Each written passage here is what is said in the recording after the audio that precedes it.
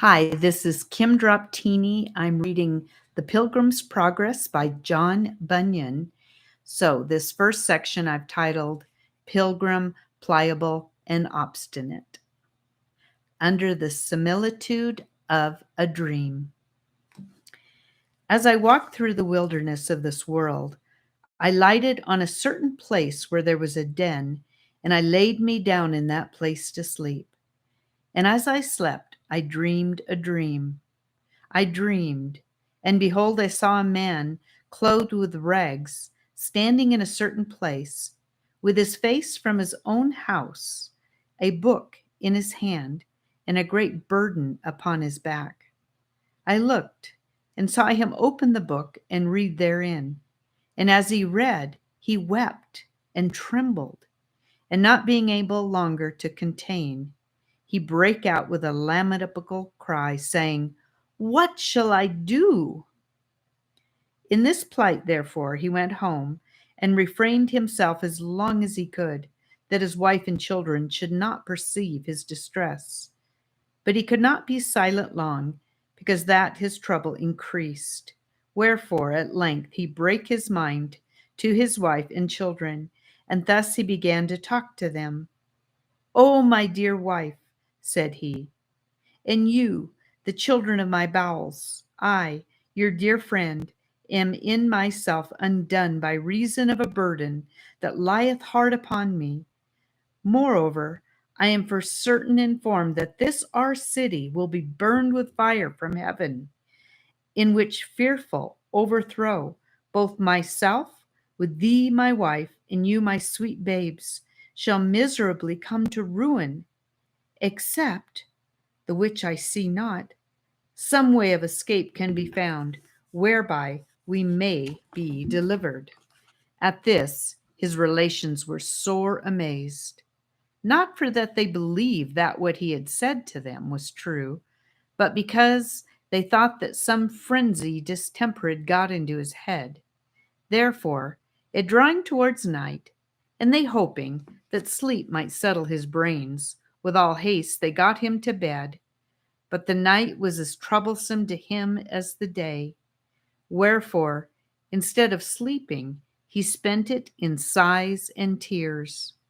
So, when the morning was come, they would know how he did. He told them, "Worse and worse." He also set to talking to them again, but they began to be hardened.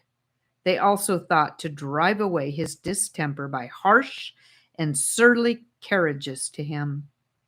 Sometimes they would deride, sometimes they would chide, and sometimes they would quite neglect him. Wherefore he began to retire himself to his chamber, to pray for and pity them, and also to condole his own misery. He would also walk solitarily in the fields, sometimes reading and sometimes praying, and thus for some days he spent his time. Now I saw, upon a time when he was walking in the fields, that he was reading in his book and greatly distressed in his mind, and, as he read, he burst out as he had done before, crying, "What shall I do to be saved?" I also saw that he looked this way and that way, as if he would run, yet he stood still, because he could not tell which way to go. I looked then and saw a man named Evangelist coming to him and asked, "Wherefore dost thou cry?" He answered, "Sir, I perceive by the book in my hand that I am condemned to die, and after that to come to judgment. And I find that I am not willing to do the first, not able to do the second." Then said Evangelist, "Why not willing to die, since this life is attended with so many evils?"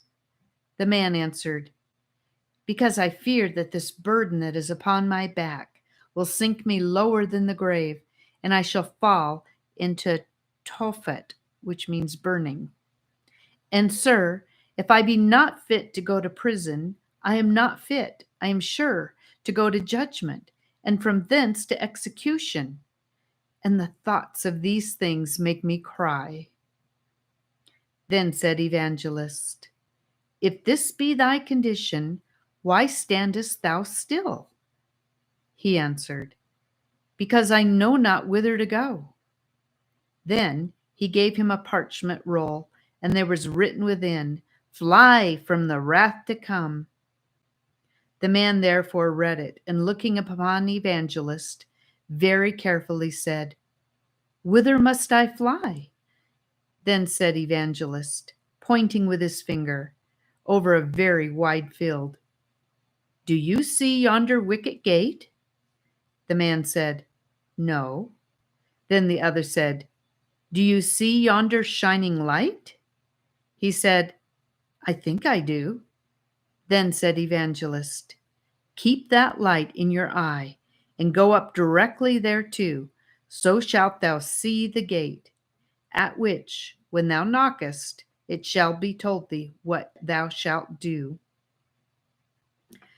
So I saw in my dream that the man began to run. Now he had not run far from his own door, but his wife and children, perceiving it, began to cry after him to return. But the man put his fingers in his ears and ran on, crying, "Life, life, eternal life!" So he looked not behind him, but fled towards the middle of the plain. The neighbors also came out to see him run, and as he ran, some mocked, others threatened, and some cried after him to return. And among those that did so, there were two that were resolved to fetch him back by force. The name of the one was Obstinant, and the name of the other Pliable. Now by this time the man was got a good distance from them, but however they were resolved to pursue him, which they did, and in a little time they overtook him. Then said the man, "Neighbors, wherefore are you come?" They said, "To persuade you to go back with us." But he said, "That can by no means be. You dwell," said he, "in the city of destruction, the place also where I was born. I see it to be so, and dying there, sooner or later, you will sink lower than the grave into a place that burns with fire and brimstone. Be content, good neighbors, and go along with me." "What?" said Obstinate, "and leave our friends and our comforts behind us?" "Yes," said Christian, for that was his name, "because that all which you shall forsake is not worthy to be compared with a little of that I am seeking to enjoy. And if you will go along with me and hold it, you shall fare as myself, for there where I go is enough and to spare. Come away and prove my words." "What are the things you seek, since you leave all the world to find them?" "I seek an inheritance incorruptible, undefiled, and that fadeth not away. And it is laid up in heaven, and safe there, to be bestowed at the time appointed on them that diligently seek it. Read it so, if you will, in my book." "Tush," said Obstinate. "Away with your book. Will you go back with us or no?" "No, not I," said the other, "because I have laid my hand to the plow." "Come, then, neighbor Pliable, let us turn again and go home without him. There is a company of these crazed-headed coxcombs that when they take a fancy, by the end are wiser in their own eyes than 7 men that can render a reason." Then said Pliable, "Don't revile. If what the good Christian says is true, the things he looks after are better than ours.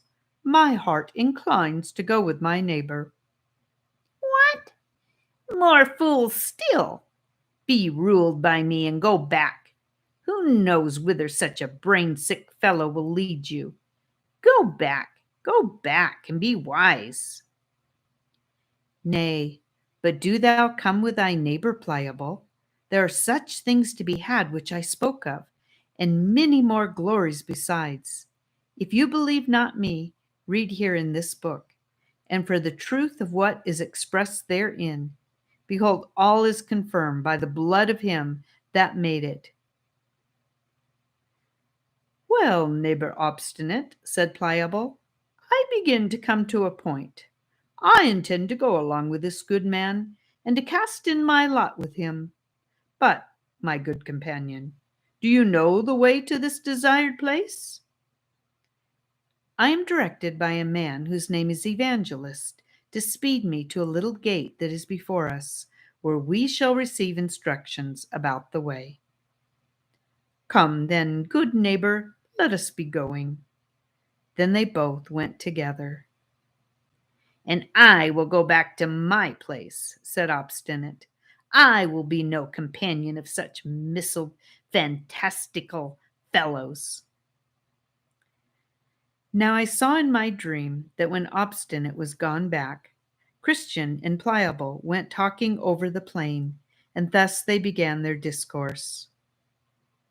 Come, neighbor Pliable, how do you do? I am glad you are persuaded to go along with me.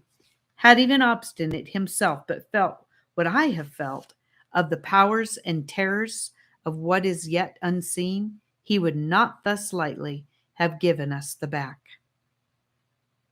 Come, neighbor Christian, since there is none but us two here, tell me now further what the things are, and how to be enjoyed, whither we are going. I can better conceive of them with my mind than speak of them with my tongue. But yet, since you are desirous to know, I will read of them in my book. And do you think that the words of your book are certainly true? Yes, verily, for it was made by him that cannot lie. Well said. What things are they? There is an endless kingdom to be inhabited, and everlasting life to be given us, that we may inhabit that kingdom forever. Well said. And what else? There are crowns of glory to be given us, and garments that will make us shine like the sun in the firmament of heaven. This is very pleasant. And what else? There shall be no more crying nor sorrow, for he that is owner of the place will wipe all tears from our eyes. And what company shall we have there? There we shall be with seraphims and cherubims, creatures that will dazzle your eyes to look on them. There also you shall meet with thousands and 10,000s that have gone before us to that place. None of them are hurtful, but loving and holy, everyone walking in the sight of God and standing in his presence with acceptance forever. In a word, there we shall see the elders with their golden crowns. There we shall see the holy virgins with their golden harps. There we shall see men that by the world were cut in pieces, burnt in flames, eaten of beasts, drowned in the seas, for the love that they bear to the Lord of the place, all well and clothed with immortality as with a garment. The hearing of this is enough to ravish one's heart. But are these things to be enjoyed? How shall we get to be sharers thereof? The Lord, the governor of the country, hath recorded that in this book, the substance of which is, if we be truly willing to have it, he will bestow it upon us freely. Well, my good companion, glad am I to hear of these things. Come on, let us mend our pace. I cannot go so fast as I would by reason of this burden that is on my back. Now I saw in my dream that just as they had ended this talk, they drew near to a very miry slough that was in the midst of the plain, and they, being heedless, did both fall suddenly into the bog. The name of the slough was Despond. Therefore they wallowed for a time, being grievously bedaubed with the dirt, and Christian, because of the burden that was on his back, began to sink in the mire. Then said Pliable, Ah, neighbor Christian, where are you now? Truly, said Christian, I do not know. At that Pliable began to be offended and angrily said to his fellow, Is this the happiness you have told me all this while of? If we have such ill speed at our first setting out, what may we expect twixt this and our journey's end? May I get out again with my life, you shall possess the brave country alone for me. And with that, he gave a desperate struggle or two and got out of the mire on that side of the slough which was next to his own house. So away he went, and Christian saw him no more. Wherefore Christian was left to tumble in the slough of despond alone. But still he endeavored to struggle to that side of the slough that was farthest from his own house, and next to the wicket gate, the which he did, but could not get out because of the burden that was upon his back. But I beheld in my dream that a man came to him, whose name was Help, and asked him what he did there. Sir, said Christian, I was bid to go this way by a man called Evangelist, who directed me also to yonder gate, that I might escape the wrath to come. And I was going thither, I fell in here. But why did you not look for the steps? Fear followed me so hard that I fled the next way and fell in. Then said he, Give me thy hand. So he gave him his hand, and he drew him out and set him upon sound ground and bid him go on his way. Then I stepped to him that plucked him out and said, Sir, wherefore, since over this place is the way from the city of destruction to yonder gate, is it that this plat is not mended, that poor travelers might go thither with more security? And he said unto me, This miry slough is such a place as cannot be mended. It is the descent whither the scum and filth that attends conviction for sin doth continually run, and therefore it is called the slough of despond. For still, as the sinner is awakened about his lost condition, there ariseth in his soul many fears and doubts, and discouraging apprehensions, which all of them get together and settle in this place. And this is the reason of the badness of this ground. It is not the pleasure of the king that this place should remain so bad. His laborers also have, by the directions of his majesty's surveyors, been for above this 1600 years employed about this patch of ground, if perhaps it might have been mended. Yea, and to my knowledge, said he, here have been swallowed up at least 20,000 cartloads, yea, millions of wholesome instructions that have, at all seasons, been brought from all places of the king's dominions. And they can say they are the best materials to make good ground of the place. If so be it might have been mended, but it is this slough of despond still, and so will be when they have done what they can. True, there are, by the direction of the lawgiver, certain good and substantial steps placed even through the very midst of this slough, but at such times as this place does much spew out its filth, as it doth against change of weather, these steps are hardly seen. Or if they be, men, through the dizziness of their heads, step besides, and then they are bemired to purpose, notwithstanding the steps be there, but the ground is good when they have once got in at the gate. Now I saw in my dream that by this time Pliable was got home to his house again. So his neighbors came to visit him, and some of them called him wise man for coming back, and some called him fool for hazarding himself with Christian. Others again did mock at his cowardliness, saying, Surely, surely, you began to venture. I would not have been so base to have given out for a few difficulties.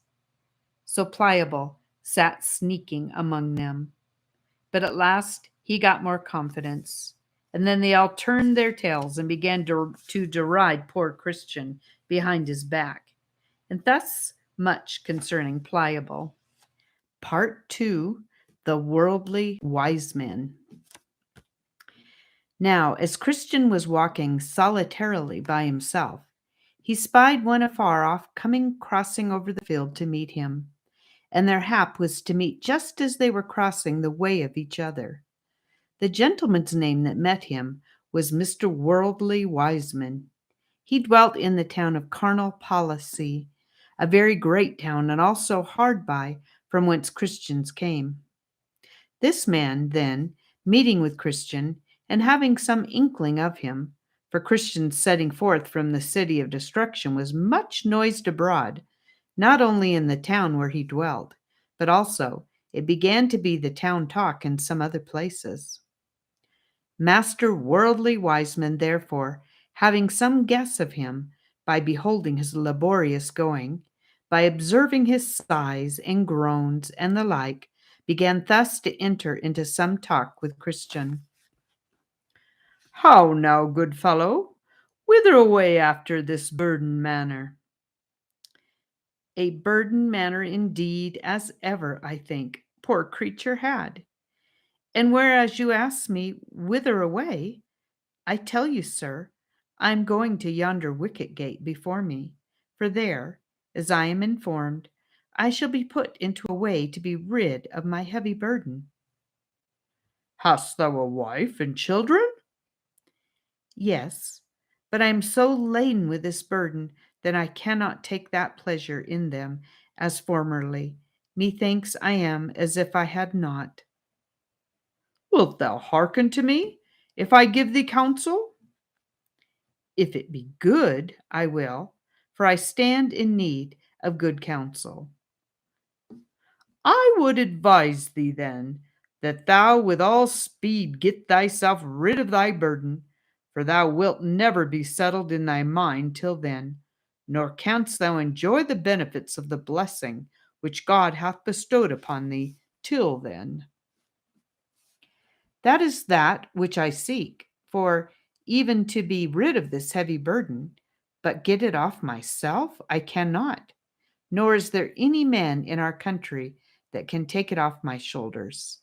Therefore am I going this way, as I told you, that I may be rid of my burden. Who bid you go this way to be rid of your burden? A man that appeared to me to be a very great and honorable person. His name, as I remember, is Evangelist. Beshrew him for his counsel, for there is not a more dangerous and troublesome way in the world than is that unto which he hath directed thee, and that thou shalt find it thou wilt be ruled by his counsel. Thou hast met with something as I perceive already, for I see the dirt of the slough of despond is upon thee. But that slough is the beginning of the sorrows that do attend those that go on in that way. Hear me, I am older than thou. Thou art like to meet with, in the way which thou goest, wearisomeness, painfulness, hunger, perils, nakedness, sword, lions, dragons, darkness, and in a word, death. And what not? These things are certainly true, having been confirmed by many testimonies. And why should a man so carelessly cast himself away by giving heed to a stranger? Why, sir, this burden upon my back is more terrible to me than are all these things which you have mentioned. Nay, methinks I care not what I meet with in the way, if so be I can also meet with deliverance from my burden. How canst thou buy thy burden at first? By reading this book in my hand. I thought so. And it has happened unto thee as to other weak men who, meddling with things too high for them, do suddenly fall into thy distractions, which distractions do not only unman men, as thine, I perceive, has done thee, but they run them upon desperate ventures to obtain they know not what. I know what I would obtain. It is ease for my heavy burden. But why wilt thou seek for ease this way, seeing so many dangers attend it? Especially since, hast thou but patience to hear me, I could direct thee to the obtaining of what thou desirest without the dangers that thou in this way wilt run thyself into. Yea, and the remedy is at hand. Besides, I will add, that instead of those dangers thou shalt meet with much safety, friendship, and content. Sir, I pray open this secret to me. Why, in yonder village, the village is named Morality, there dwells a gentleman whose name is Legality, a very judicious man, and a man of a very good name, that has skill to help men off with such burdens as thine are from their shoulders. Yea, to my knowledge, he hath done a great deal of good this way. Aye, and besides, he hath skill to cure those that are somewhat crazed in their wits with their burdens.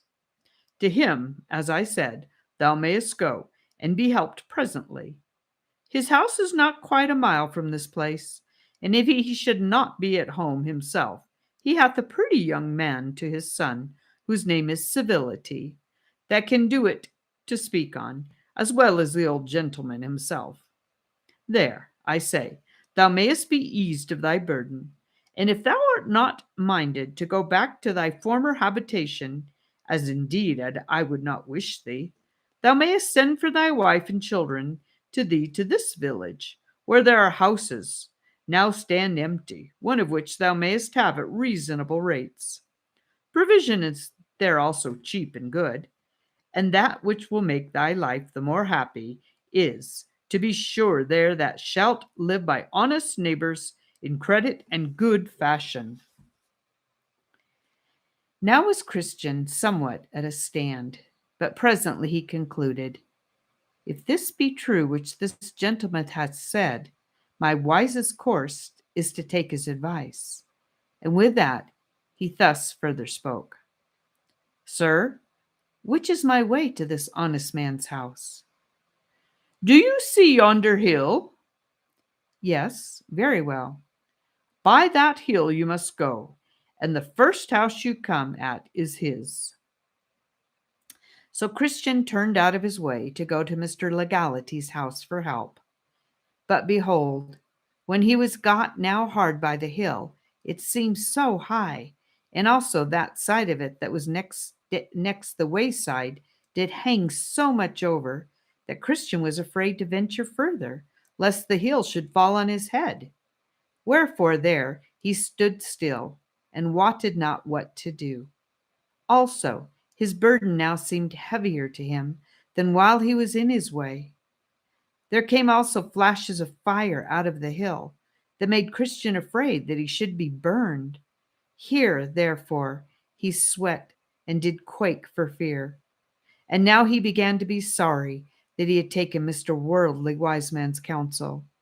And with that he saw Evangelist coming to meet him, at the sight also of whom he began to blush for shame. So Evangelist drew near and near, and coming up to him, he looked upon him with a severe and dreadful countenance, and thus began to reason with Christian. What dost thou here, Christian? Said he. At which words Christian knew not what to answer, wherefore at present he stood speechless before him. Then Evangelist further, art not thou the man that I found crying without the walls of the city of destruction? Yes, dear sir, I am the man. Did not I direct thee the way to the little wicket gate? Yes, dear sir, said Christian. How is it, then, that thou art so quickly turned aside, for thou art now out of the way? I met with a gentleman so soon as I had got over the slough of Despond, who persuaded me that I might in the village before me find a man that could take off my burden. What was he? He looked like a gentleman, and talked much to me, and got me at last to yield. So I came hither. But when I beheld this hill, and how it hangs over the way, I suddenly made a stand, lest it should fall on my head. What said that gentleman to you? Why, he asked me whither I was going, and I told him. And what said he then? He asked me if I had a family, and I told him. But, said I am so loaded with the burden that is on my back, that I cannot take pleasure in them as formerly. And what said he then? He bid me with speed get rid of my burden, and I told him it was ease that I sought. And, said I am therefore going to yonder gate to receive further direction how I may get to the place of deliverance. So he said that he would show me a better way, and short, not so attended with difficulties as the way, sir, that you set me in, which way, said he, will direct you to a gentleman's house that has skill to take off these burdens. So I believed him, and turned out of that way into this, if haply I might be soon eased of my burden. But when I came to this place, and beheld things as they are, I stopped for fear, as I said, of danger, and I now know not what to do. Then said Evangelist, stand still a little, that I may show thee the words of God. So he stood trembling. Then said Evangelist, see that ye refuse not him that speaketh. For if they escaped not who refused him that spake on earth, much more shall not we escape if we turn away from him that speaketh from heaven. He said, moreover, now the just shall live by faith, but if any man draw back, my soul shall have no pleasure in him.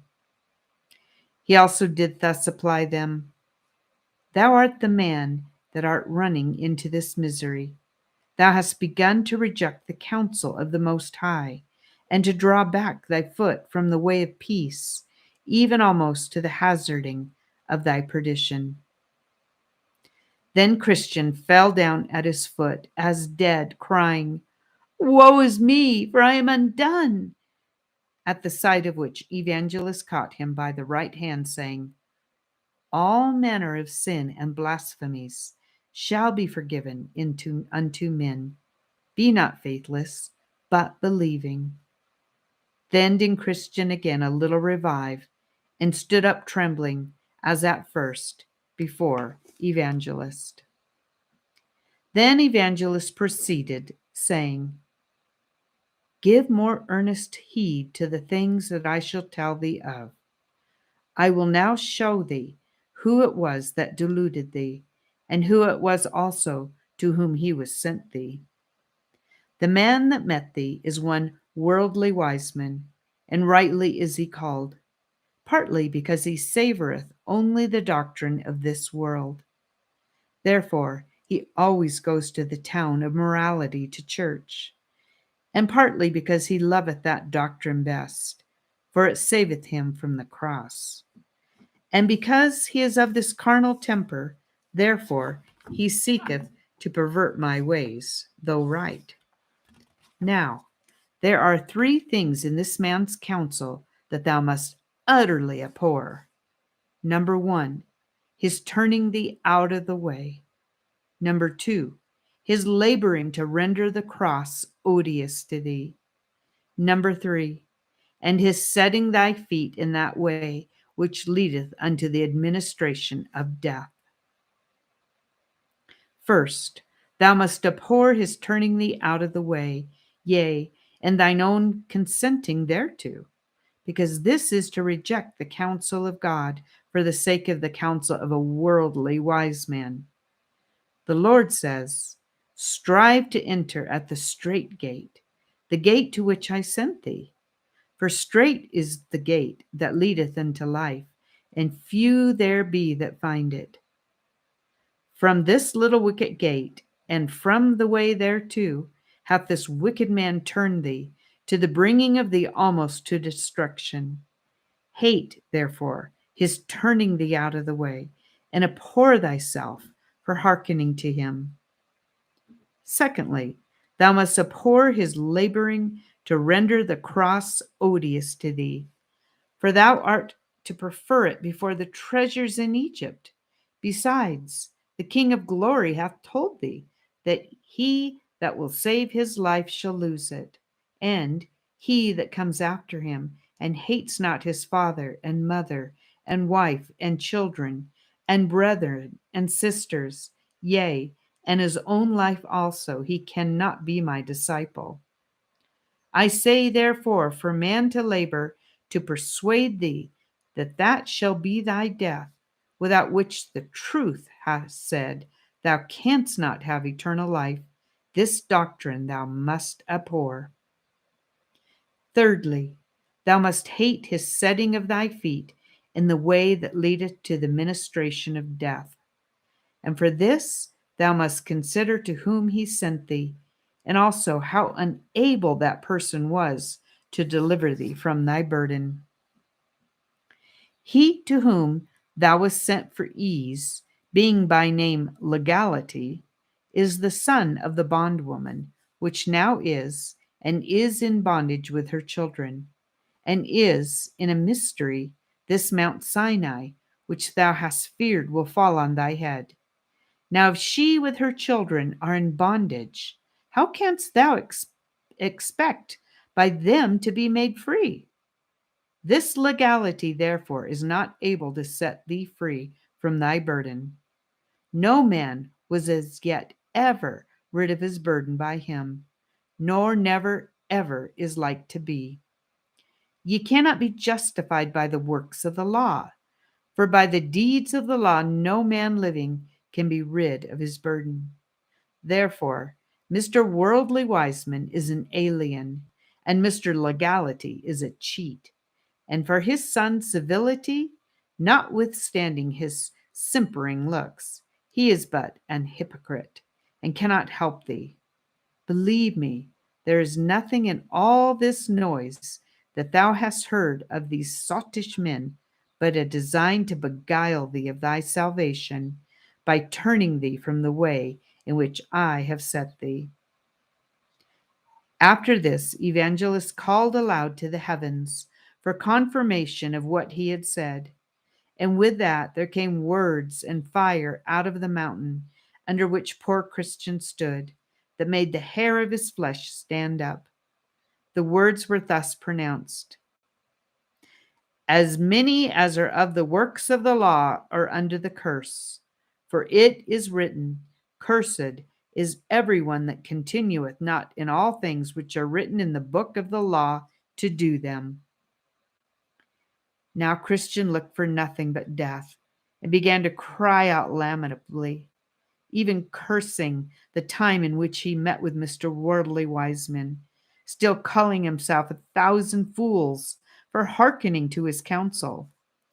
He also was greatly ashamed to think that this gentleman's arguments, flowing only from the flesh, should have that prevalency with him as to cause him to forsake the right way. This done, he applied himself again to Evangelist in words and sense as follows: Sir, what think you? Is there hopes? May I now go back and go up to the wicket gate? Shall I not be abandoned for this, and sent back from thence ashamed? I am sorry I've hearkened to this man's counsel, but may my sin be forgiven. Then said Evangelist to him, Thy sin is very great, for by it thou hast committed two evils. Thou hast forsaken the way that is good, to tread in forbidden paths. Yet will the man at the gate receive thee, for he has good will for men. Only, said he, take heed that thou turn not aside again, lest thou perish from the way when his wrath is kindled but a little. Then did Christian address himself to go back. An Evangelist, after he had kissed him, gave him one smile and bid him Godspeed. So he went on with haste. Neither spake he to any man by the way, nor, if any asked him, would he vouchsafe them an answer. He went like one that was all the while treading on forbidden ground, and could by no means think himself safe, till again he was got into the way which he left to follow Mr. Worldly Wiseman's counsel. So, in process of time, Christian got up to the gate. Now, over the gate there was written, Knock, and it shall be opened unto you. He knocked, therefore, more than once or twice, saying, May I enter here? Will he within open to sorry me, though I have been an undeserving rebel? Then shall I not fail to sing his lasting praise on high? At last there came a grave person to the gate, named Good Will, who asked who was there, and whence he came, and what he would have. Here is a poor burdened sinner. I come from the city of destruction, but am going to Mount Zion, that I may be delivered from the wrath to come. I would therefore, sir, since I am informed by this gate is the way thither, know if you are willing to let me in. I am willing, with all my heart, said he, and with that he opened the gate. So when Christian was stepping in, the other gave him a pull. Then said Christian, What means that? The other told him, A little distance from this gate there is erected a strong castle, of which Beelzebub is the captain. From thence both he and them that are with him shoot arrows at those that come up to this gate, if haply they may die before they can enter in. Then said Christian, I rejoice and tremble. So when he was got in, the man of the gate asked him who directed him thither. Evangelist bid me come thither and knock, as I did, and he said that you, sir, would tell me what I must do. An open door is before thee, and no man can shut it.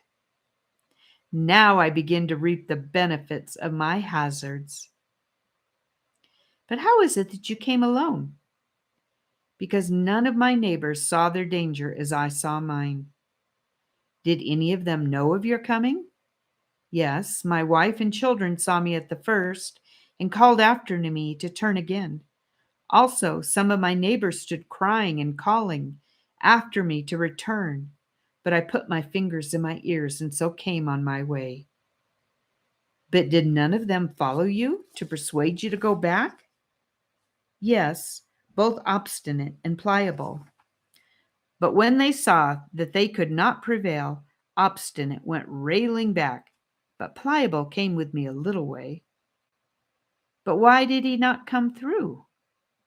We indeed came both together until we came at the slough of Despond, into the which we also suddenly fell. And then was my neighbor Pliable discouraged, and would not adventure further. Wherefore, getting out again on that side next to his own house, he told me I should possess the brave country alone for him. So he went his way, and I came mine, he after Obstinate, and I to this gate.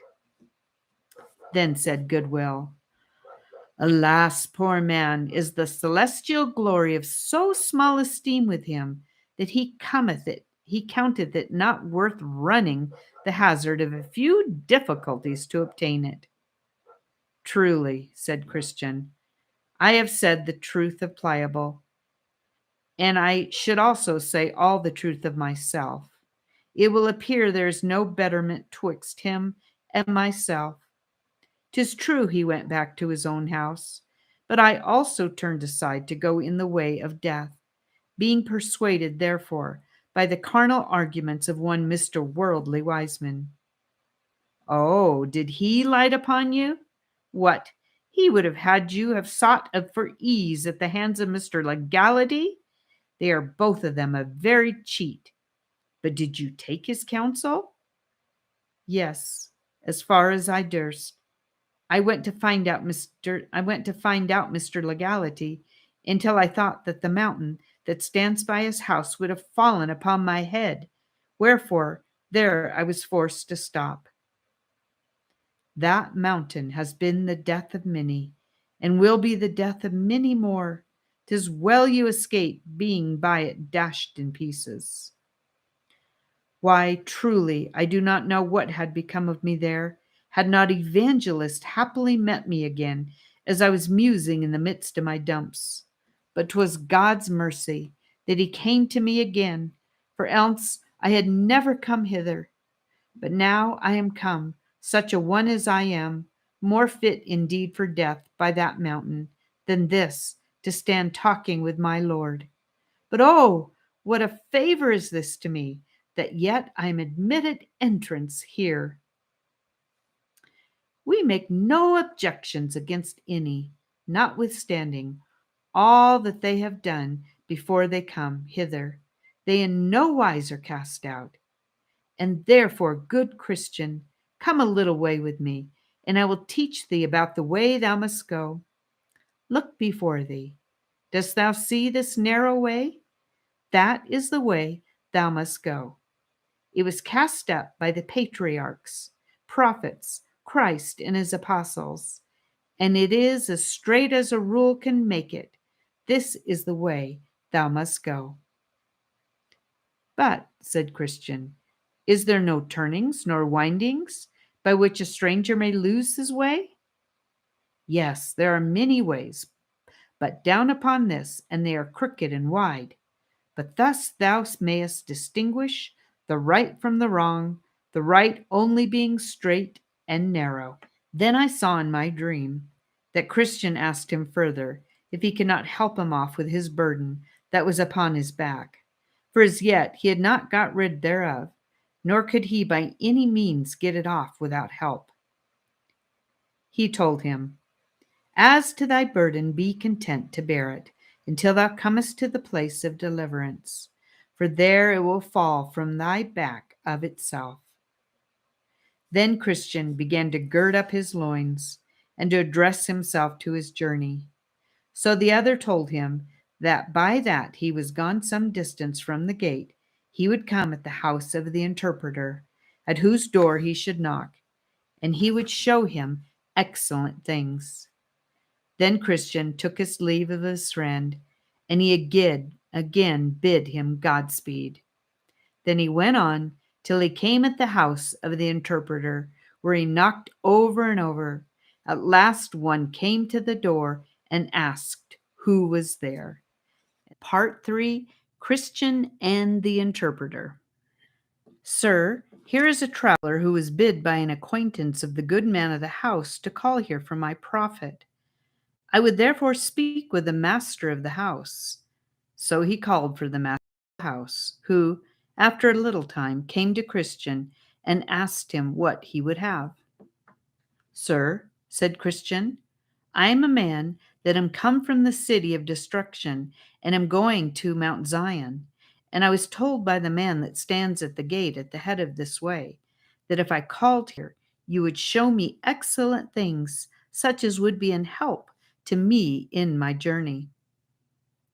Then said the interpreter, Come in, I will show thee that which will be profitable to thee. So he commanded his man to light the candle, and bid Christian follow him. So he had him into a private room, and bid his man open a door, the which, when he had done, Christian saw the picture of a very grave person up against the wall. And this was the fashion of it. It had eyes lifted up to heaven, the best of books in his hand.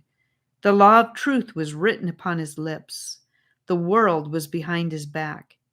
It stood as if it pleaded with men, and a crown of gold did hang over its head.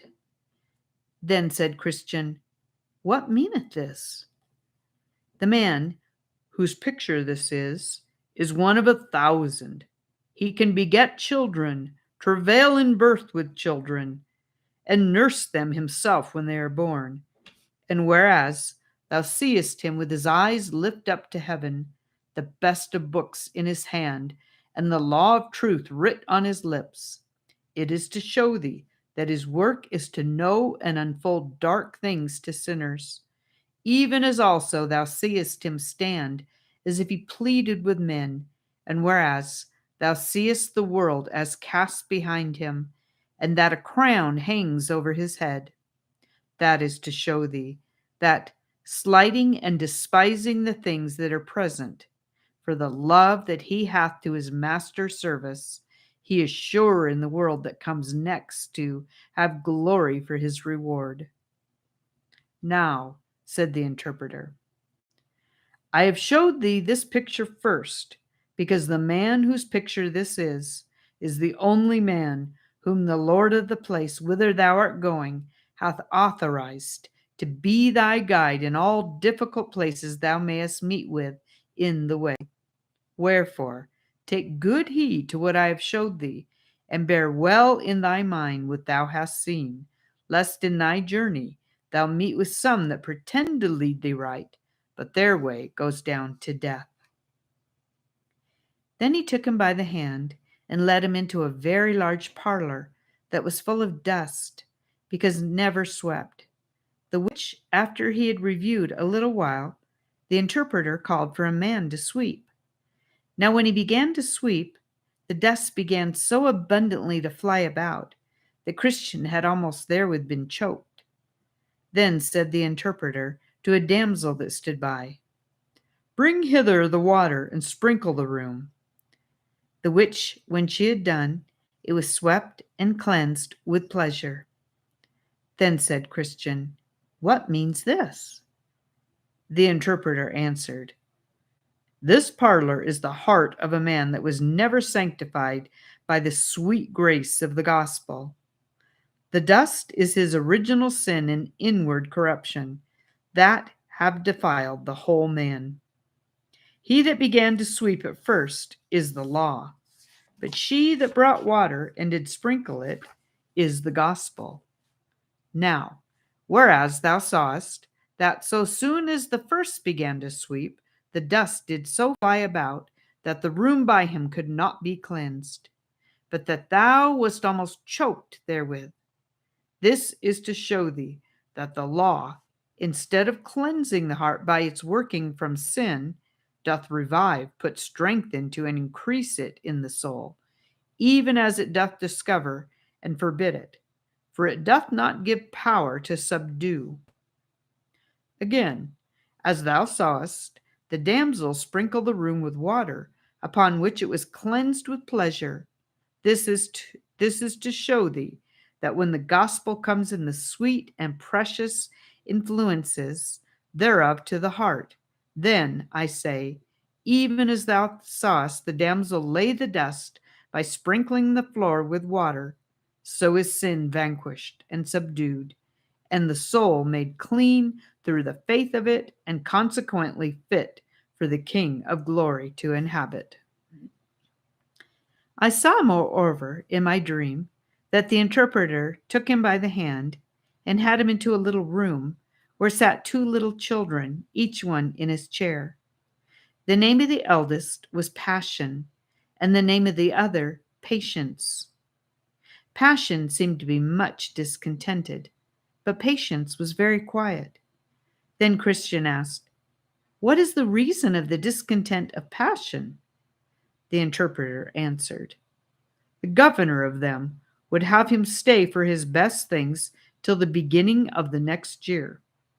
But he will have all now, but Patience is willing to wait. Then I saw that one came to Passion and brought him a bag of treasure and poured it down at his feet, the which he took up and rejoiced therein, and withal laughed Patience to scorn. But I beheld but a while, and he had lavished all away, and had nothing left him but rags. Then said Christian to the interpreter, Expound this more fully to me. So he said, These two lads are figures, Passion of the men of this world, and Patience of the men of that which is to come. For as here thou seest Passion will have all now this year, that is to say, in this world, so are the men of this world. They must have all their good things now. They cannot stay till next year, that is, until the next world, for their portion of good. That proverb, A bird in the hand is worth two in the bush, is of more authority with them than are all the divine testimonies of the good of the world to come. But as thou sawest that he had quickly lavished all away, and had presently left him nothing but rags, so will it be with all such men at the end of this world. Then said Christian, now I see that patience has the best wisdom, and that upon many accounts. 1, because he stays for the best things. 2, and also because he will have the glory of his when the other hath nothing but rags. Nay, you may add another, to wit, the glory of the next world will never wear out, but these are suddenly gone. Therefore, passion had not so much reason to laugh at patience, because he had his good things first, as patience will have to laugh at passion, because he had his best things last. For first must give place to last, because last must have his time to come. But last gives place to nothing, for there is not another to succeed. He, therefore, that hath his portion first must needs have a time to spend it, but he that has his portion last must have it lastingly. Therefore it is said of Dives, in thy lifetime thou receivest thy good things, and likewise Lazarus evil things, but now he is comforted, and thou art tormented. Then I perceive 'tis not best to covet things that are now, but to wait for things to come. You say truth, for the things that are seen are temporal, but the things that are not seen are eternal. But though this be so, yet, since things present and our fleshly appetite are such near neighbors one to another, and again, because things to come and carnal sense are such strangers one to another, therefore it is that the first of these so suddenly fall into enmity, and that distance is so continually between the second. Then I saw in my dream that the interpreter took Christian by the hand and led him into a place where was a fire burning against a wall, and one standing by it, always casting much water upon it to quench it. Yet did the fire burn higher and hotter. Then said Christian, what means this? The interpreter answered, this fire is the work of grace that is wrought in the heart. He that casts water upon it to extinguish and put it out is the devil. But in that thou seest the fire notwithstanding burn higher and hotter, thou shalt also see the reason of that. So he had him about to the backside of the wall, where he saw a man with a vessel of oil in his hand, of the which he did also continually cast, but secretly, into the fire. Then said Christian, what means this? The interpreter answered, this is Christ, who continually with the oil of his grace maintains the work already begun in the heart, by the means of which, notwithstanding what the devil can do, the souls of his people prove gracious. And in that thou sawest that the man stood behind the wall to maintain the fire. This is to teach thee that it is hard for the tempted to see how this work of grace is maintained in the soul.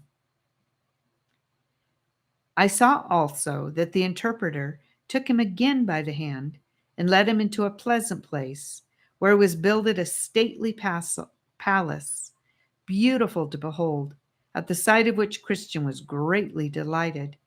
He saw also upon the top thereof certain persons walking, who were clothed all in gold. Then said Christian, may we go in thither? Then the interpreter took him and led him up toward the door of the palace. And behold, at the door stood a great company of men, as desirous to go in, but durst not. There also sat a man at a little distance from the door, at a table side, with a book and his inkhorn before him, to take the name of him that should enter therein. He saw also that in the doorway stood many men in armor to keep it, being resolved to do to the men that would enter what hurt and mischief they could. Now was Christian somewhat in amaze. At last, when every man started back, for fear of the armed men, Christian saw a man of a very stout countenance come up to the man that sat there to write, saying, Set my name down, sir. The which, when he had done, he saw the man draw his sword and put an helmet upon his head, and rush toward the door upon the armed men, who laid upon him with deadly force. But the man, not at all discouraged, fell to cutting and hacking most fiercely.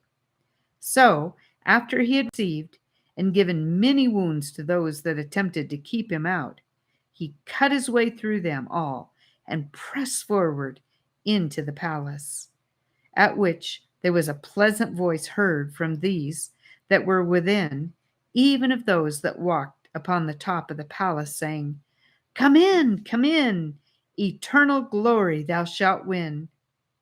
So he went in, and was clothed with such garments as they. Then Christian smiled and said, I think verily I know the meaning of this.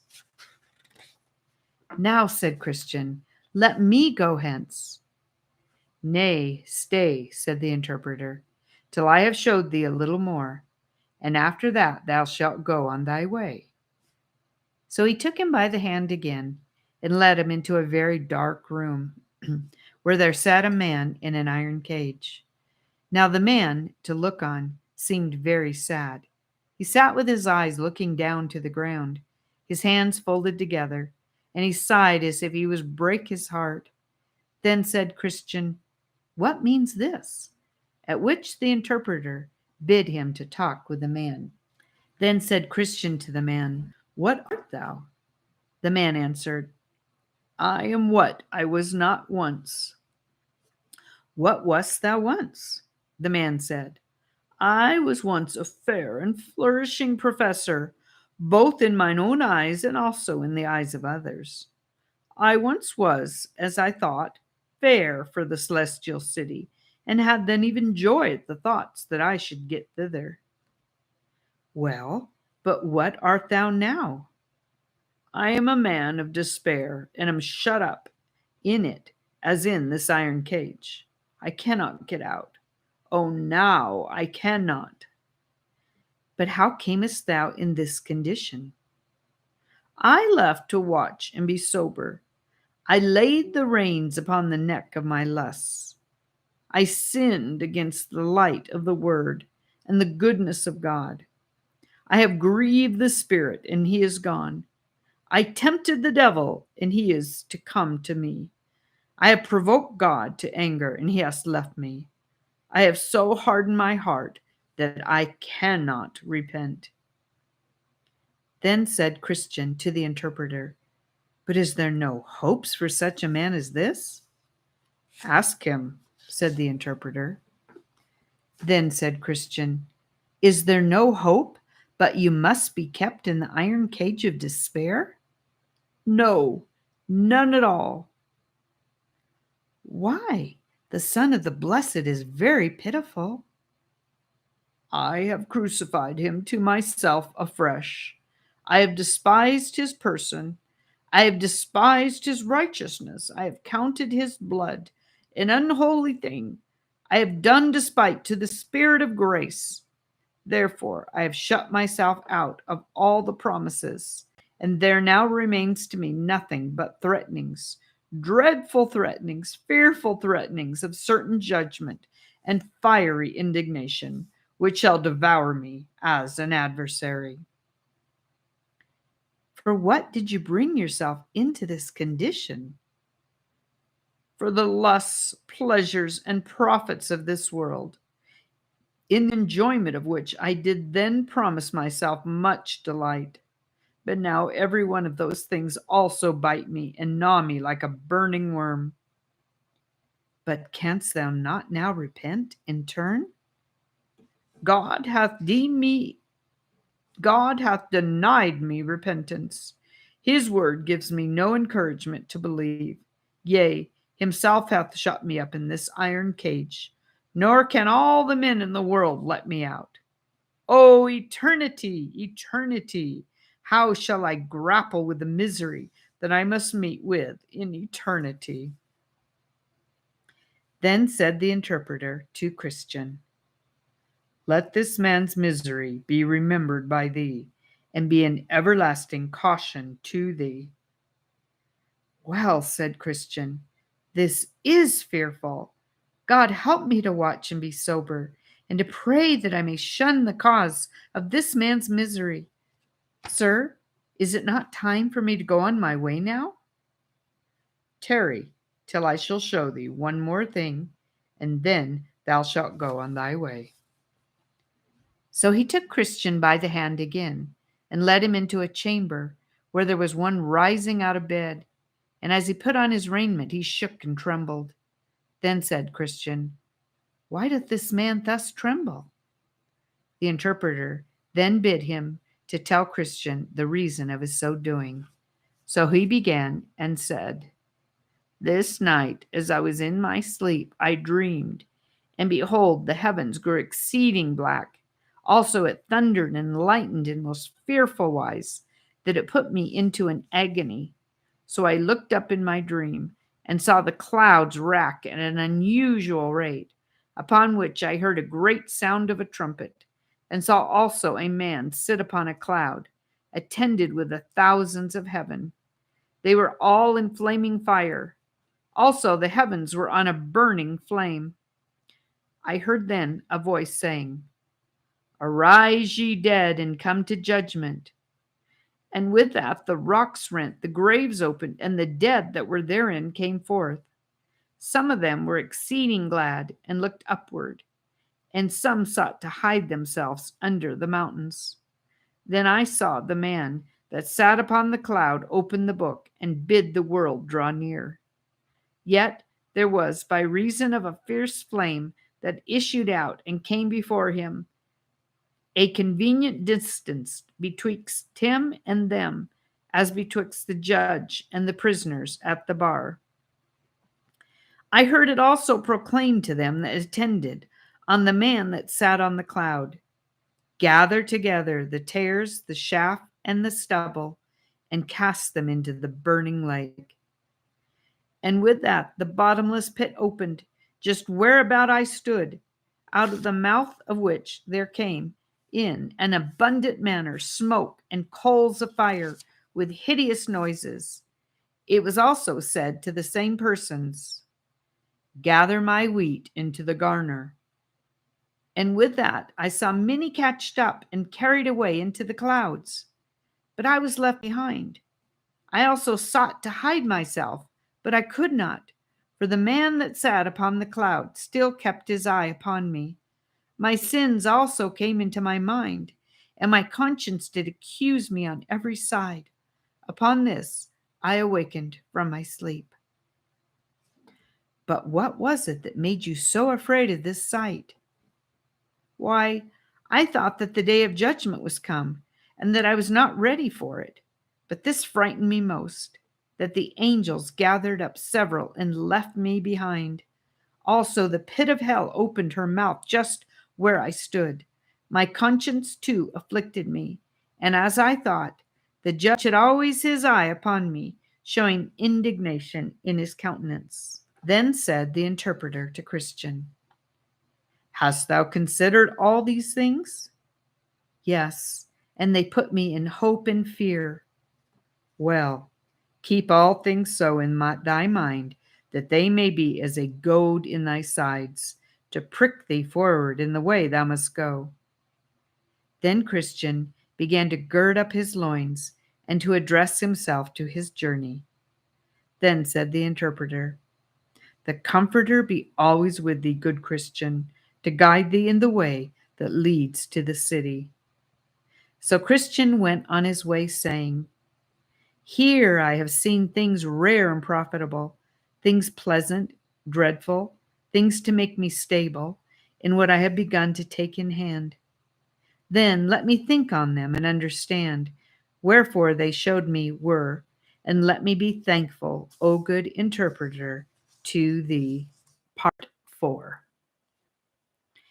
Now I saw in my dream that the highway up which Christian was to go was fenced on either side with a wall, and that wall was called salvation. Up this way, therefore, did burdened Christian run, but not without great difficulty, because of the load on his back. He ran thus till he came at a place somewhat ascending, and upon that place stood a cross, a little below, in the bottom, a sepulchre. So I saw in my dream that just as Christian came up with the cross, his burden loosed from off his shoulders and fell from off his back and began to tumble, and so continued to do till it came to the mouth of the sepulchre, where it fell in, and I saw it no more. Then was Christian glad and lightsome, and said with a merry heart, He hath given me rest by his sorrow, and life by his death. Then he stood still a while to look and wonder, for it was very surprising to him that the sight of the cross should thus ease him of his burden. He looked therefore, and looked again, even till the springs that were in his head sent the waters down his cheeks. Now, as he stood looking and weeping, behold, 3 shining ones came to him and saluted him with, Peace be to thee. So the first said to him, Thy sins be forgiven thee.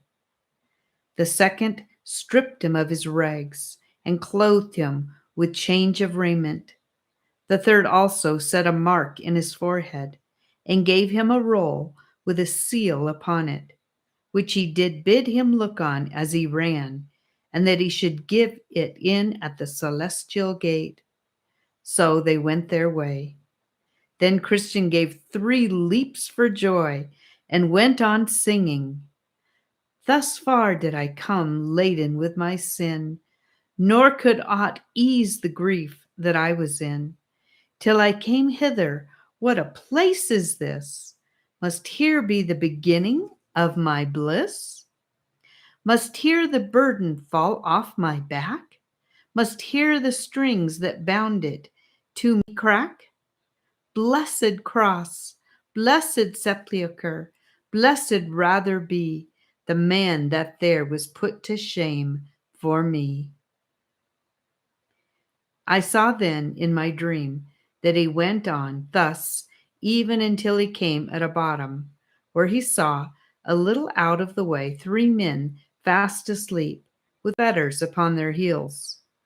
The name of the one was Simple, another Sloth, and the third Presumption. Christian, then seeing them lie in this case, went to them, if peradventure he might awake them, and cried, You are like them that sleep on the top of a mast, for the Dead Sea is under you, a gulf that hath no bottom. Awake therefore, and come away. Be willing also, and I will help you off with your irons. He also told them, If he that goeth about like a roaring lion comes by, you will certainly become a prey to his teeth. With that, they looked upon him and began to reply in this sort. Simple said, I see no danger. Sloth said, Yet a little more sleep. And Presumption said, Every fat must stand upon his own bottom. And so they lay down to sleep again, and Christian went on his way. Yet was he troubled to think that men in that danger should so little esteem the kindness of him that so freely offered to help them, both by awakening of them, counseling of them, and proffering to help them off with their irons. And as he was troubled thereabout, he espied 2 men come tumbling over the wall on the left hand of the narrow way, and they made up a pace to him. The name of the one was Formalist, and the name of the other Hypocrisy. So As I said, they drew up unto him, who thus entered with them into discourse. Gentlemen, said Christian, whence come you, and whither do you go? We were both in the land of vainglory, and are going for praise to Mount Zion. Why came you not in at the gate, which standeth at the beginning of the way? Know you not that it is written, that he that cometh not in by the door climbeth up some other way, the same is a thief and a robber? They said that to go to the gate for entrance was by all their countrymen counted too far about, and that therefore their usual way was to make a short cut of it, and to climb over the wall as they had done. Christian said, but will it not be counted a trespass against the Lord of the city, whether we are bound thus to violate his revealed will? They told him that, as for that, he needed not to trouble his head thereabout, for what they did they had custom for, and could produce, if need were, testimony that would witness it for more than 1,000 years. But, said Christian, will your practice stand a trial at law?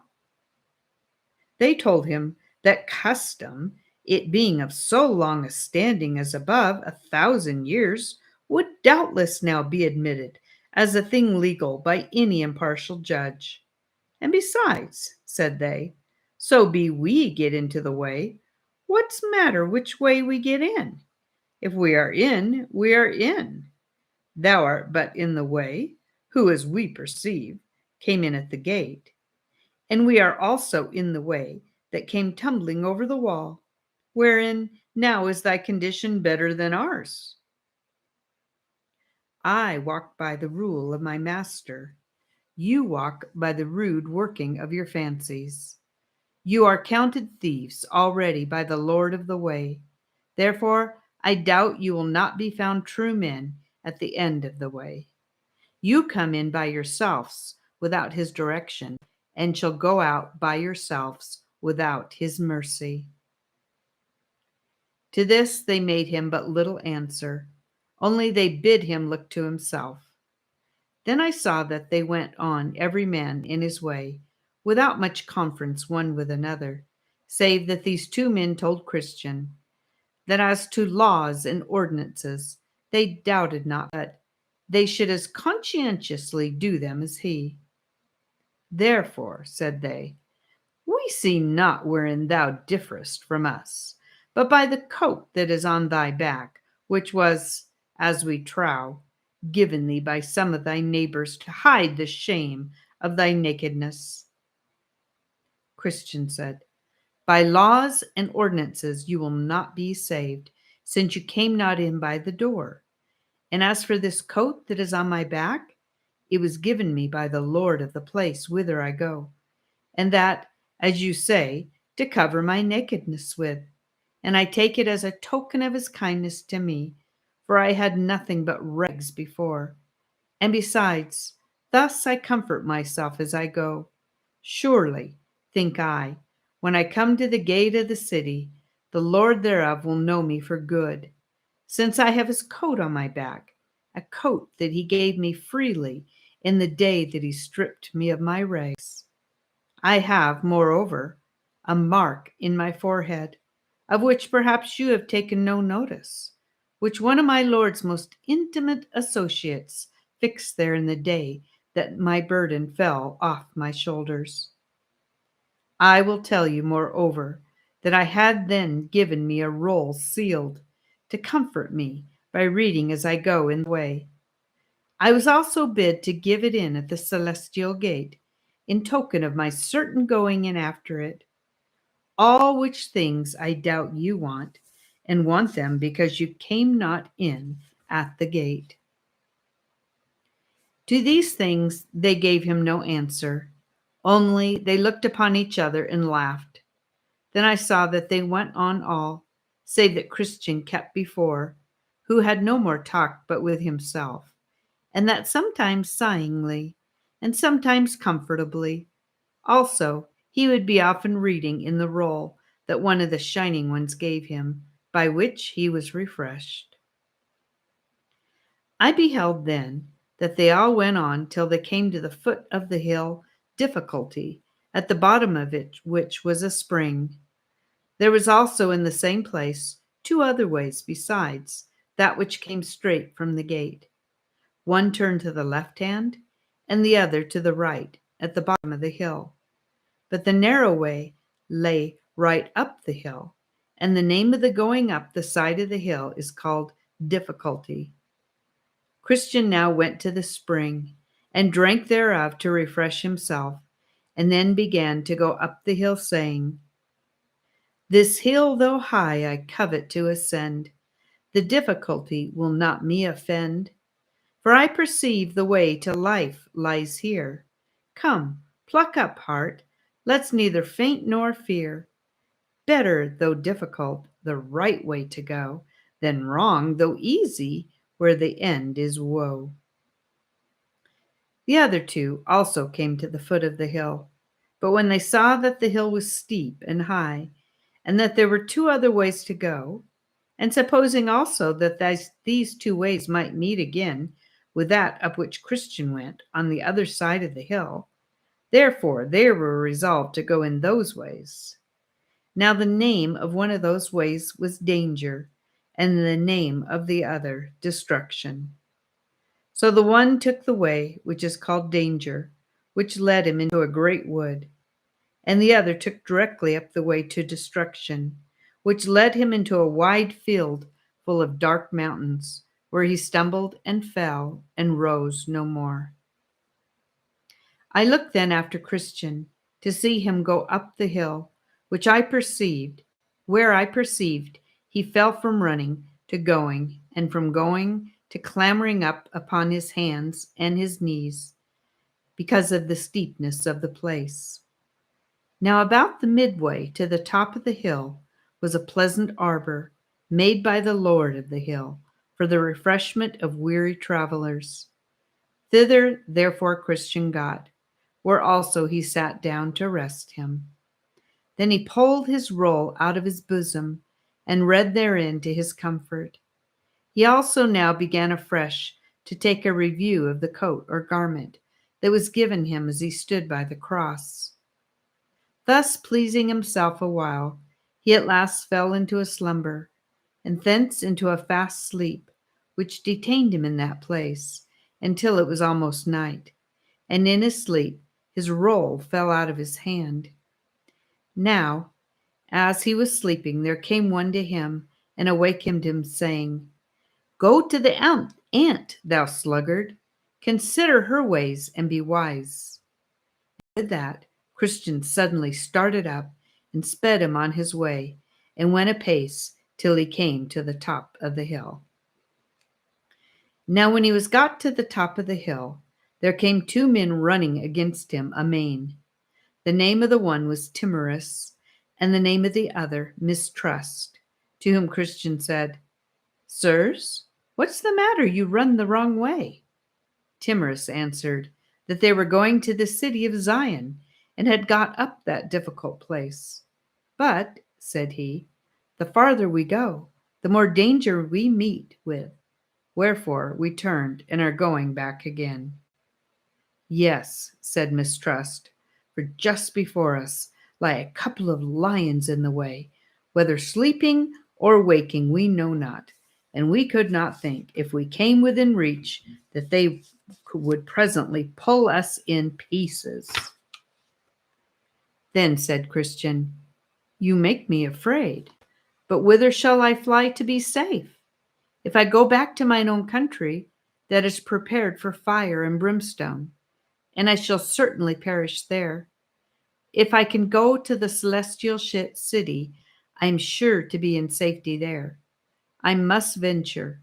To go back is nothing but death. To go forward is fear of death, and life everlasting beyond it. I will yet go forward. So Mistrust and Timorous ran down the hill, and Christian went on his way. But thinking again of what he heard from the men, he felt in his bosom for his roll, that he might read therein and be comforted. but he felt and found it not. Then was Christian in great distress, and knew not what to do, for he wanted that which used to relieve him, and that which should have been his pass into the celestial city. Here, therefore, he began to be much perplexed, and knew not what to do.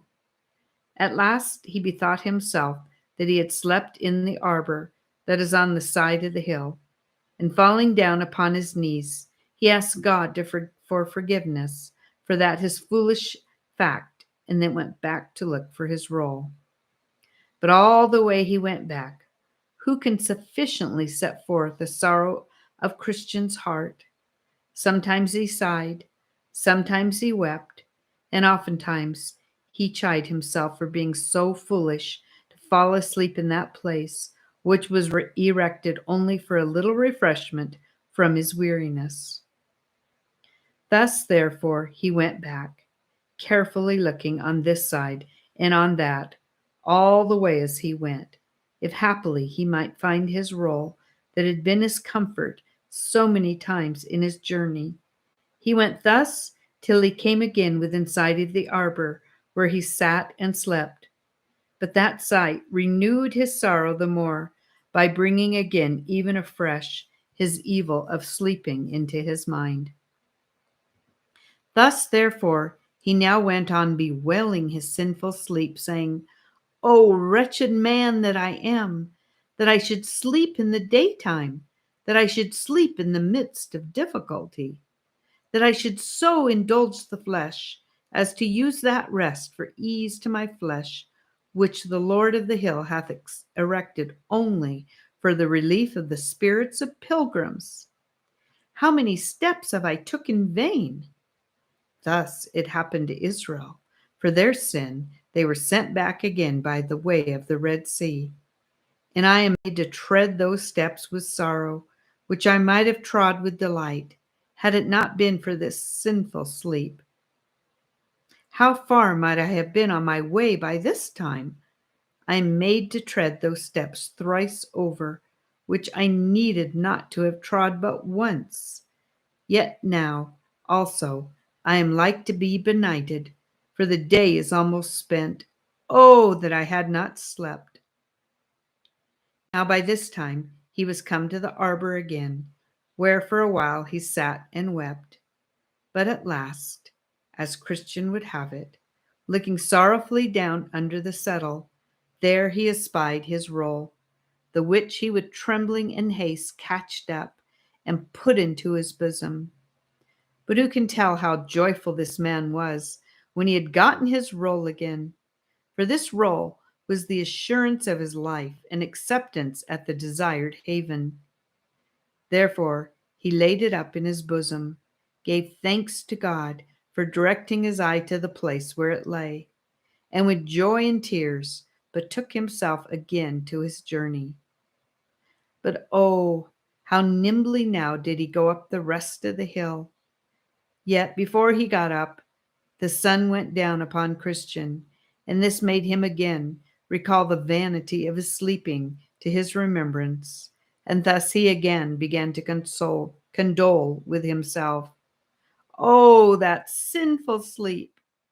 How for thy sake am I like to be benighted in my journey? I must walk without the sun. Darkness must cover the path of my feet, and I must hear the noise of the doleful creatures because of my sinful sleep. Now also he remembered the story that Mistrust and Timorous told him of, how they were frightened with the sight of the lions. Then said Christian to himself again, "These beasts range in the night for their prey, and if they should meet with me in the dark, how should I shift them? How should I escape being by them torn in pieces?" Thus he went on his way.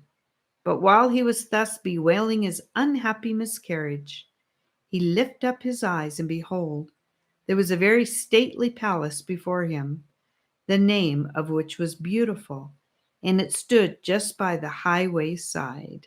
Part 5. So I saw in my dream that he made haste and went forward, that if possible he might get lodging there. Now before he had gone far, he entered into a very narrow passage, which was about a furlong off of the porter's lodge. And looking very narrowly before him as he went, he espied 2 lions in the way. Thought he, I see the dangers that Mistrust and Timorous were driven back by. The lions were chained, but he saw not the chains. Then he was afraid, and thought also himself to go back after them, for he thought nothing but death was before him. But the porter at the lodge, whose name is Watchful, perceiving that Christian made a halt, as if he would go back, cried unto him, saying, Is thy strength so small? Fear not the lions, for they are chained, and are placed there for trial of faith where it is, and for discovery of those who have none. Keep in the midst of the path, and no hurt shall come unto thee. Then I saw that he went on, trembling for fear of the lions, but taking good heed to the directions of the porter. He heard them roar, but they did him no harm. Then he clapped his hands and went on, till he came and stood before the gate where the porter was. Then said Christian to the porter, Sir, what house is this, and may I lodge here tonight? The porter answered, This house be built by the Lord of the hill, and he built it for the relief and security of pilgrims. The porter also asked whence he was, and whither he was going. I am come from the city of destruction, and am going to Mount Zion. But because the sun is now set, I desire, if I may, to lodge here tonight. What is your name? My name is Christian, but my name at first was Graceless. I came of the race of Japhet, whom God will persuade to dwell in the tents of Shem. But how doth it happen that you come so late? The sun is set. I had been here sooner, but that wretched man that I am, I slept by the arbor that stands on the hillside. Nay, I had, notwithstanding that, been here much sooner, but that in my sleep I lost my evidence, and came without it to the brow of the hill, and then feeling for it and finding it not, I was forced with sorrow of heart to go back to the place where I slept my sleep, where I found it, and now I am come. Well, I will call out one of the virgins of this place, who will, if she likes your talk, bring you into the rest of the family, according to the rules of the house. So Watchful the porter rang a bell, at the sound of which came out at the door of the house a grave and beautiful damsel named Discretion, and asked why she was called. The porter answered, This man is in a journey from the city of destruction to Mount Zion, but being weary and benighted, he asked me if he might lodge here tonight. So I told him I would call for thee, who, after discourse had with him, mayest do as seemeth thee good, even according to the law of the house. Then she asked him whence he was and whither he was going, and he told her. She asked him also how he got in the way, and he told her.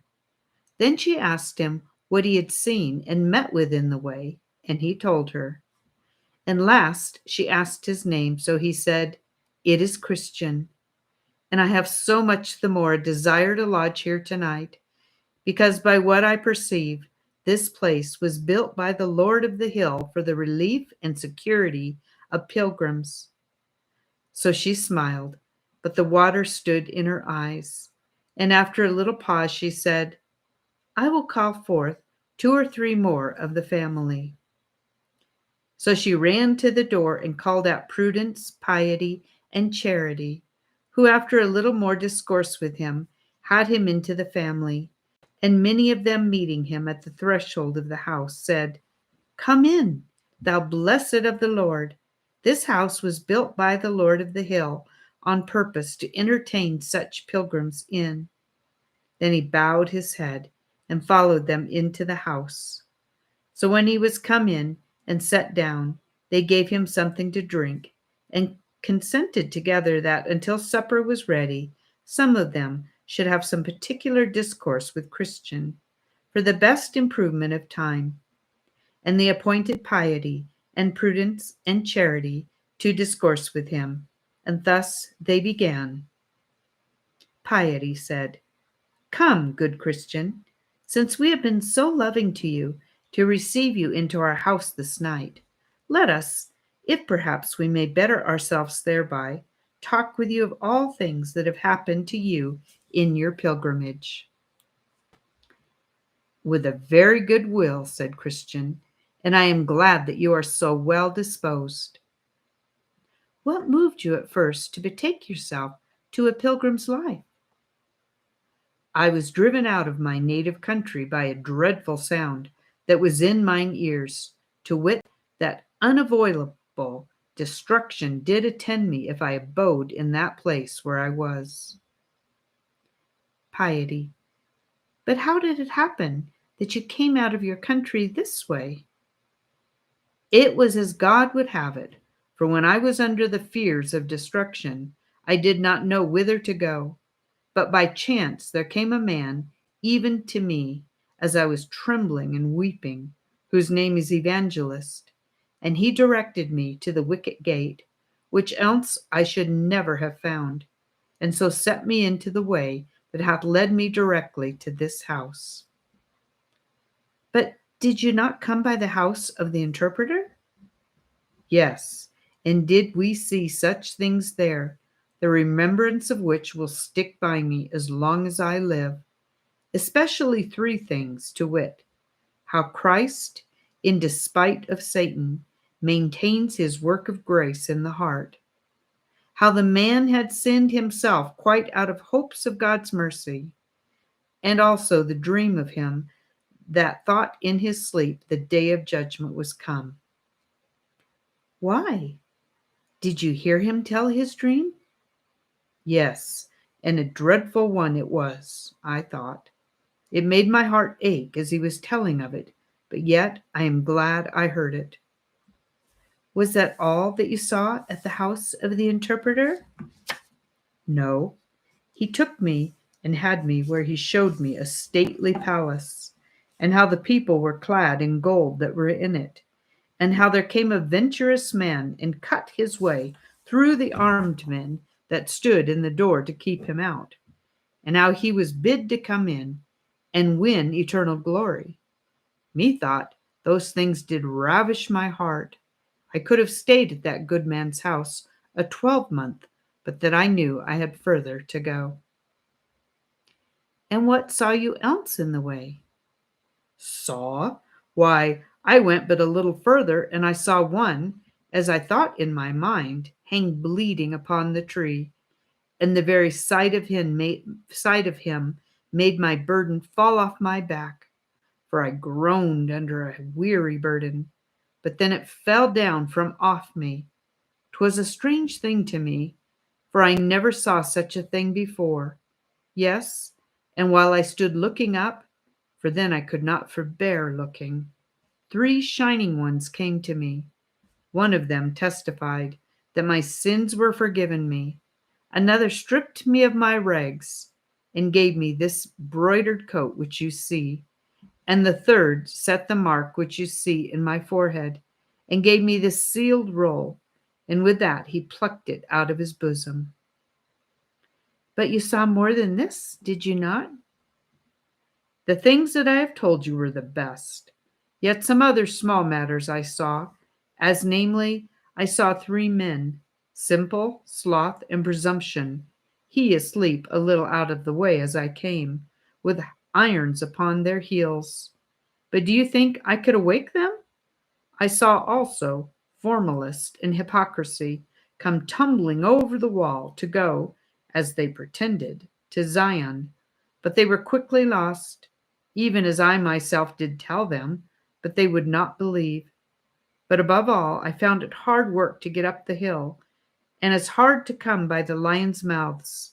And truly, if it had not been for the good man, the porter, that stands at the gate, I do not know but that, after all, I might have gone back again. But now I thank God I am here, and I thank you for receiving of me." Then Prudence thought good to ask him a few questions, and desired his answer to them. Do you not think sometimes of the country from whence you came? Yes, but with much shame and detestation. Truly, if I had been mindful of that country from whence I came out, I might have had opportunity to have returned. But now I desire a better country, that is, an heavenly one. Do you not yet bear away with you some of the things that then you were conversant with withal? Yes, but greatly against my will, especially my inward and carnal cogitations, with which all my countrymen, as well as myself, were delighted. But now all those things are my grief, and might I but choose mine own things, I would choose never to think of those things more. But when I would be doing of that which is best, that which is worst is with me. Do you not find sometimes as if those things were vanquished, which at other times are your perplexity? Yes, but that is but seldom. But they are to me golden hours in which such things happen to me. Can you remember by what means you find your annoyances at times, as if they were vanquished? Yes, when I think what I saw at the cross, that will do it. And when I look upon my broidered coat, that will do it. Also, when I look into the roll that I carry in my bosom, that will do it. And when my thoughts wax warm about whither I am going, that will do it. And what is it that makes you so desirous to go to Mount Zion? Why, there I hope to see him alive that did hang dead on the cross. And there I hope to be rid of all those things that to this day are in me an annoyance to me. There, they say, there is no death, and there I shall dwell with such company as I like best. For to tell you the truth, I love him, because I was by him eased of my burden, and I am weary of my inward sickness. I would fain be where I shall die no more, and with a company that shall continually cry, Holy, holy, holy. Then said Charity to Christian, Have you a family? Are you a married man? I have a wife and 4 small children. And why did you not bring them along with you? Then Christian wept and said, Oh, how willingly would I have done it! But they were all of them utterly averse to my going on pilgrimage. But you should have talked to them and have endeavored to have shown them the danger of being behind. So I did, and told them also what God had showed to me of the destruction of our city. But I seemed to them as one that mocked, and they believed me not.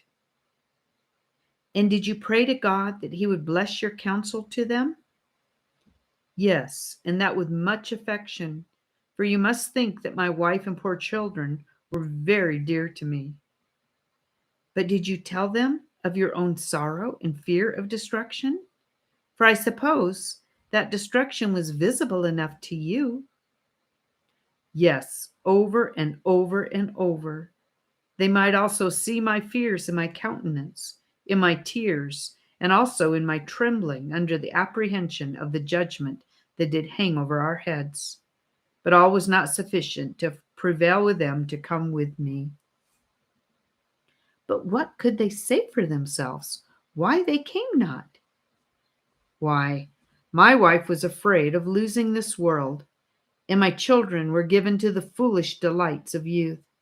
So, what by one thing and what by another, they left me to wander in this manner alone. But did you not with your vain life damp all that you by words used by way of persuasion to bring them away with you? Indeed, I cannot commend my life, for I am conscious to myself of many failings therein. I know also that a man by his conversation may soon overthrow what by argument or persuasion he doth labor to fasten upon others for their good. Yet this I can say, I was very wary of giving them occasion by any unseemly action to make them averse to going on pilgrimage. Yea, for this very thing, they would tell me I was too precise, and that I denied myself of sins, for their sakes, in which they saw no evil. Nay, I think I may say that if what they saw in me did hinder them, it was my great tenderness in sinning against God, or of doing any wrong to my neighbor. Indeed, Cain hated his brother because his own works were evil, and his brother's righteous. And if thy wife and children have been offended with thee for this, they thereby show themselves to be implacable to good, and thou hast delivered thy soul from their blood. Now I saw in my dream that thus they sat talking together until supper was ready. So when they had made ready, they sat down to meat. Now the table was furnished with fat things, and with wine that was well refined. And all their talk at the table was about the Lord of the hill, as namely, about what he had done, and wherefore he did what he did, and why he had builded that house, and by which they said, I perceived that he had been a great warrior, and had fought with and slain him that had the power of death, but not without great danger to himself, which made me love him the more. For, as they said, and as I believe, said Christian, he did it with the loss of much blood, but that which put glory of grace into all he did was that he did it out of pure love to his country. And besides, there were some of them of the household that said they had seen and spoke with him since he did die on the cross, and they have attested that they had it from his own lips, that he is such a lover of poor pilgrims, that the like is not to be found from the east to the west. They, moreover, gave an instance of what they affirmed, and that was, he had stripped himself of his glory, that he might do this for the poor, and that they heard him say and affirm that he would not dwell in the mountain of Zion alone. They said, moreover, that he had made many pilgrims princes, though by nature they were beggars, born, and their original had been the dunghill. Thus they discoursed together till late at night, and after they had committed themselves to their Lord for protection, they betook themselves to rest. The pilgrim they laid in a large upper chamber, whose window opened towards the sun rising. The name of the chamber was Peace, where he slept till break of day, and then he awoke and sang, Where am I now? Is this the love and care of Jesus for the men that pilgrims are? Thus to provide that I should be forgiven and dwell already the next door to heaven. So in the morning they all got up, and after some more discourse, they told him that he should not depart till they had showed him the rarities of that place. And first they had him into the study, where they showed him records of the greatest antiquity, in which, as I remember my dream, they showed him first the pedigree of the Lord of the hill, that he was the son of the Ancient of Days, and came by an eternal generation. Here also was more fully recorded the acts that he had done, and the names of many hundreds that he had taken into his service, and how he had placed them in such habitations that could neither by length of days nor decays of nature be dissolved. Then they read to him some of the worthy acts that some of his servants had done, as how they had subdued kingdoms, wrought righteousness, obtained promises, stopped the mouths of lions, quenched the violence of fire, escaped the edge of the sword, out of weakness were made strong, waxed valiant in fight, and turned to flight the armies of the aliens. Then they read again in another part of the records of the house, where it was showed how willingly their Lord was to receive into his favor any, even any, though they in time past had offered great affronts to his person and proceedings. Here also were several other histories of many other famous things, of all which Christian had a view, as of things both ancient and modern, together with prophecies and predictions of things that have their certain accomplishments, both to the dread and amazement of enemies, and the comfort and solace of pilgrims. The next day they took him and had him into the armory, where they showed him all manner of furniture, which their Lord had provided for pilgrims, as sword, shield, helmet, breastplate, all prayer, and shoes that would not wear out.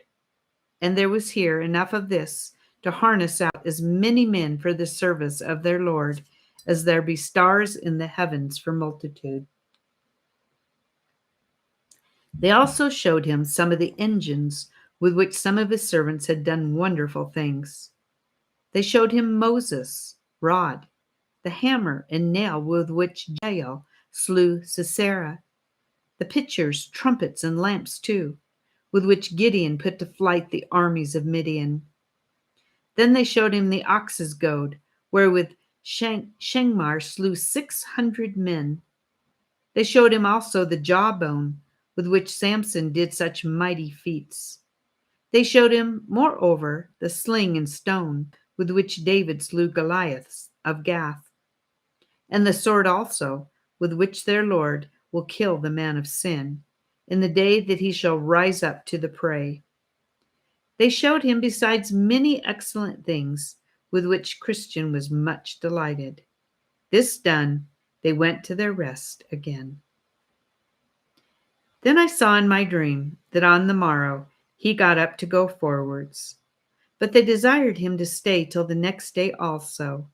And then said they, We will, if the day be clear, show you the Delectable mountains, which, they said, would yet further add to his comfort, because they were nearer the desired haven than the place where at present he was. So he consented and stayed.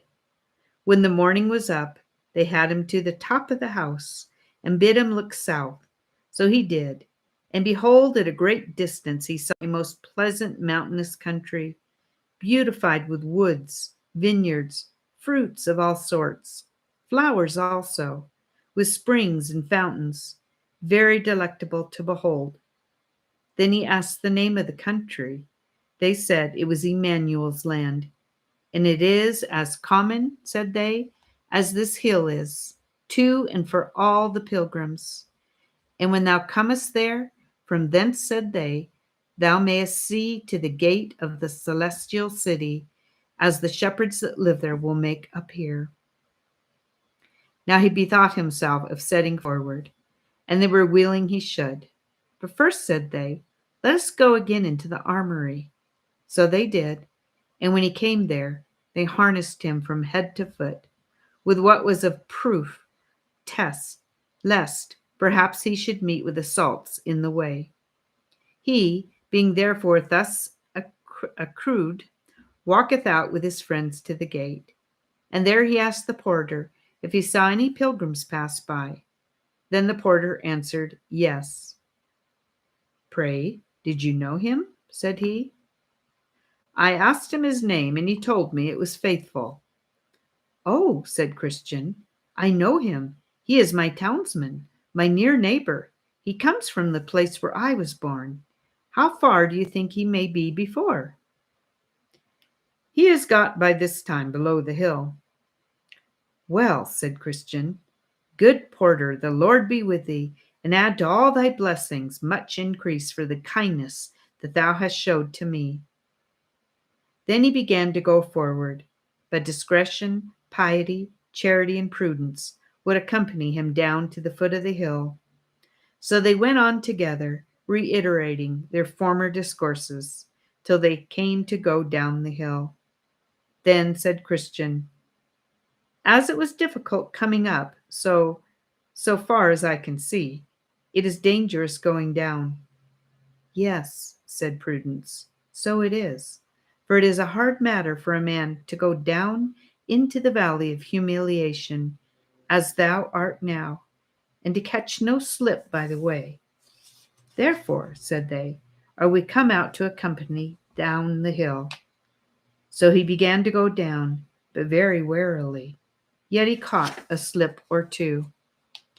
Then I saw in my dream that these good companions, when Christian was gone down to the bottom of the hill, gave him a loaf of bread, a bottle of wine, and a cluster of raisins, and then he went on his way. Part 6. But now, in this valley of humiliation, poor Christian was hard put to it, for he had gone but a little way before he espied a foul friend coming over the field to meet him. His name is Apollyon. Then did Christian begin to be afraid, and to cast in his mind whether to go back or to stand his ground. But he considered again that he had no armor for his back, and therefore thought that to turn the back to him might give him a greater advantage with ease to pierce him with his darts. Therefore he resolved to venture and stand his ground. For, thought he, had I no more in mine eye than the saving of my life, 'twould be the best way to stand. So he went on, and Apollyon met him. Now the monster was hideous to behold. He was clothed with scales like a fish, and they are his pride. He had wings like a dragon, feet like a bear, and out of his belly came fire and smoke, and his mouth was as the mouth of a lion. When he was come up to Christian, he beheld him with a disdainful countenance, and thus began to question with him. Whence come you, and whither are you bound? I am come from the city of destruction, which is the place of all evil, and am going to the city of Zion. By this I perceive thou art one of my subjects, for all that country is mine, and I am the prince and god of it. How is it, then, that thou hast run away from thy king? Were it not that I hope thou mayest do me more service, I would strike thee now at one blow to the ground. I was born, indeed, in your dominions, but your service was hard, and your wages such as a man could not live on, for the wages of sin is death. Therefore, when I was come to years, I did as other considerate persons do, look out if perhaps I might mend myself. There is no prince that will thus lightly lose his subjects, neither will I as yet lose thee. But since thou complainest of thy service and wages, be content to go back. What our country will afford, I do here promise to give thee. But I have let myself to another, even to the king of princes, and how can I with fairness go back with thee? Thou hast done in this according to the proverb, changed a bad for a worse. But it is ordinary for those that have professed themselves his servants, after a while, to give him the slip, and return again to me. Do thou so too, and all shall be well. I have given him my faith and sworn my allegiance to him. How then can I go back from this and not be hanged as a traitor? Thou didst the same to me, and yet I am willing to pass by all, if now thou wilt yet turn and go back. What I promised thee was in my non-age, and besides, I count that the prince under whose banner now I stand is able to absolve me, yea, and to pardon also what I did as to my compliance with thee. And besides, O thou destroying Apollyon, to speak truth, I like his service, his wages, his servants, his government, his company and country better than thine. And therefore leave off to persuade me further. I am his servant, and I will follow him. Consider again when thou art in cool blood, when thou art like to meet with in the way that thou goest. Thou knowest that for the most part his servants come to an ill end, because they are transgressors against me in my ways. How many of them have been put to shameful deaths? And besides, thou countest his service better than mine, whereas he never came yet from the place where he is to deliver any that served him out of our hands. But as for me, how many times, as all the world very well knows, have I delivered, either by power or fraud, those that have faithfully served me, from him and his, though taken by them, and so I will deliver thee. His forbearing at present to deliver them is on purpose to try their love, whether they will cleave to him to the end.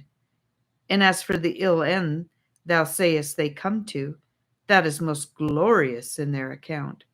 For present deliverance they do not much expect it, for they stay for their glory, and then they shall have it, when their prince comes in his, and the glory of the angels.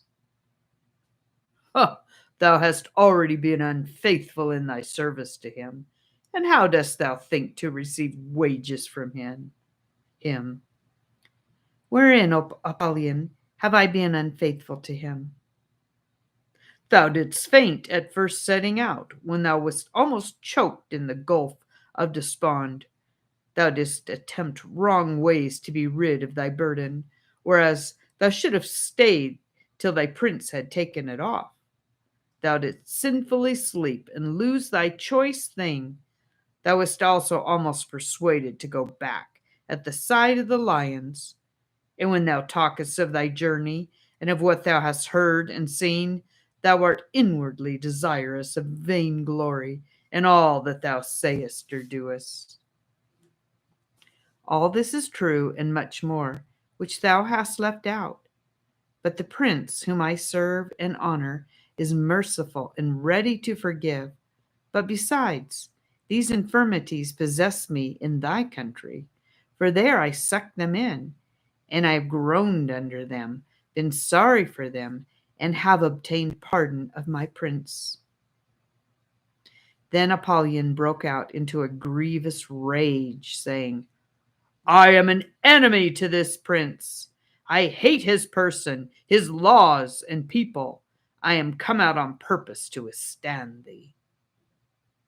Apollyon, beware what you do, for I am in the king's highway, the way of holiness.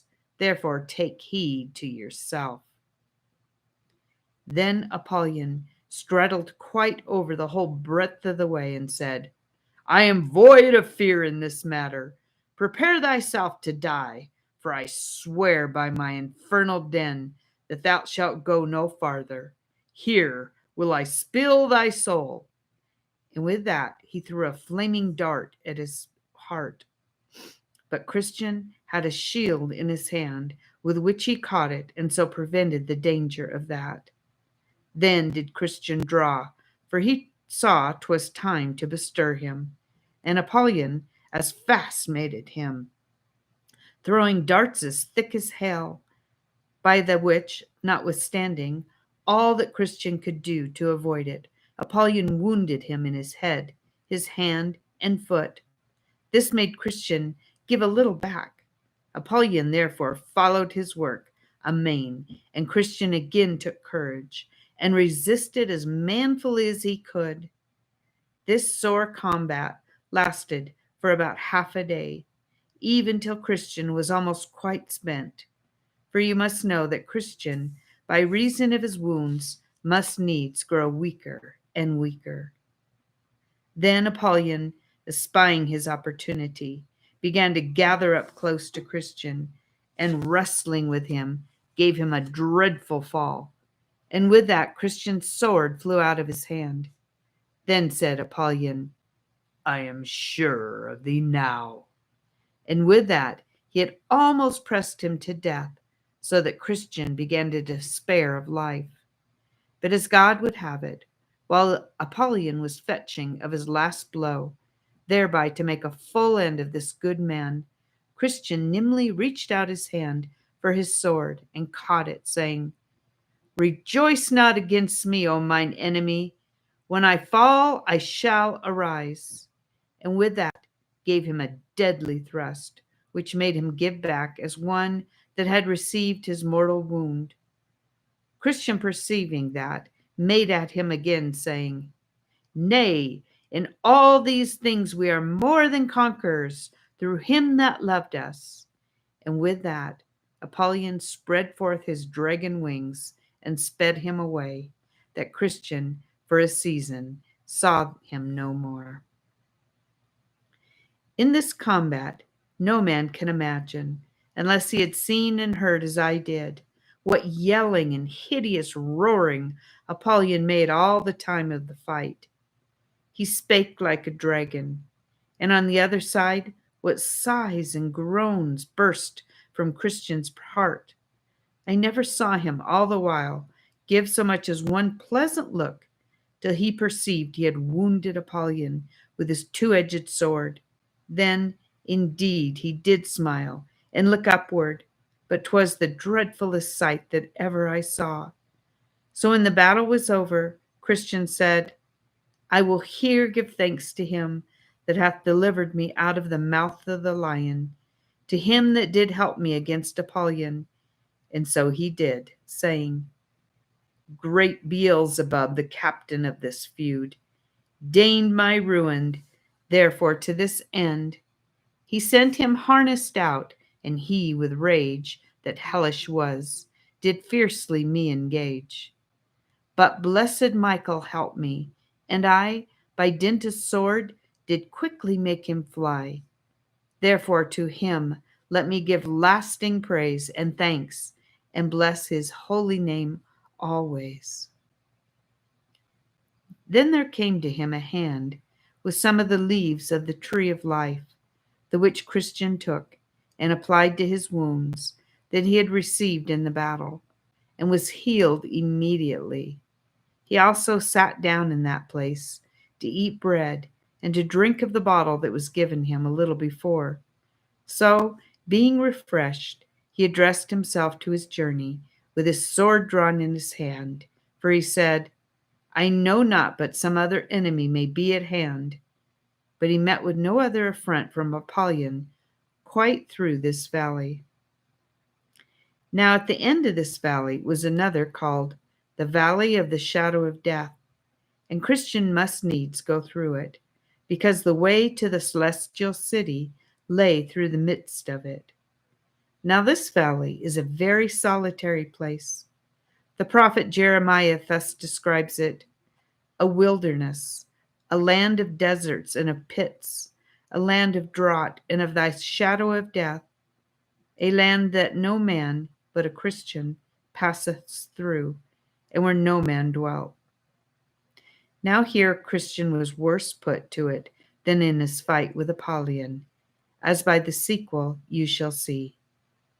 I saw then in my dream that when Christian was got to the borders of the shadow of death, there met him two men, children of them, that brought up an evil report of the good land, making haste to go back, to whom Christian spoke as follows. Whither are you going? They said, Back, back, and we would have you do so too, if either life or peace is prized by you. Why, what's the matter? Said Christian. Matter, said they. We were going that way as you are going, and went as far as we durst. And indeed, we were almost past coming back, for had we gone a little further, we had not been here to bring the news to thee. But what have you met with? Said Christian.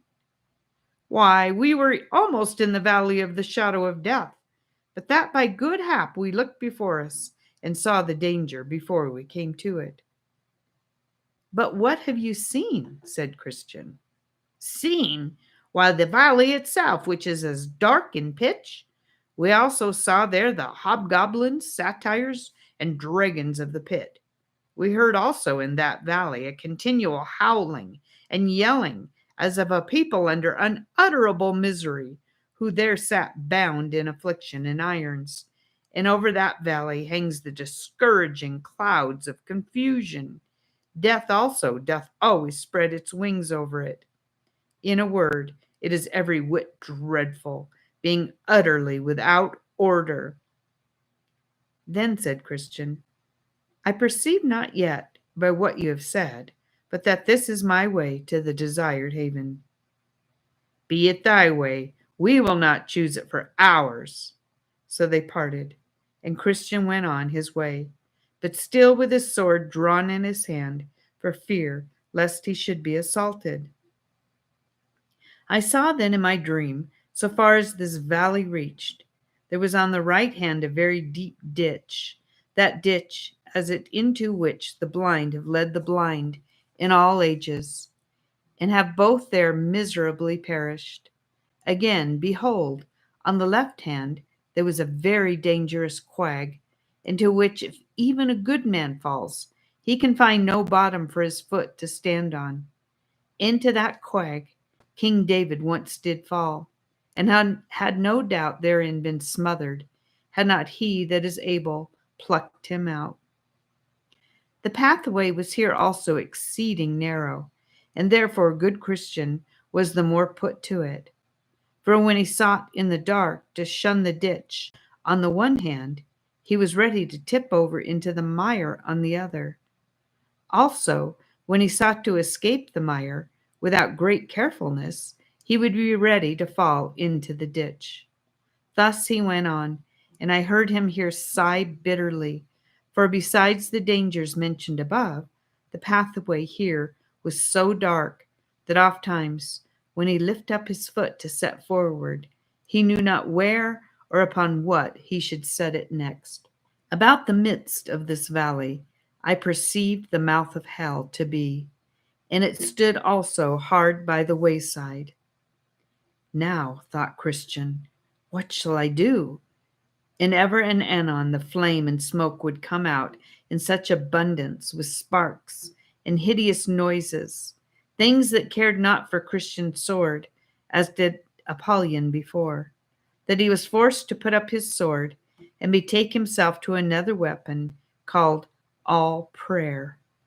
So he cried out in my hearing, O Lord, I beseech thee, deliver my soul. Thus he went on a great while, yet still the flames would be reaching towards him. Also he heard doleful voices and rushings to and fro, so that sometimes he thought he should be torn in pieces, or trodden down like mire in the streets. This frightful sight was seen, and these dreadful noises were heard by him for several miles together. And coming to a place where he thought he heard a company of friends coming forward to meet him, he stopped and began to muse what he had best to do. Sometimes he had half a thought to go back. Then again, he thought he might be halfway through the valley. He remembered also how he had already vanquished many a danger, and that the danger of going back might be much more than for to go forward. So he resolved to go on. Yet the fiends seemed to come nearer and nearer. But when they were come even almost at him, he cried out with a most vehement voice, I will walk in the strength of the Lord God. So they gave back and came no further. One thing I would not let slip. I took notice that now poor Christian was so confounded that he did not know his own voice, and thus I perceived it. Just when he was come over against the mouth of the burning pit, one of the wicked ones got behind him, and stepped up softly to him, and whisperingly suggested many grievous blasphemies to him, which he verily thought had proceeded from his own mind. This put Christian more to it than anything that he met with before, even to think that he should now blaspheme him that he loved so much before. Yet could he have helped it, he would not have done it. But he had not the discretion neither to stop his ears, nor to know from whence those blasphemies came.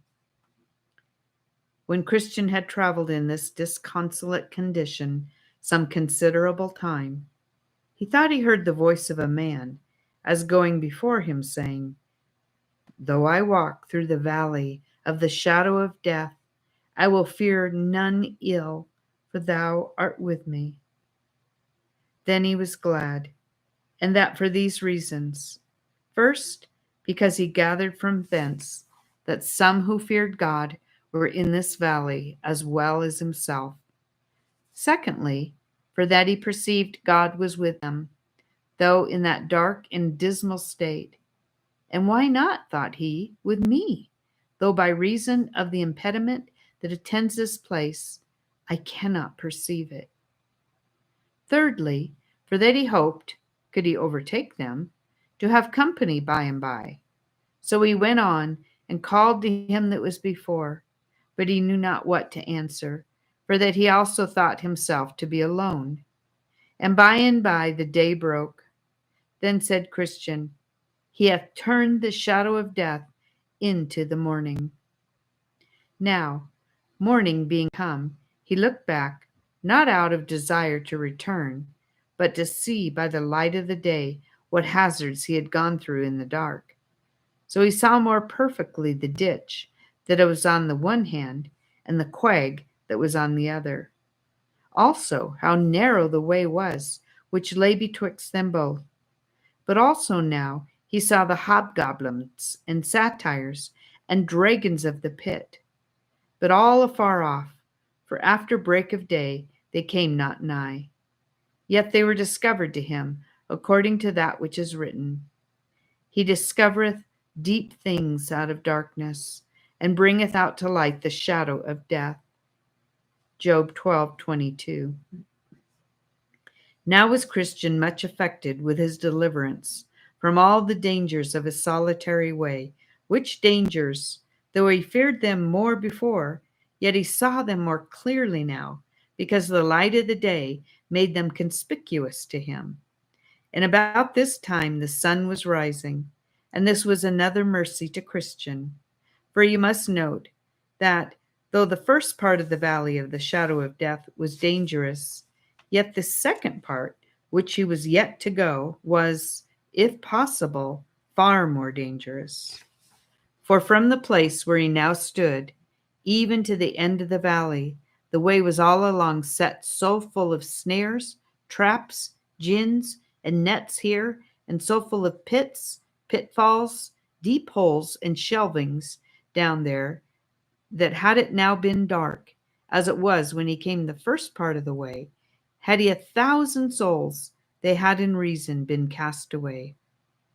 But as I said, just now the sun was rising. Then said he, his candle shineth on my head, and by his light I go through darkness. In this light, therefore, he came to the end of the valley. Now I saw in my dream that at the end of this valley lay blood, bones, ashes, and mangled bodies of men, even of pilgrims, that had gone this way formerly. And while I was musing what should be the reason, I espied a little before me a cave, where 2 giants, Pope and Pagan, dwelt in old time, by whose power and tyranny the men whose bones, blood, ashes lay there were cruelly put to death. By this place Christian went without much danger, whereat I somewhat wondered, but I have learnt since that Pagan has been dead many a day. And as for the other, though he be yet alive, he is, by reason of age, also of the many shrewd brushes that he met with in his younger days, grown so crazy and stiff in his joints that he can now do little more than sit in his cave's mouth, grinning at pilgrims as they go by, and biting his nails, because he cannot come at them. So I saw that Christian went on his way. Yet at the sight of the old man that sat in the mouth of the cave, he could not tell what to think, especially because he spoke to him, though he could not go after him, saying, "You will never mend till more of you be burned." But he held his peace and set a good face on, and so went by and catched no hurt. Then sang Christian, "O world of wonders, I can say no less, that I should be preserved in that distress that I have met with here. O blessed be that hand that from it hath delivered me. Dangers in darkness, devils, hell, and sin did compass me, while I was this veil was in. Yea, snares and pits and traps and nets did lie my path about, that worthless silly I might have been catched, entangled, and cast down. But since I live, let Jesus wear the crown. Part 7, Christian Meets Faithful. Now, as Christian went on his way, he came to a little ascent, which was cast up on purpose, that pilgrims might see before them. Up there, therefore, Christian went, and looking forwards, he saw Faithful before him upon his journey. Then said Christian aloud, Ho, ho, so ho! Stay, and I will be your companion. At that, Faithful looked behind him, to whom Christian cried again, Stay, stay, till I come up to you. But Faithful answered, No, I am on my life, and the avenger of blood is behind me. At this, Christian was somewhat moved, and putting to all his strength, he quickly got up with Faithful, and did also overrun him, so the last was first. Then did Christian vaingloriously smile, because he had gotten the start of his brother. Not taking good heed to his feet, he suddenly stumbled and fell, and could not rise again until Faithful came up to help him. Then I saw in my dream they went very lovingly on together, and had sweet discourse of all things that had happened to them in their pilgrimage. And thus Christian began. My honored and well-beloved brother Faithful, I am glad that I have overtaken you, and that God has so tempered our spirits that we can walk as companions in this so pleasant a path. I had thought, dear friend, said Faithful, to have had your company quite from our town, but you did get the start of me, wherefore I was forced to come thus much of the way alone. How long did you stay in this city of destruction before you set out after me on your pilgrimage? Till I could stay no longer, for there was great talk presently, after you were gone out, that our city would in short time with fire from heaven be burned down to the ground. What? Did your neighbors talk so? Yes, 'twas for a while in everybody's mouth. What? And did no more of them but you come out to escape the danger? Though there was, as I said, a great talk thereabout, yet I do not think they did firmly believe it. For in the heat of the discourse, I heard some of them deridingly speak of you and of your desperate journey, for so they called this your pilgrimage. But I did believe, and do so still, that the end of our city will be with fire and brimstone from above, and therefore I have made mine escape. Did you hear no talk of neighbor Pliable? Yes, Christian. I heard that he followed you, till he came at the Slough of Despondency, where, as some said, he fell in. But he would not be known to have so done, but I'm sure he was soundly bedabbled with that kind of dirt. And what said the neighbors to him? He hath, since his going back, been greatly in derision, and that among all sorts of people. Some do mock and despise him, and scarce will any set him on work. He is now 7 times worse than if he had never gone out of the city. But why should they be so set against him, since they also despise the way that he forsook? Oh, they say, hang him! He is a turncoat. He was not true to his profession. I think God has stirred up even his enemies to hiss at him and make him a proverb, because he hath forsaken the way. Had you no talk with him before you came out? I met him once in the streets, but he leered away on the other side as one ashamed of what he had done, so I spoke not to him. Well, at my first setting out, I had hopes of that man, But now I fear he will perish in the overthrow of the city. For it has happened to him according to the true proverb, the dog is turned to his vomit again, and the sow that was washed to her wallowing in the mire. 2 Peter 2:22. They are my fears of him too. But who can hinder that which will be? Well, neighbor faithful, said Christian, let us leave him and talk of things that more immediately concern ourselves. Tell me now, what you have met with in the way as you came, for I know you have met with some things, or else it may be writ for a wonder.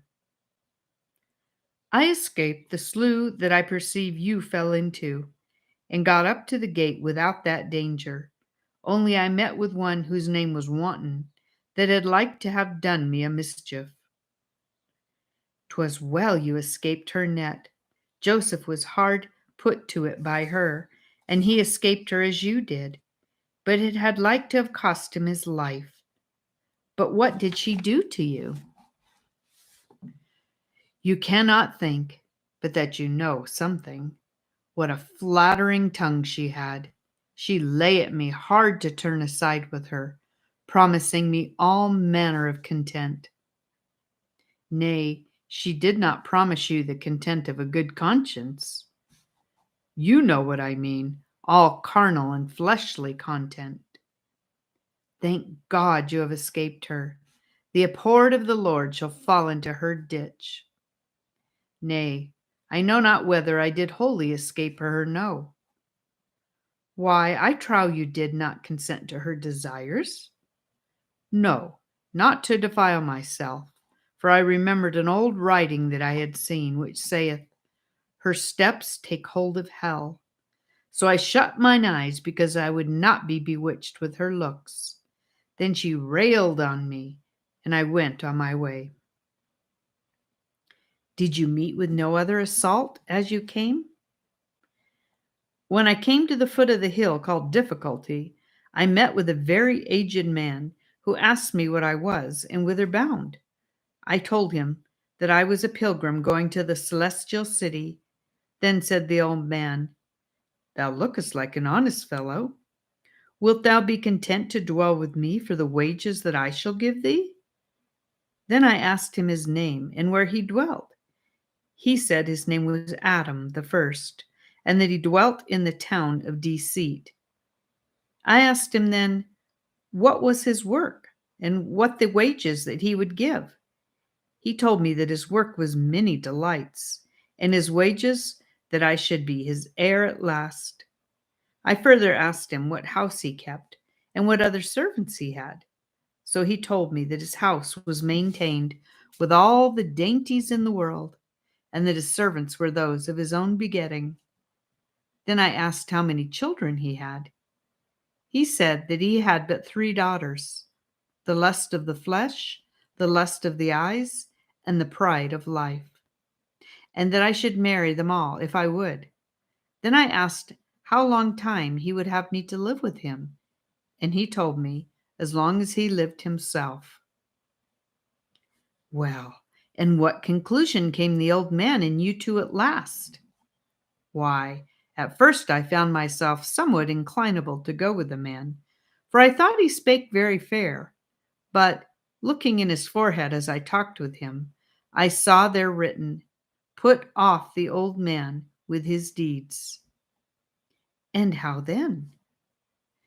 Then it came burning hot into my mind, whatever he said, and however he flattered, when he got me home to his house, he would sell me for a slave. So I bid him forbear to talk, for I would not come near the door of his house. Then he reviled me and told me that he would send such a one after me that should make my way bitter to my soul. So I turned to go away from him. But just as I turned myself to go thence, I felt him take hold of my flesh and give me such a deadly twitch back that I thought he had pulled part of me after him. This made me cry, "O wretched man!" Romans 6:24. So I went on my way up the hill. Now, when I had got halfway up, I looked behind me and saw one coming after me, swift as the wind. So he overtook me just about the place where the settle stands. Just there, said Christian, did I sit down to rest me. But being overcome with sleep, I there lost this roll out of my bosom. But, good brother, hear me out. So soon as the man overtook me, he was but a word and a blow. For down he knocked me and laid me for dead. But when I was a little come to myself again, I asked him wherefore he served me so. He said, because of my secret inclining to Adam the first. And with that he struck me another deadly blow on the breast, and beat me down backward. So I lay at his foot as dead as before. So when I came to myself again, I cried him mercy. But he said, I know not how to show mercy. And with that knocked me down again. He had doubtless made an end of me, but that one came by and bid him forbear. Who was that bid him forbear? I did not know him at first, but as he went by, I perceived the holes in his hands and in his side. Then I concluded that he was our Lord. So I went up the hill. That man that overtook you was Moses. He spareth none, neither knoweth he how to show mercy to those that transgress his law. I know it very well. It was not the first time that he had met with me. 'Twas he that came to me when I dwelt securely at home, and that told me he would burn my house over my head if I stayed there. But did not you see the house that stood there on the top of that hill, on the side of which Moses met you? Yes, and the lions too before I came at it. But for the lions, I think they were asleep, for it was about noon, and because I had so much of the day before me, I passed by the porter and came down the hill. He told me indeed that he saw you go by, but I wish you had called at the house, for they would have showed you so many rarities that you would scarce have forgot them to the day of your death. But pray tell me, did you meet nobody in the valley of humility? Yes, I met with one discontent, who would willingly have persuaded me to go back again with him. His reason was, for that the valley was altogether without honor. He told me, moreover, that there to go was the way to disobey all my friends as pride, arrogancy, self-conceit, worldly glory, with others who he knew, as he said, would be very much offended if I made such a fool of myself as to wade through this valley. Well, and how did you answer him? I told him that although all these that he named might claim kindred of me, and that rightly, for indeed they were my relations according to the flesh, yet since I became a pilgrim, they have disowned me, as I also have rejected them, and therefore they were to me now no more than if they had never been of my lineage. I told him, moreover, that as to this valley, he had quite misrepresented the thing, for before honor is humility, and a haughty spirit before a fall. Therefore, said I had rather go through this valley to the honor that was so accounted by the wisest, than choose that which he esteemed most worth our afflictions. Met you with nothing else in that valley? Yes, I met with shame. But of all the men that I met with in my pilgrimage, he, I think, bears the wrong name. The other would be said nay, after a little argumentation, and somewhat else. But this bold-faced shame would never have done. Why, what did he say to you? What? Why, he objected against religion itself. He said it was a pitiful, low, sneaking business for a man to mind religion. He said that a tender conscience was an unmanly thing, and that for a man to watch over his words and ways, so as to tie up himself from that heatering liberty that the brave spirits of the times accustom themselves unto, would make him the ridicule of the times. He objected also that but few of the mighty, rich, or wise were ever of my opinion, nor any of them neither, before they were persuaded to be fools. And to be of a voluntary fondness, to venture the loss of all for nobody else knows what. He moreover objected the base and low estate and condition of those that were chiefly the pilgrims of the times in which they lived, also their ignorance and want of understanding in all natural science. Yea, he did hold me to it, at that rate also, about a great many more things than here I relate. As that it was a shame to sit whining and mourning under a sermon, and a shame to come sighing and groaning home, that it was a shame to ask my neighbor forgiveness for petty faults, or to make restitution where I had taken from any. He said also that religion made a man grow strange to the great, because of a few vices, which he called by finer names, and made him own and respect the base because of the same religious fraternity. And is not this, said he, a shame? And what did you say to him? Say? I could not tell what to say at the first. Yea, he put me so to it that my blood came up in my face. Even this shame fetched it up, and had almost beat me quite off. But at last I began to consider that that which is highly esteemed among men is had in abomination with God. And I thought again, this shame tells me what men are, but it tells me nothing what God or the word of God is. And I thought, moreover, that at the day of doom we shall not be doomed to death or life according to the hectoring spirits of the world, but according to the wisdom and law of the highest. Therefore, thought I, what God says is best, indeed is best, though all the men in the world are against it. Seeing then that God prefers his religion, seeing God prefers a tender conscience, seeing they that make themselves fools for the kingdom of heaven are wisest, and that the poor man that loveth Christ is richer than the greatest man in the world that hates him. Shame depart, thou art an enemy to my salvation. Shall I entertain thee against my sovereign Lord? How then shall I look him in the face at his coming? Should I now be ashamed of his ways and servants? How can I expect the blessing? But indeed this shame was a bold villain. I could scarce shake him out of my company. Yea, he would be haunting of me, and continually whispering me in the ear with someone or other of the infirmities that attend religion. But at last I told him 'twas but in vain to attempt further in this business. For those things that he disdained, in those did I see most glory. And so at last I got past this importunate one, and when I had shaken him off, then I began to sing.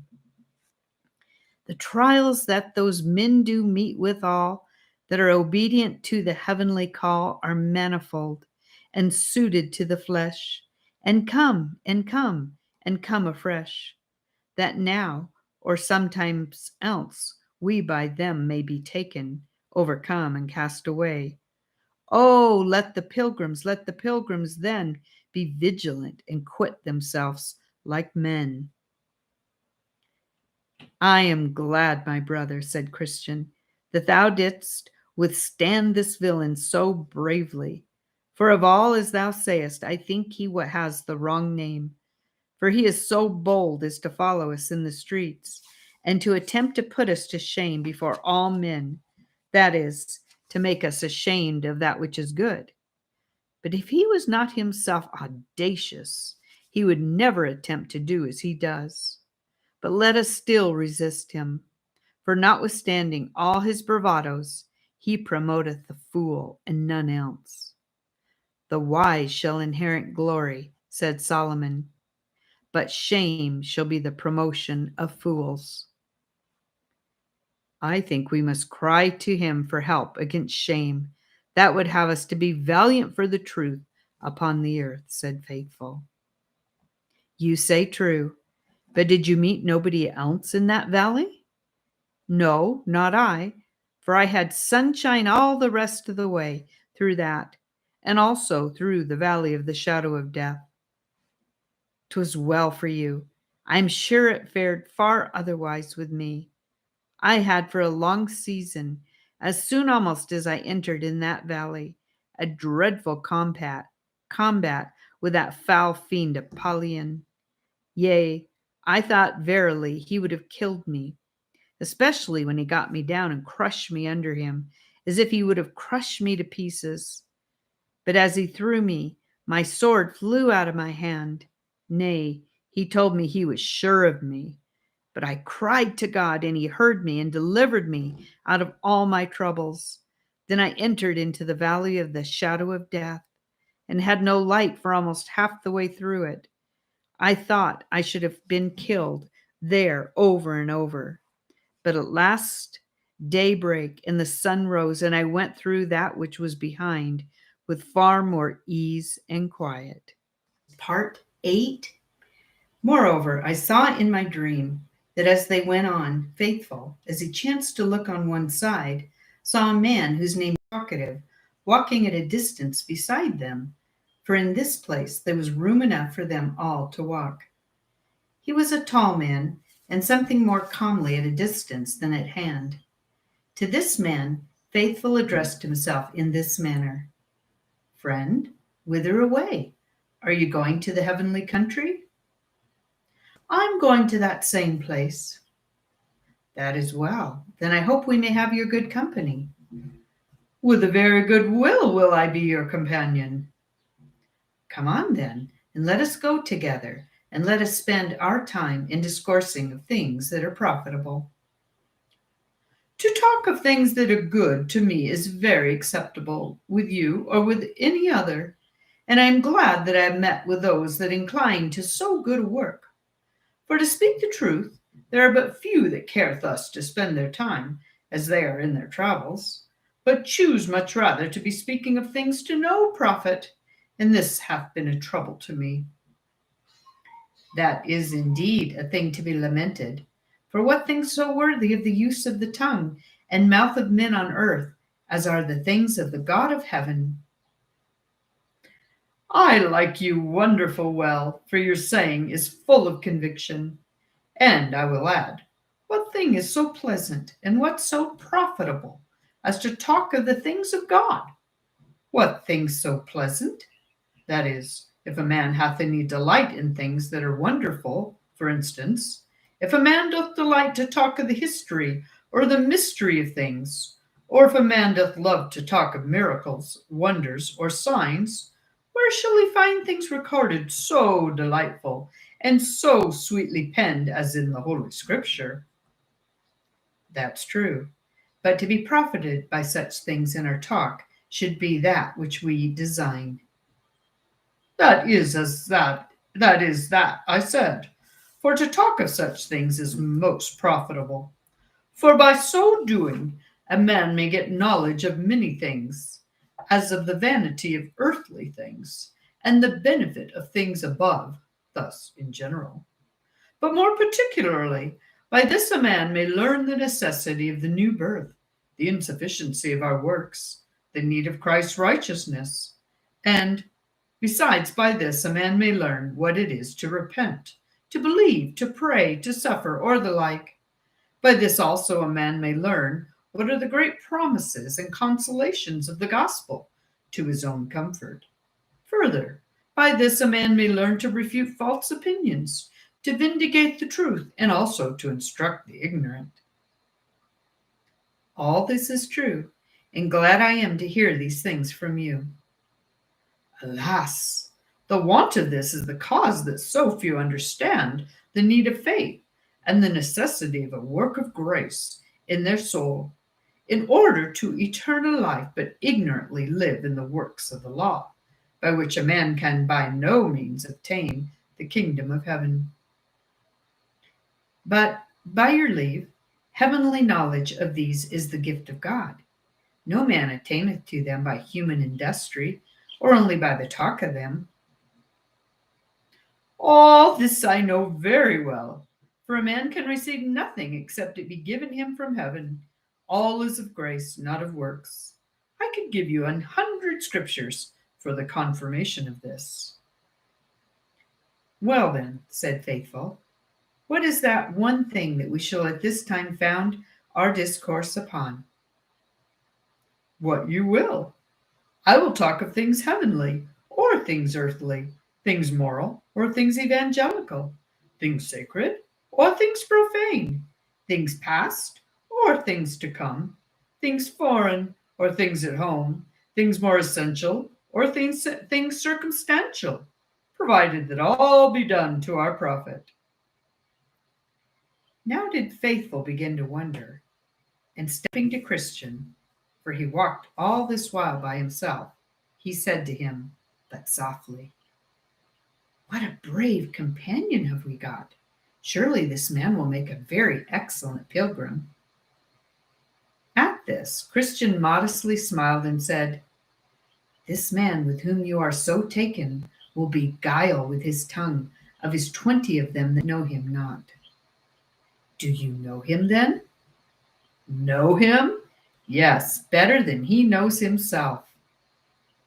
Pray, what is he? Asked Faithful. His name is Talkative. He dwelleth in our town. I wonder that you should be a stranger to him, only I consider that our town is large.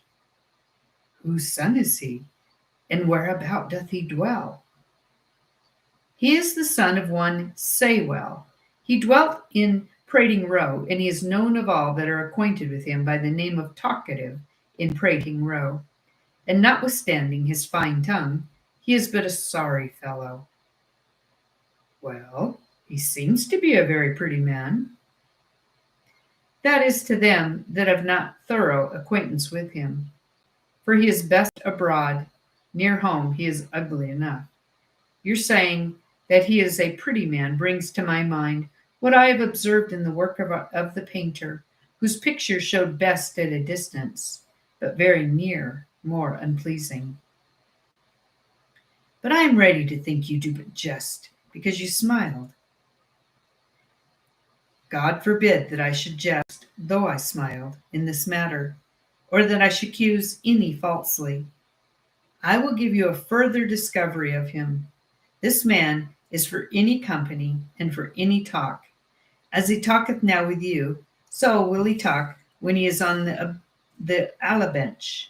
And the more drink he hath in his crown, the more of these things he hath in his mouth. Religion hath no place in his heart or home or conversation. All he hath lieth in his tongue, and his religion is to make a noisy therewith. Say you so? Then am I in this man greatly deceived. Deceived, you may be sure of it.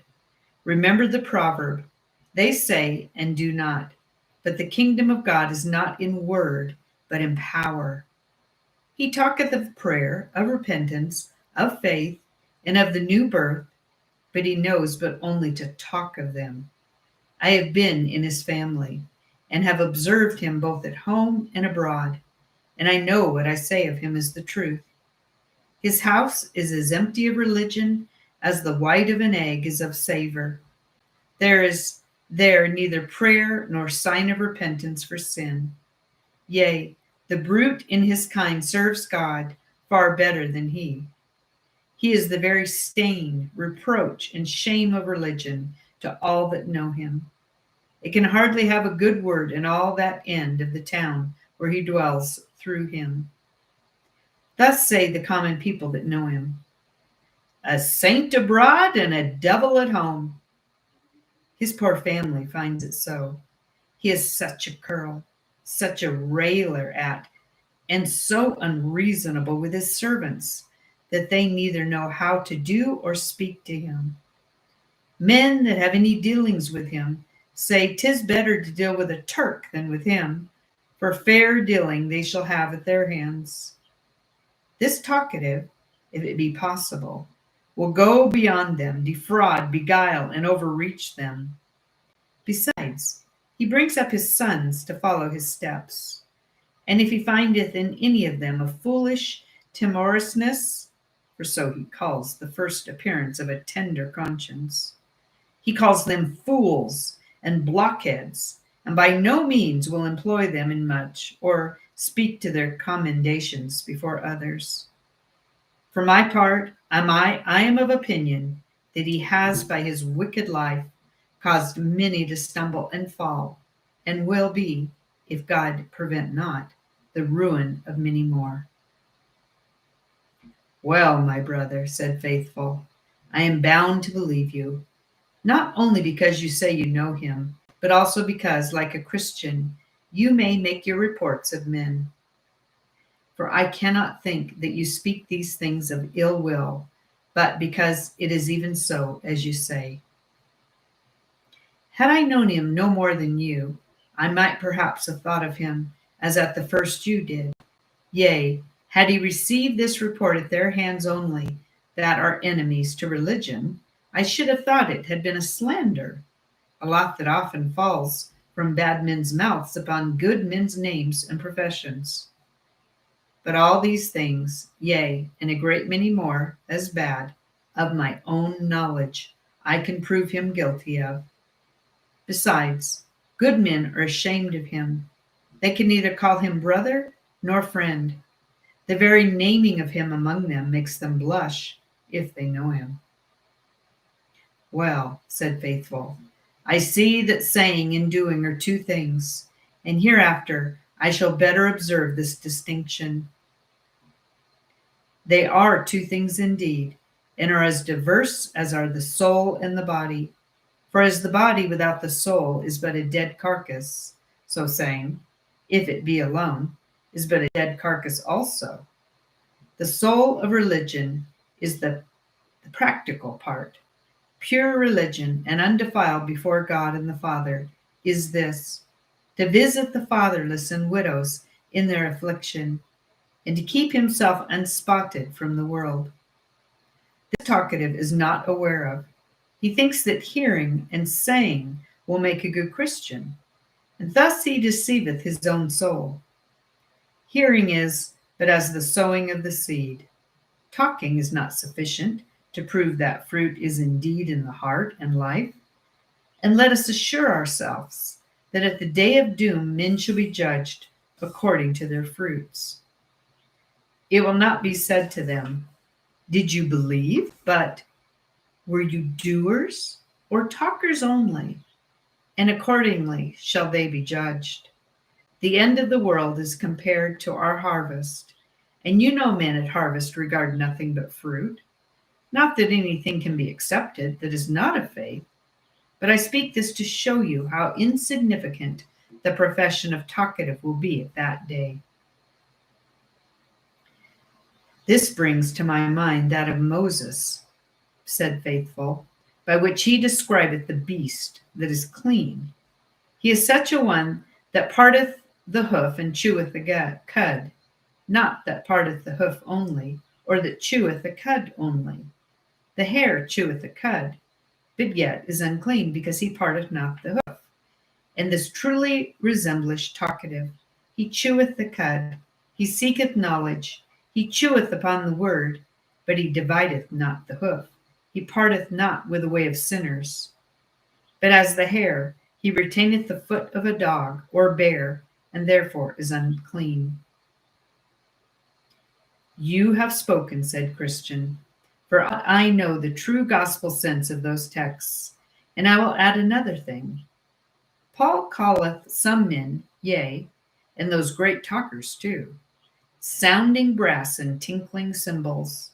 That is, as he expounds them in another place, things without life giving sound, things without life, that is, without the true faith and grace of the gospel, and consequently things that shall never be placed in the kingdom of heaven among those that are the children of life, though their sound by their talk be as if it were the tongue or voice of an angel. Well, I was not so fond of his company at first, but I am as sick of it now. What shall we do to be rid of him? Take my advice and do as I bid you, and you shall find that he will soon be sick of your company too, except God shall touch his heart and turn it. What would you have me do?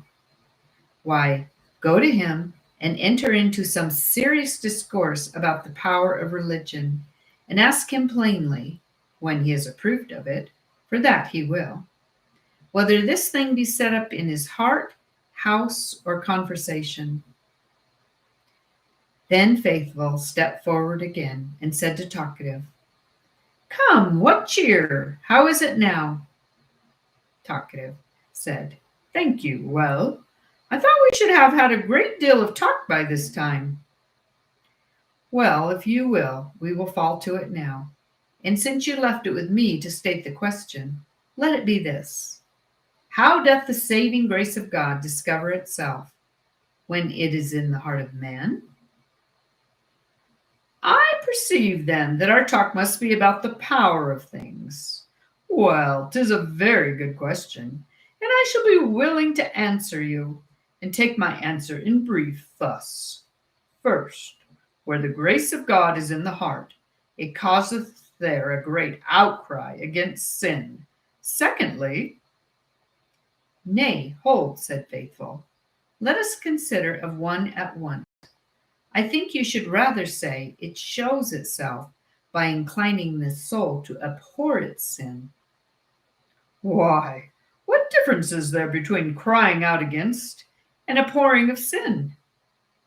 Oh, a great deal, said Faithful.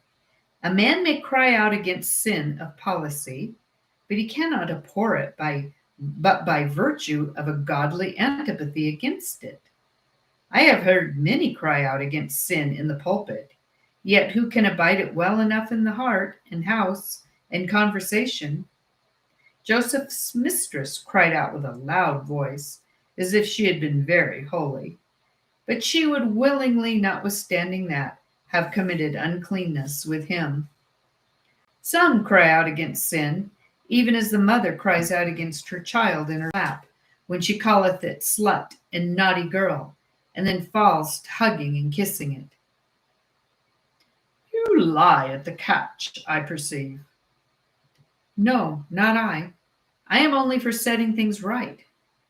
But what is the second thing whereby you would prove a discovery of a work of grace in the heart?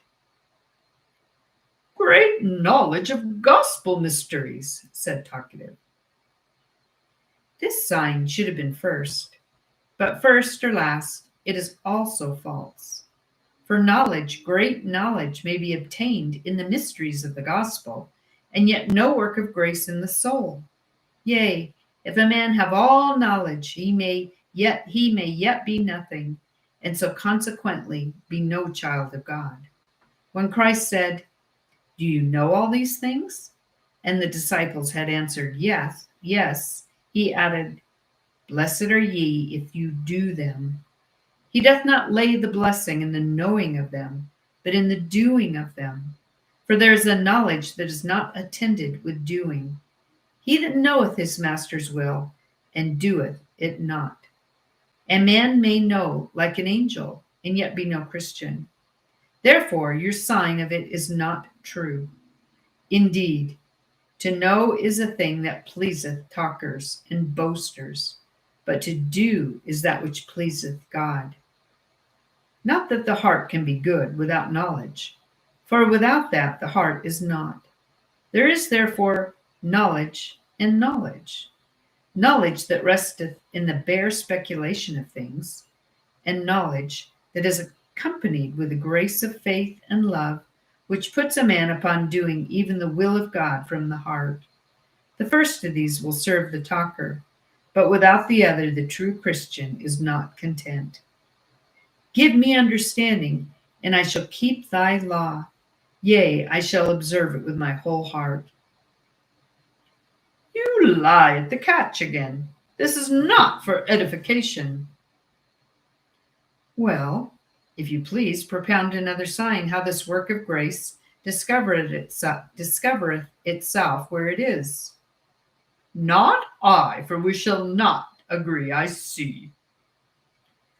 Well, if you will not, will you give me leave to do it? You may use your liberty. A work of grace in the soul discovereth itself either to him that hath it, or to standers by.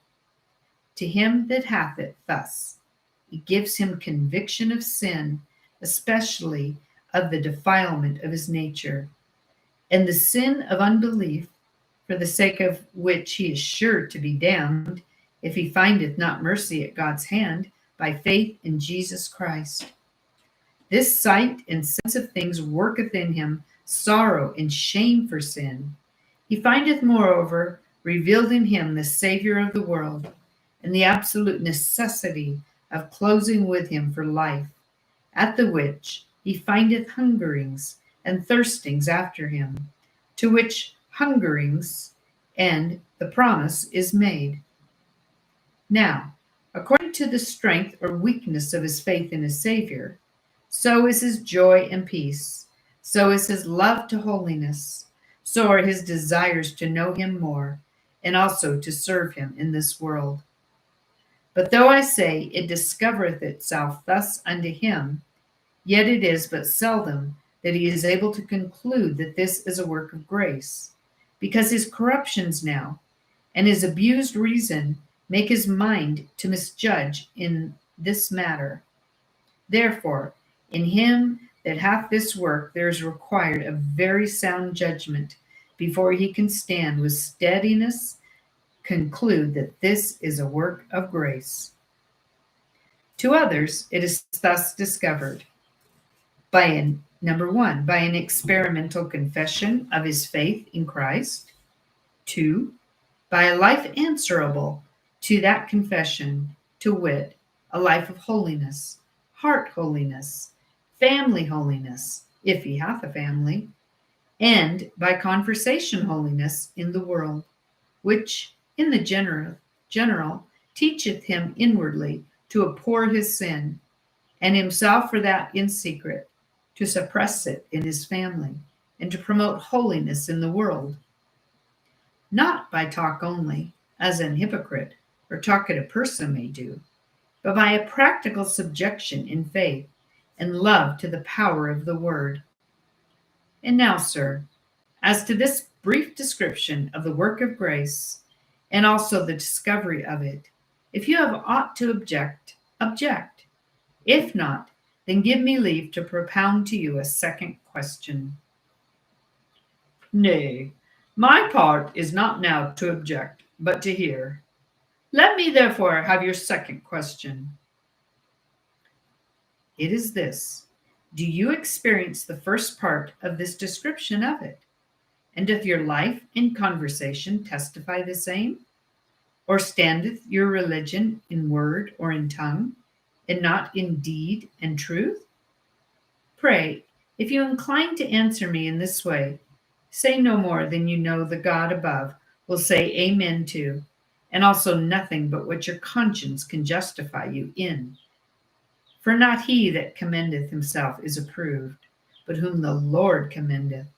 Besides, to say I'm thus and thus, when my conversation and all my neighbors tell me I lie, is a great wickedness.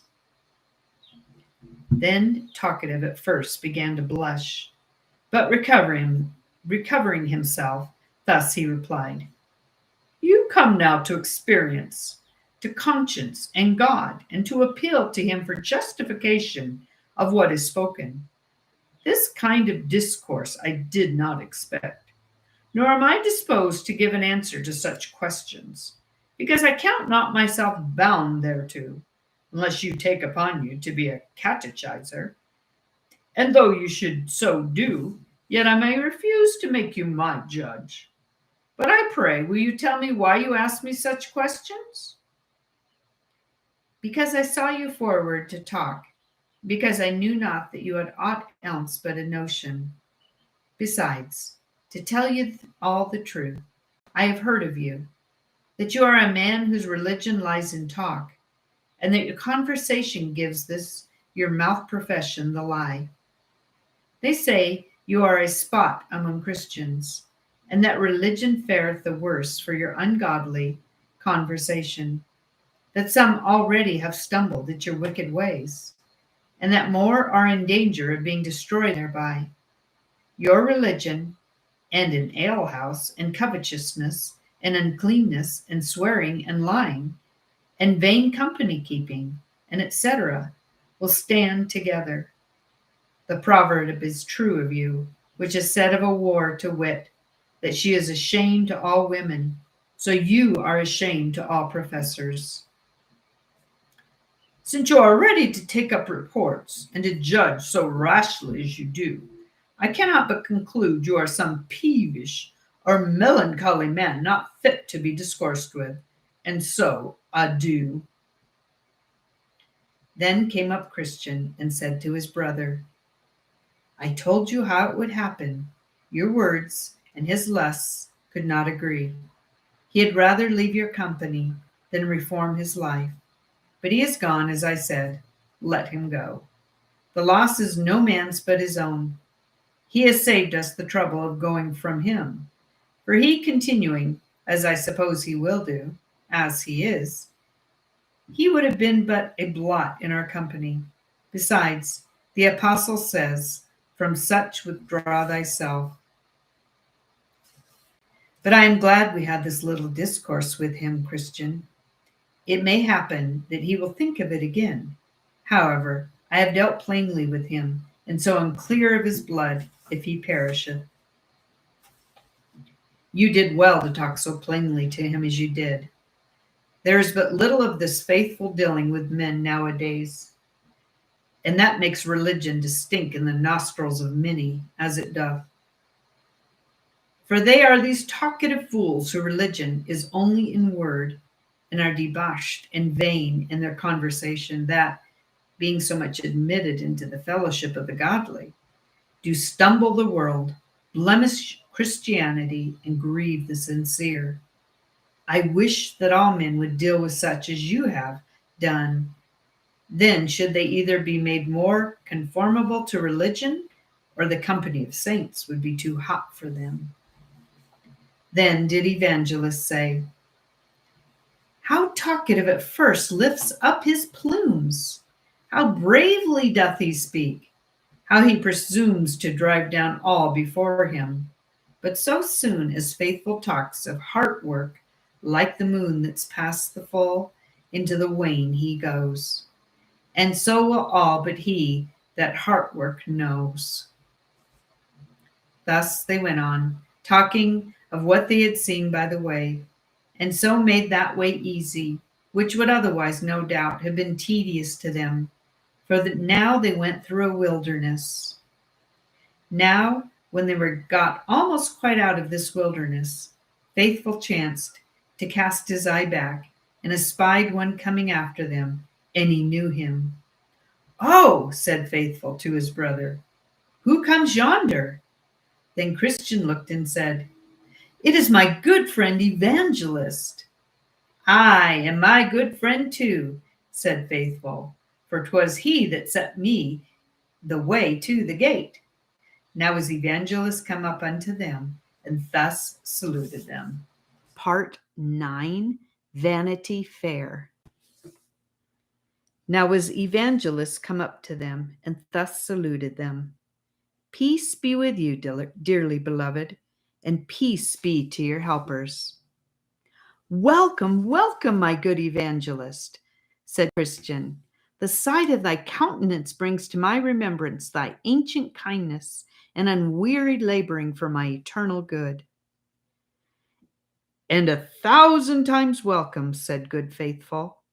Thy company, O sweet Evangelist, how desirable is it to us poor pilgrims. Then said Evangelist, How hath it fared with you, my friends, since the time of our last parting? What have you met with, and how have you behaved yourselves? Then Christian and Faithful told him of all things that had happened to them in the way, and how and with what difficulty they had arrived to that place. Right glad I am, said Evangelist, not that you met with trials, but that you have been victors, and for that you have, notwithstanding many weaknesses, continued in the way to this very day.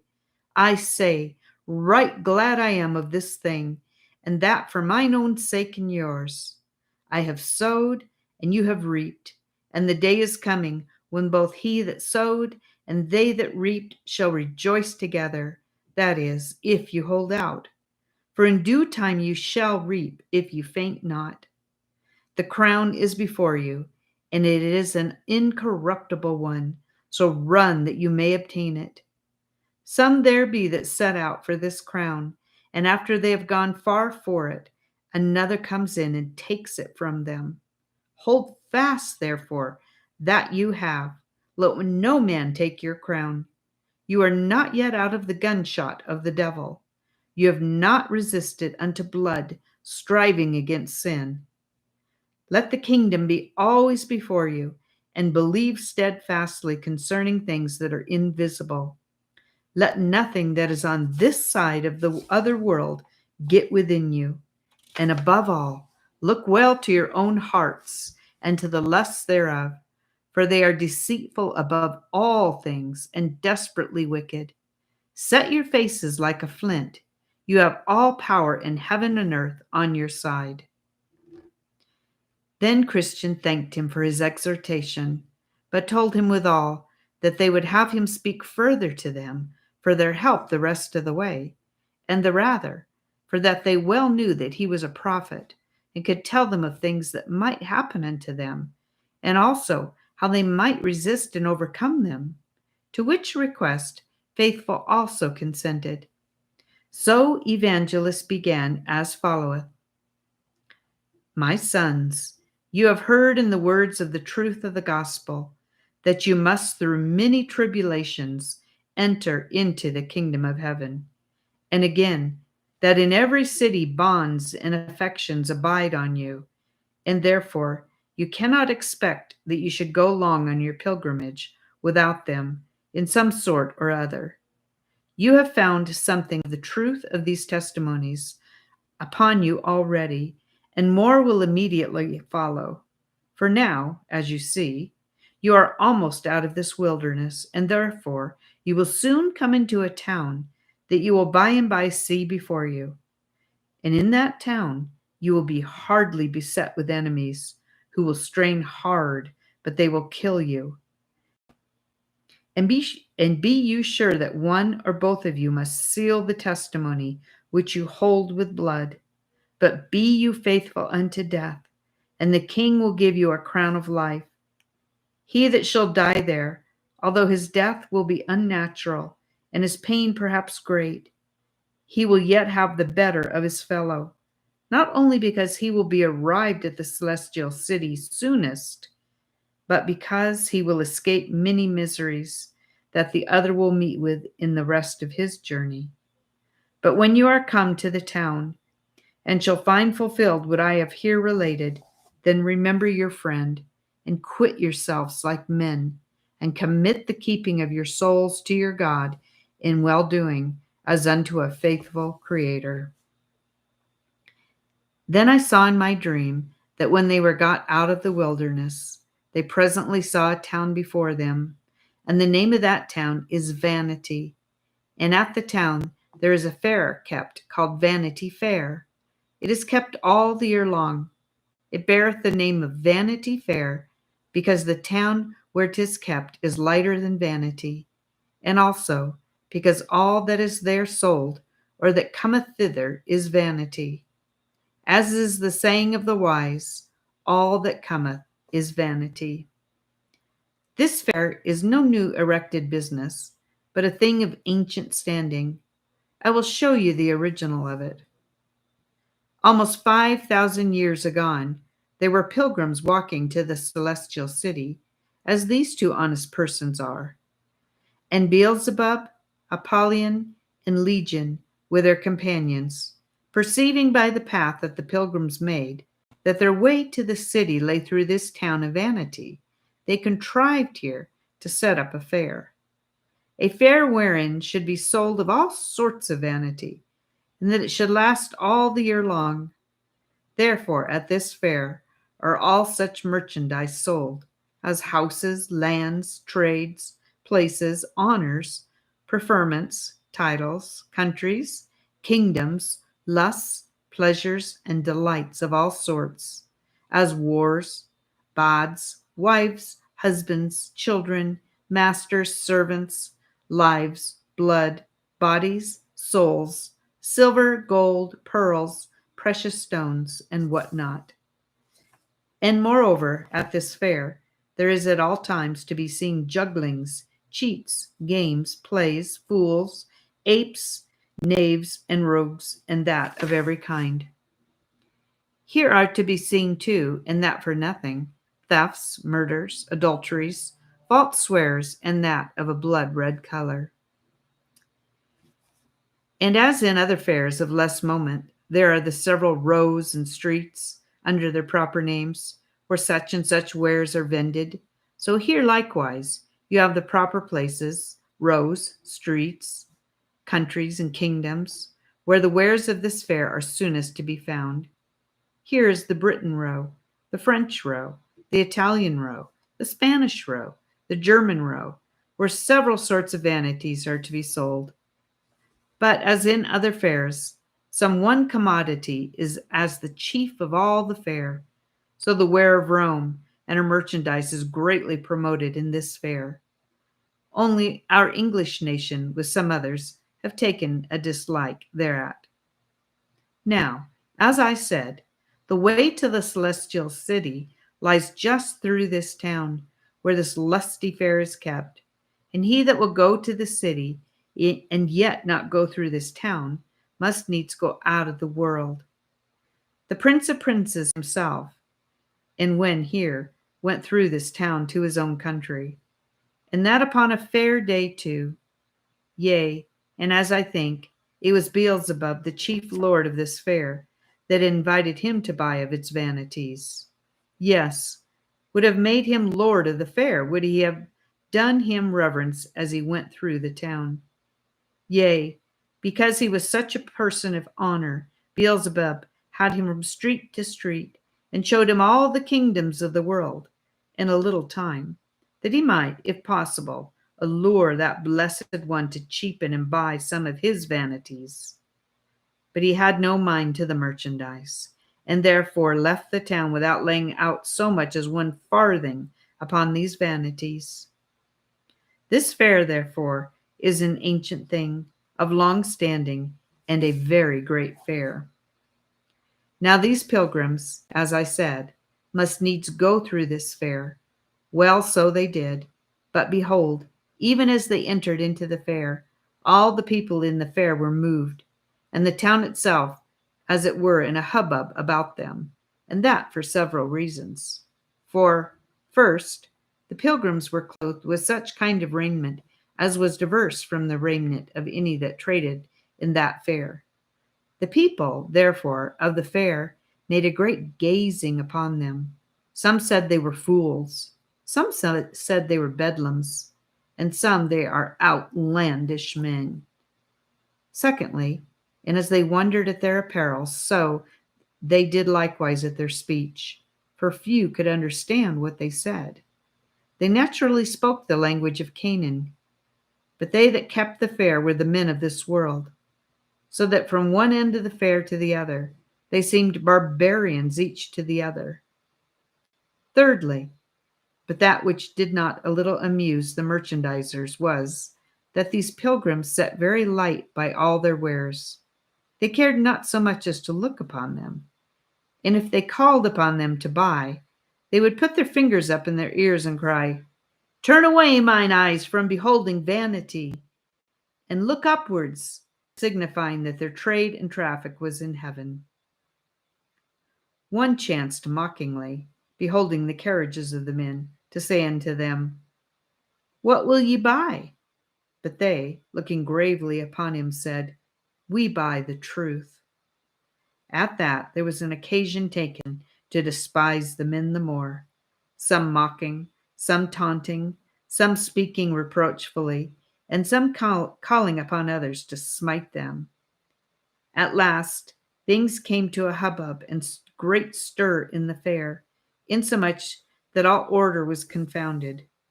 Now was word presently brought to the great one of the fair, who quickly came down and deputed some of his most trusty friends to take these men into examination, about whom the fair was almost overturned. So the men were brought to examination, and they that sat upon them asked them whence they came, whither they went, and what they did there in such an unusual garb. The men told them that they were pilgrims and strangers in the world, and that they were going to their own country, which was the heavenly Jerusalem, and that they had given none occasion to the men of the town, nor yet to the merchandisers, thus to abuse them, and to let them in their journey. Except it was for that, when one asked them what they would buy, they said they would buy the truth. But they that were appointed to examine them did not believe them to be any other than bedlams and mad, or else such as came to put all things into a confusion in the fair. Therefore they took them and beat them, and besmeared them with dirt, and then put them into the cage, that they might be made a spectacle for all the men of the fair. There, therefore, they lay for some time, and were made the objects of any man's sport, or malice, or revenge, the great one of the fair laughing still at all that befell them. But the men being patient, and not rendering railing for railing, but contrariwise, blessing, and giving good words for bad, and kindness for injuries done, some men in the fair, that were more observing and less prejudiced than the rest, began to check and blame the baser sort of their continual abuses done by them to the men. They, therefore, in angry manner let fly at them again, counting them as bad as the men in the cage, and telling them that they seemed confederates, and should be made partakers of their misfortunes.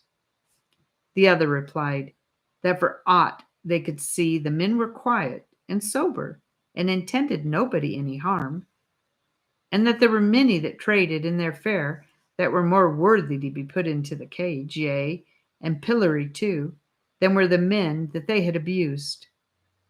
Thus, after divers words had passed on both sides, the men behaving themselves all the while very wisely and soberly before them, they fell to some blows among themselves, and did harm one to another.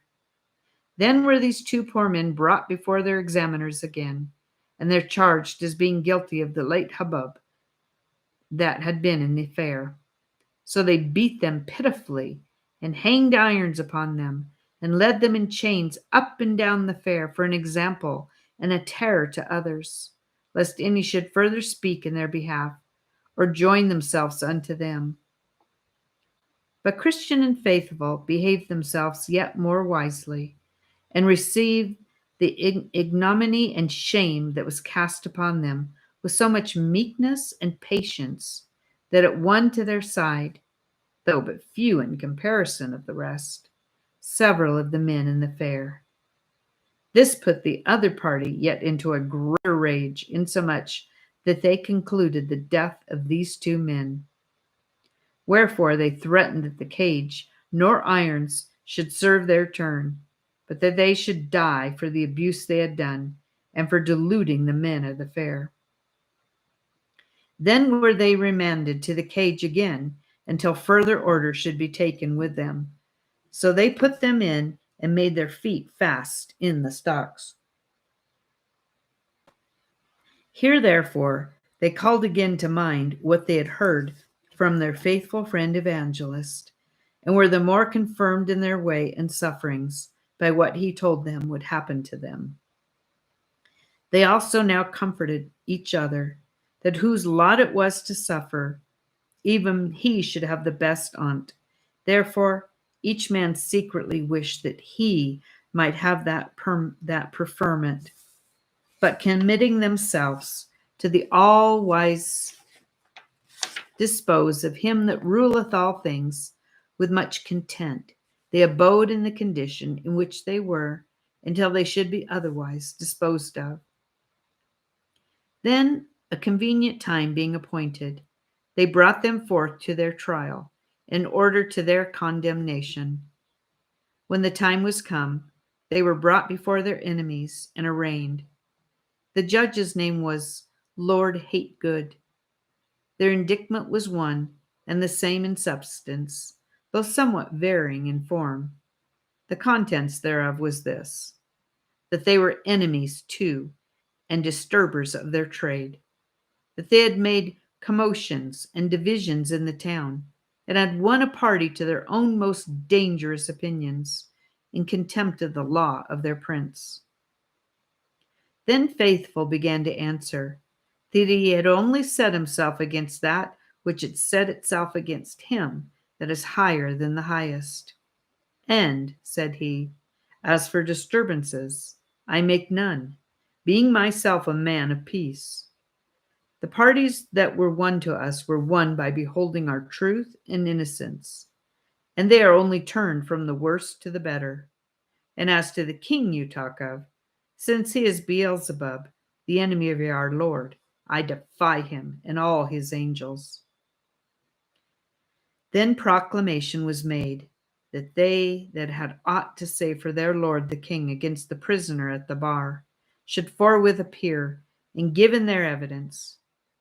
So there came in 3 witnesses, to wit, Envy, Superstition, and Pickthank. They were then asked if they knew the prisoner at the bar, and what they had to say for their lord the king against him. Then stood forth Envy, and said to this effect, My lord, I have known this man a long time, and will attest upon my oath before this honorable bench that he is— Hold, give him his oath, said the judge. So they swore him. Then he said, My lord, this man, notwithstanding his plausible name, is one of the vilest men in our country. He neither regardeth prince nor people, law nor custom, but doth all that he can to possess all men with certain of his disloyal notions, which he, in the general, calls principles of faith and holiness. And in particular, I heard him once myself affirm that Christianity and the customs of our town of Vanity were diametrically opposite and could not be reconciled. By which saying, my lord, he doth at once not only condemn all our laudable doings, but us in the doing of them. Then did the judge say unto him, Hast thou any more to say? My lord, I could say much more, only I would not be tedious to the court. Yet, if need be, when the other gentlemen have given in their evidence, rather than anything shall be wanting that will dispatch him, I will enlarge my testimony against him. So he was bid stand by. Then they called Superstition, and bid him look upon the prisoner. They also asked what he could say for their lord the king against him. Then they sware him, so he began. My lord, I have no great acquaintance with this man, nor do I desire to have further knowledge of him. However, this I know, that he is a very pestilent fellow, from some discourse that the other day I had with him in this town. For then, talking with him, I heard him say that our religion was naught, and such by which a man could be by no means please God. Which sayings of his, my lord, your lordship very well knows, what necessarily thence will follow, to wit, that we still do worship in vain, are yet in our sins, and finally shall be damned. And this is that which I have to say. Then was Pickthank sworn, and bid say what he knew in behalf of their lord the king against the prisoner at the bar. My lord, and you gentlemen all, this fellow I have known of a long time, and have heard him speak things that ought not to be spoke. For he hath railed on our noble Prince Beelzebub, and hath spoke contemptibly of his honorable friends, whose names are the Lord Oldman, the Lord Carnal Delight, the Lord Luxurious, the Lord Desire of Vainglory, my old Lord Lechery, Sir Having Greedy, with all the rest of our nobility. And he hath said, moreover, that if all men were of his mind, if possible, there's not one of these noble men should have any longer a being in this town. Besides, he hath not been afraid to rail on you, my lord, who are now appointed to be his judge, calling you an ungodly villain, with many other such like vilifying terms, with which he hath bespattered most of the gentry of our town. When this Pickthank had told his tale, the judge directed his speech to the prisoner at the bar, saying, Thou runagate, heretic, and traitor, hast thou heard what these honest gentlemen have witnessed against thee? May I speak a few words in my defense? Asked Faithful. Sirrah, sirrah, thou deservest to live no longer, but to be slain immediately upon the place. Yet that all men may see our gentleness toward thee, let us hear what thou, vile renegade, hast to say. I say, then, in answer to what Mr. Envy hath spoken, I never said aught but this, that what rules or laws or custom or people were flat against the word of God, are diametrically opposed to Christianity. If I have said amiss in this, convince me of my error, and I am ready here before you to make my recantation. As to the second, to wit, Mr. Superstition and his charge against me, I said only this, that in the worship of God there is required a divine faith, but there can be no divine faith without a divine revelation of the will of God. Therefore, whatever is thrust into the worship of God that is not agreeable to a divine revelation cannot be done but by a human faith, which faith will not profit to eternal life. As to what Mr. Pickthank hath said, I say, avoiding terms, as that I am said to rail and the like, that the prince of this town, with all the rabblement of his attendants, by this gentleman named, are more fit for being in hell than in this town and country, and so the Lord have mercy upon me. Then the judge called to the jury, who all this while stood by to hear and observe. Gentlemen of the jury, you see this man about whom so great an uproar hath been made in this town. You have also heard what these worthy gentlemen have witnessed against him. Also, you have heard his reply and confession. It lieth now in your breasts to hang him or to save his life. But yet I think meet to instruct you unto our law. There was an act made in the days of Pharaoh the Great, servant to our prince, that lest those of a contrary religion should multiply and grow too strong for him, their males should be thrown into the river.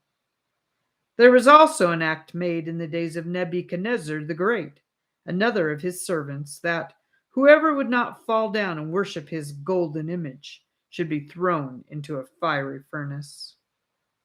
There was also an act made in the days of Darius, that whoso for some time called upon any god but his should be cast into the lion's den. Now the substance of these laws this rebel has broken, not only in thought, which is not to be borne, but also in word and deed, which must therefore needs be intolerable. For that of Pharaoh, his law was made upon suspicion to prevent mischief, no crime yet being apparent. But here is a crime apparent. For the second and third, you see, he disputeth against our religion, and for the treason he hath confessed, he deserveth to die the death. Then went the jury out, whose names were Mr. Blindman, Mr. No Good, Mr. Malice, Mr. Lovelust, Mr. Live Loose, Mr. Heady, Mr. High Mind, Mr. Enmity, Mr. Liar, Mr. Cruelty, Mr. Hate Light, and Mr. Implacable, who everyone gave in his private verdict against him among themselves, and afterwards unanimously concluded to bring him in guilty before the judge. And first among themselves, Mr. Blindman, the foreman, said, "I see clearly that this man is a heretic." Then said Mr. No-Good, "Away with such a fellow from the earth." "Aye," said Mr. Malice, "for I hate the very looks of him." Then said Mr. Lovelust, "I could never endure him." "Nor I," said Mr. Liveloose, "for he would always be condemning my way." Hang him, said Mr. Heady. "A sorry scrub," said Mr. Highmind. "My heart riseth against him," said Mr. Enmity. "He is a rogue," said Mr. Liar. "Hanging is too good for him," said Mr. Cruelty. "Let's dispatch him out of the way," said Mr. Hatelight. Then said Mr. Implacable, "Might I have all the world given me, I would not be reconciled to him. Therefore let us forthwith bring him in guilty of death." And so they did. Therefore he was presently condemned to be had from the place where he was to the place from whence he came, and there to be put to the most cruel death that could be invented. They therefore brought him out to do with him according to their law. And first they scourged him, then they buffeted him, then they lanced his flesh with knives. After that they stoned him with stones, then pricked him with their swords, and last of all they burned him to ashes at the stake. Thus came Faithful to his end.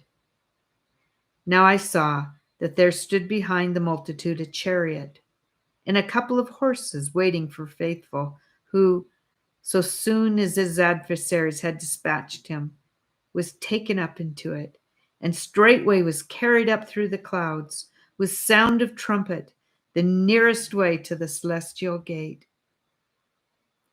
But as for Christian, he had some respite, and was remanded back to prison, so he there remained for a space. But he that overrules all things, having the power of their rage in his own hand, so rotted it about that Christian for that time escaped them and went his way. And as he went, he sang, saying, "Well, Faithful, thou hast faithfully prophesied unto thy Lord, with whom thou shalt be blessed, when faithless ones, with all their vain delight, are crying out under their hellish plight. Sing, Faithful, sing, and let thy name survive, for though they killed thee, thou art yet alive." Part 10, Christian and Hopeful. Now I saw in my dream that Christian went not forth alone, for there was one whose name was Hopeful, being so made by the beholding of Christian and Faithful, in their words and behavior, in their sufferings at the fair, who joined himself unto him, and entering into a brotherly covenant, told him that he would be his companion. Thus one died to bear testimony to the truth, and another rises out of his ashes to be a companion with Christian in his pilgrimage. This Hopeful also told Christian that there are many more of the men in the fair that would take their time and follow after. So I saw that quickly after they were got out of the fair, they overtook one that was going before them, whose name was Byens. So they said to him, "What countryman, sir? And how far go you this way?" He told them that he came from the town of Fair Speech, and he was going to the celestial city, but told them not his name. "From Fair Speech," said Christian. "Is there any that be good live there?" "Yes," said Byens, "I hope." "Pray, sir, what may I call you?" said Christian. "I am a stranger to you, and you to me. If you be going this way, I shall be glad of your company. If not, I must be content." This town of Fair Speech, said Christian, I have heard of, and as I remember, they say it is a wealthy place. Yes, I assure you that it is, and I have very many rich kindred there. Pray, who are your kindred there, if a man may be so bold? Almost the whole town, and in particular my Lord Turnabout, my Lord Timeserver, my Lord Fairspeech, from whose ancestors that town first took its name.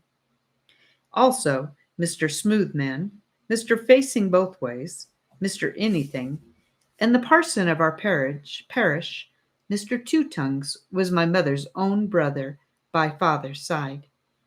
And to tell you the truth, I am become a gentleman of good quality.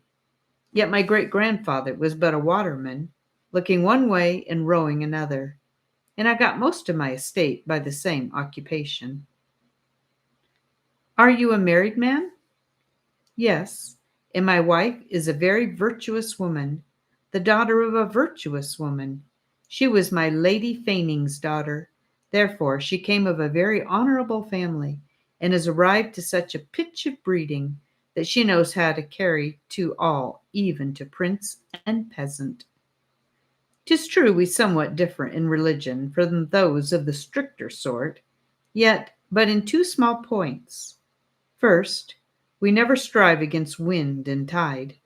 Secondly, we are always most zealous when religion goes in his silver slippers. We love much to walk with him in the street if the sun shines and the people applaud it. Then Christian stepped a little aside to his fellow hopeful, saying, It runs in my mind that this is one Bunyan's of fair speech, and if it be he, we have as very a knave in our company as dwelleth in all these parts. Then said Hopeful, Ask him. Methinks he should not be ashamed of his name. So Christian came up with him again and said, Sir, you talk as if you knew something more than all the world doth, and if I take not my mark amiss, I deem I have half a guess of you. Is not your name Mr. Bunyan's of fair speech? That is not my name, but indeed it is a nickname that is given me by some that cannot abide me, and I must be content to bear it as a reproach, as other good men have borne theirs before me. But did you never give an occasion to men to call you by this name? Never, never. The worst that ever I did to give them an occasion to give me this name was that I had always the luck to jump in my judgment with the present way of the times, whatever it was, and my chance was to get thereby. But if things are thus cast upon me, let me count them a blessing, but let not the malicious load me therefore with reproach. I thought indeed that you were the man that I had heard of, and to tell you what I think, I fear this name belongs to you more properly than you are willing we should think it doth. Well, if you will thus imagine, I cannot help it. You shall find me a fair company keeper, if you will still admit me or your associate.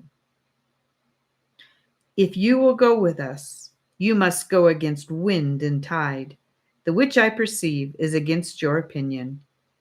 You must also own religion in his rags as well as in his silver slippers, and stand by him too when bound in irons, as well as when he walketh the streets with applause. You must not impose nor lord it over my faith. Leave me to my liberty, and let me go with you.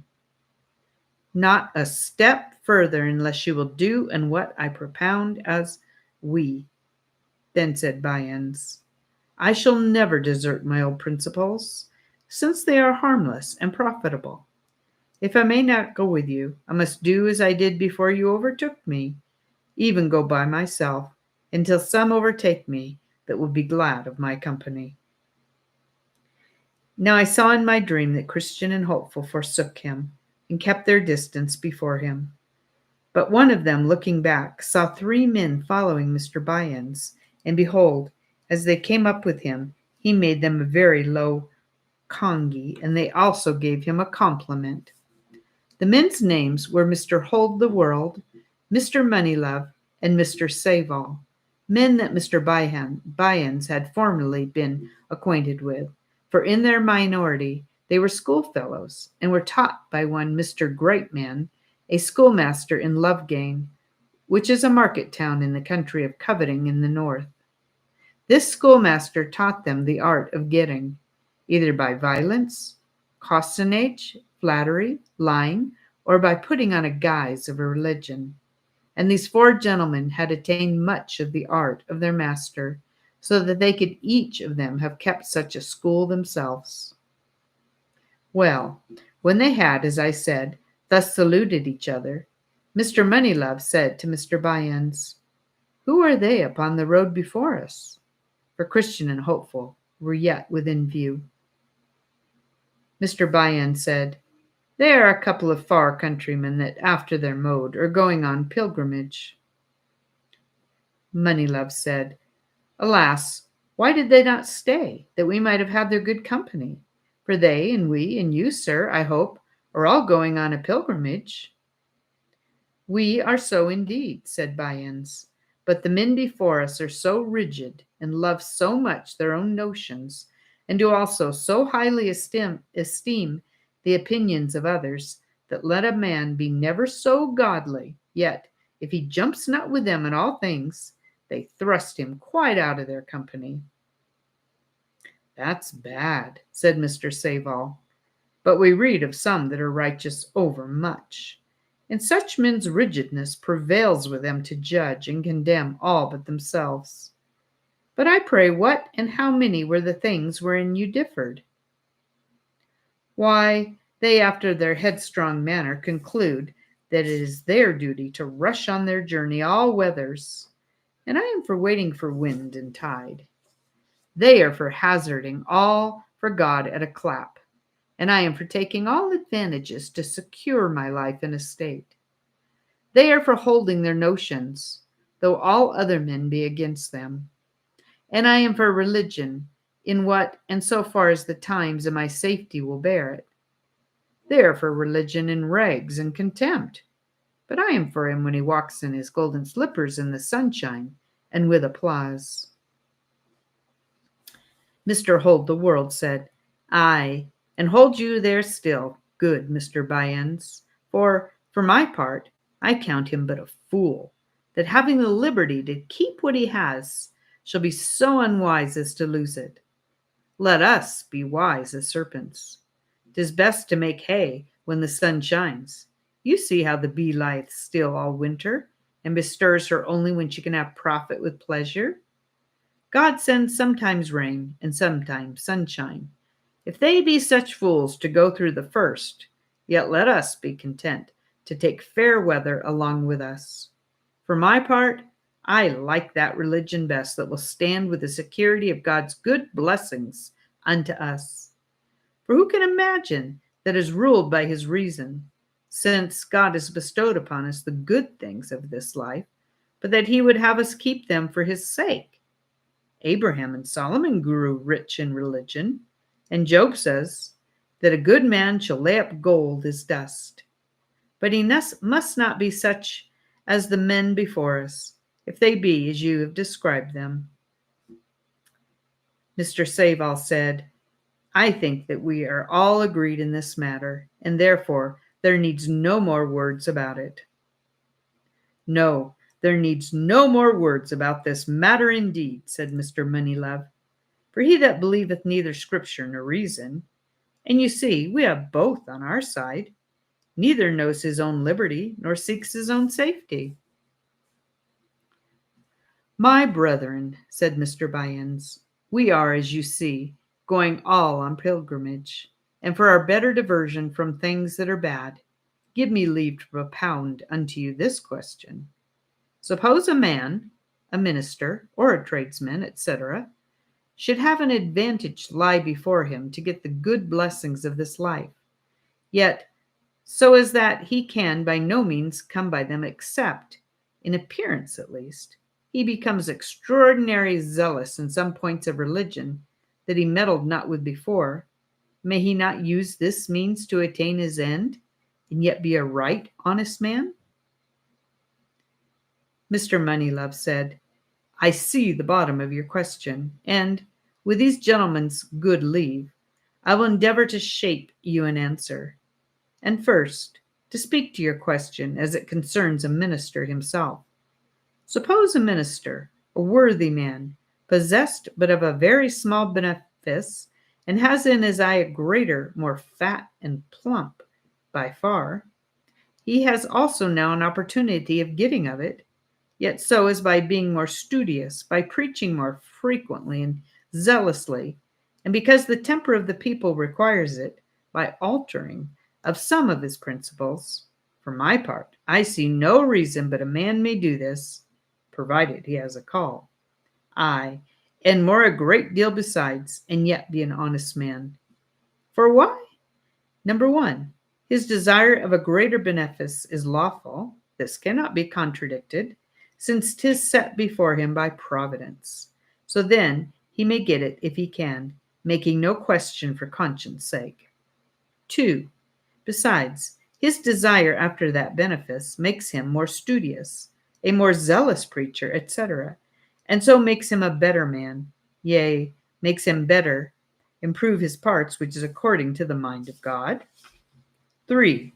Now as for his complying with the temper of his people by dissenting to serve them some of his principles, this argueth, first, that he is of a self-denying temper, second, of a sweet and winning deportment, third, and so more fit for the ministerial function. 4.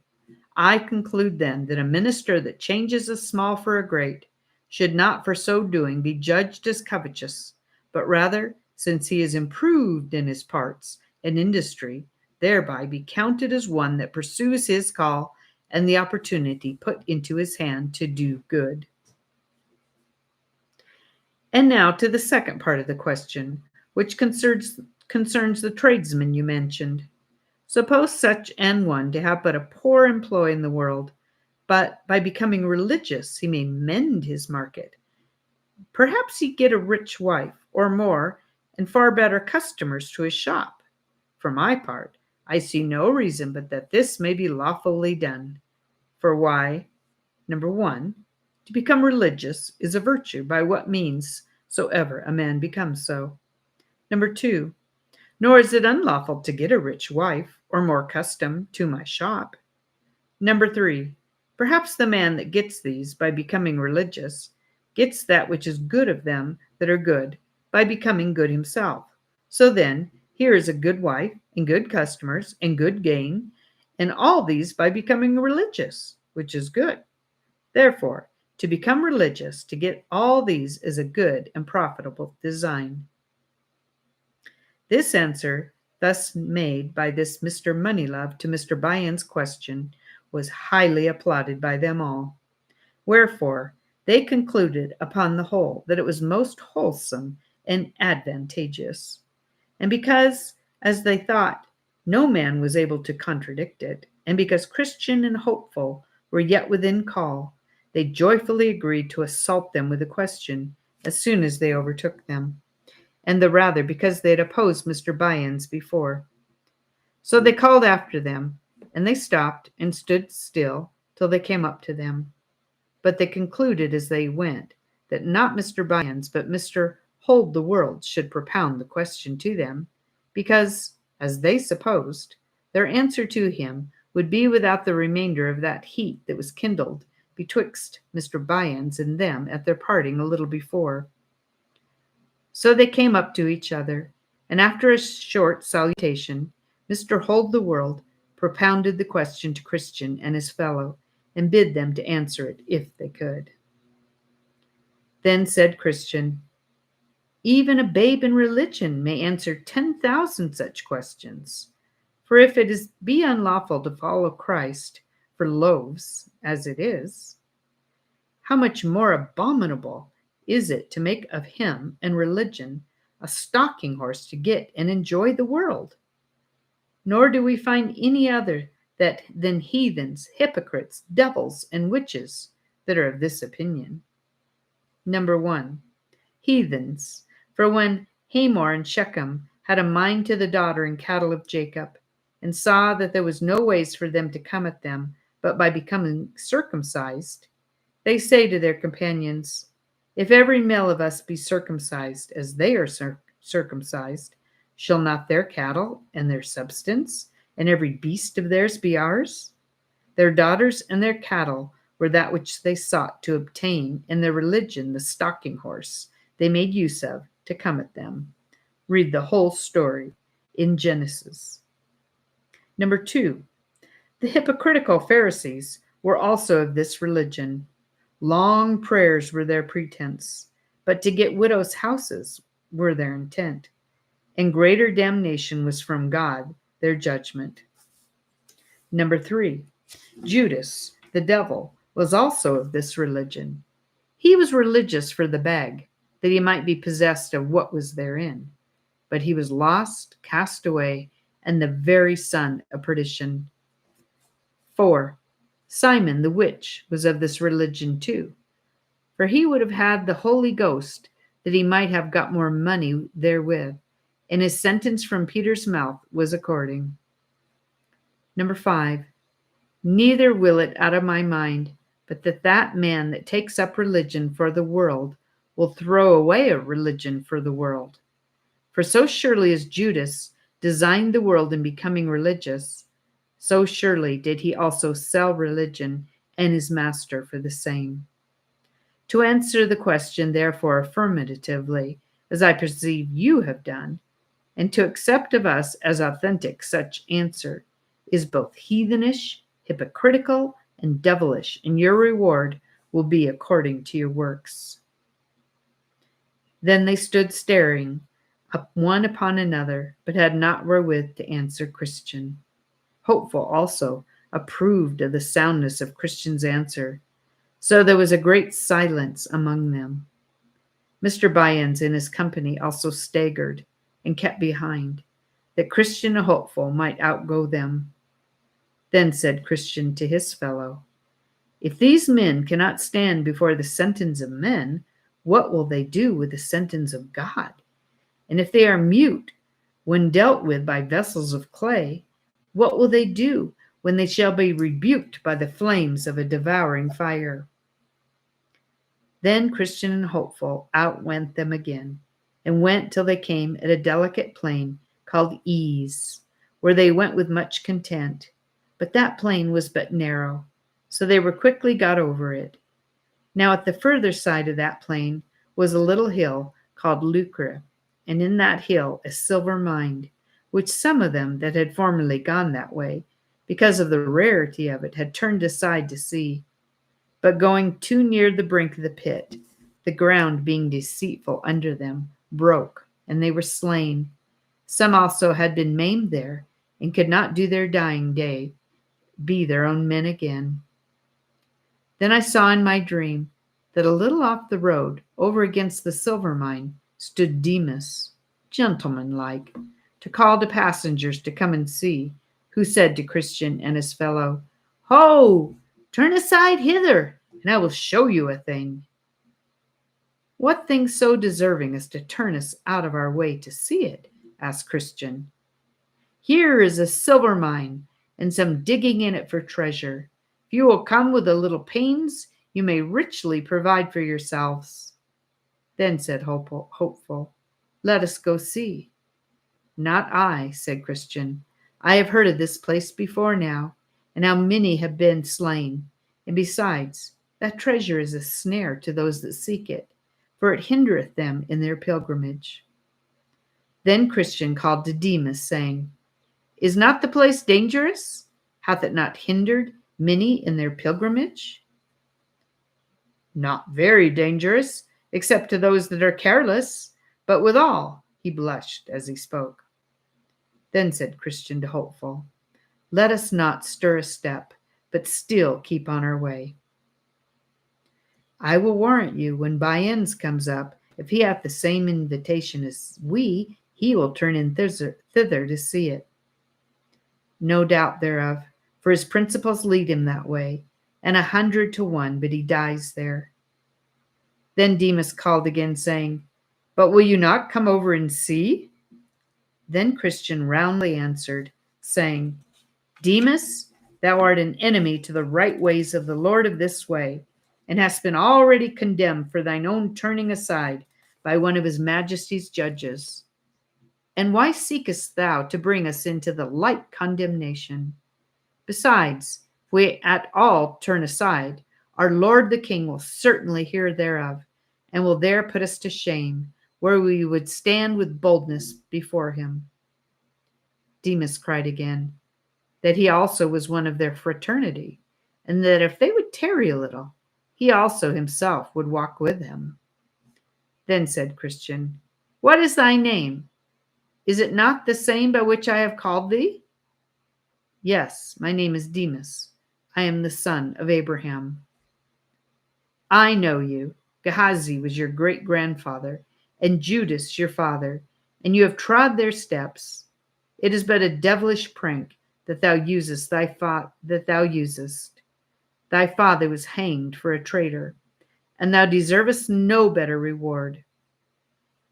Assure thyself that when we come to the king, we will do him word of this thy behavior. Thus they went on their way. By this time Biens and his companions were come again within sight, and they at the first beck went over to Demas. Now whether they fell into the pit by looking over the brink thereof, or whether they went down to dig, or whether they were smothered in the bottom by the damps that commonly arise, of these things I am not certain. But this I observed, that they never were seen again in the way. Then sang Christian, Biens and Silver Demas both agree. One calls, the other runs, that he may be a share in his lucre. So these two take up in this world, and no farther go. Now I saw that just on the other side of this plain, the pilgrims came to a place where stood an old monument, hard by the highway side, at the sight of which they were both concerned, because of the strangeness of the form thereof. For it seemed to them as if it had been a woman transformed into the shape of a pillar here. Therefore they stood looking and looking upon it, but could not for a time tell what they should make thereof. At last Hopeful espied written above, upon the head thereof, a writing in an unusual hand. But he, being no scholar, called to Christian, for he was learned, to see if he could pick out the meaning. So he came, and after a little laying of letters together, he found the same to be this: Remember Lot's wife. So he read it to his fellow, after which they both concluded that that was the pillar of salt into which Lot's wife was turned, for her looking back with a covetous heart when she was going from Sodom for safety, which sudden and amazing sight gave them occasion of this discourse. Ah, my brother, this is a seasonable sight. It came opportunely to us after the invitation which Demas gave us to come over to view the hill lucre. And had we gone over as he desired us, and as thou wast inclining to do, my brother, we had, for aught I know, been made ourselves like this woman, a spectacle of those that shall come after to behold. I am sorry that I was so foolish, and am made to wonder that I am not now as Lot's wife, for wherein was the difference twixt her sin and mine?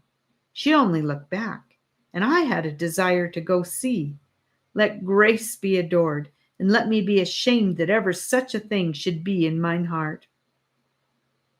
Let us take notice of what we see here, for our help for time to come, said Christian.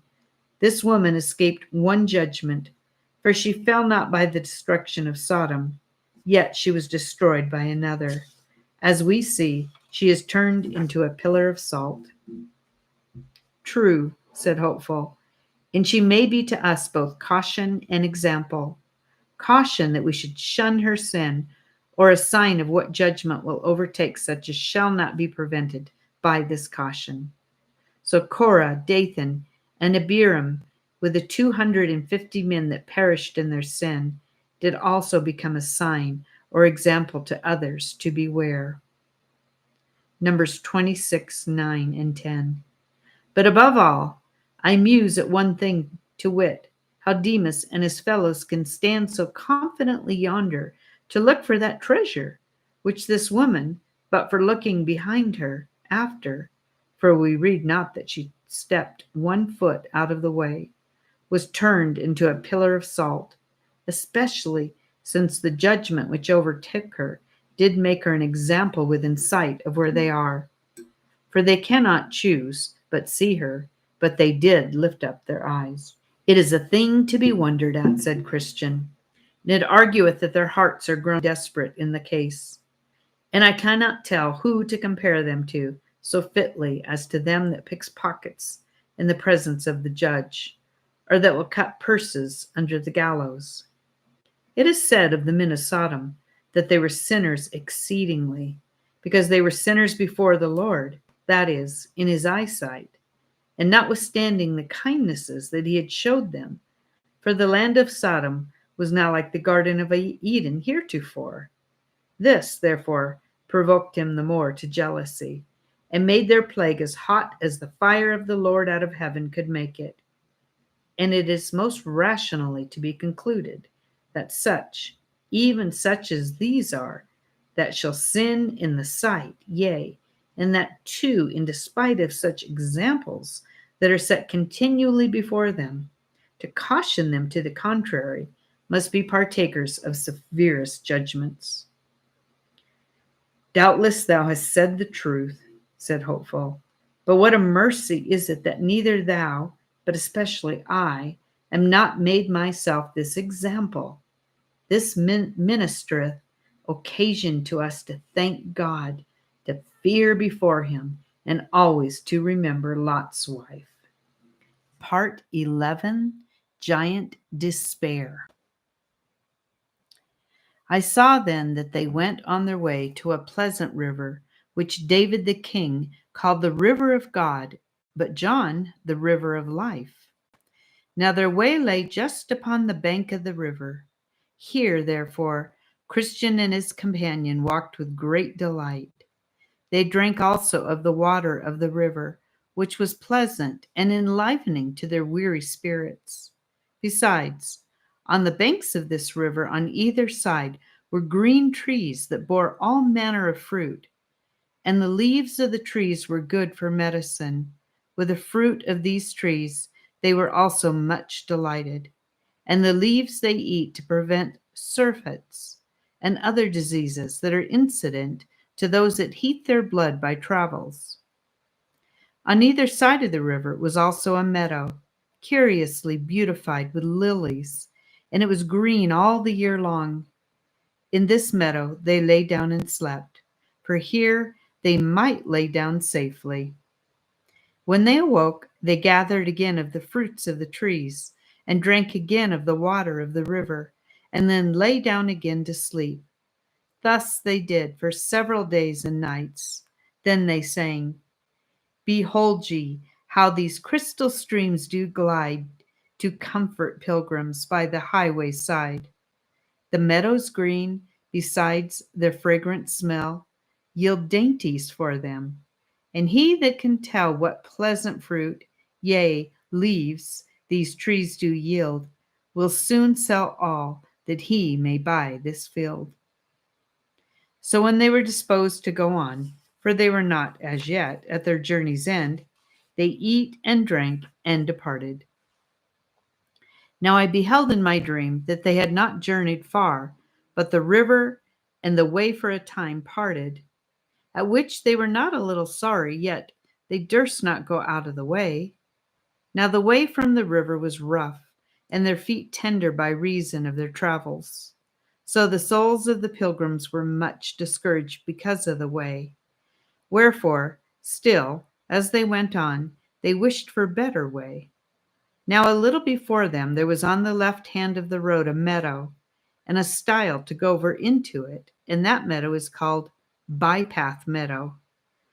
Then said Christian to his fellow, If this meadow lieth along by our wayside, let's go over into it.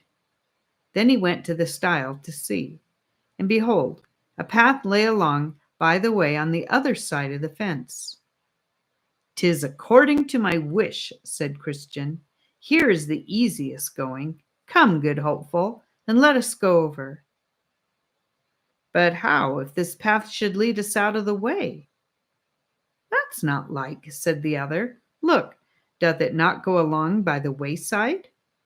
So Hopeful, being persuaded by his fellow, went after him over the stile.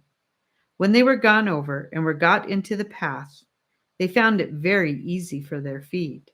And withal, they looking before them, espied a man walking as they did, and his name was Vain Confidence. So they called after him, and asked him whither that way led. He said, "To the celestial gate." "Look," said Christian, "did I not tell you so? By this you may see we are right." So they followed, and he went before them.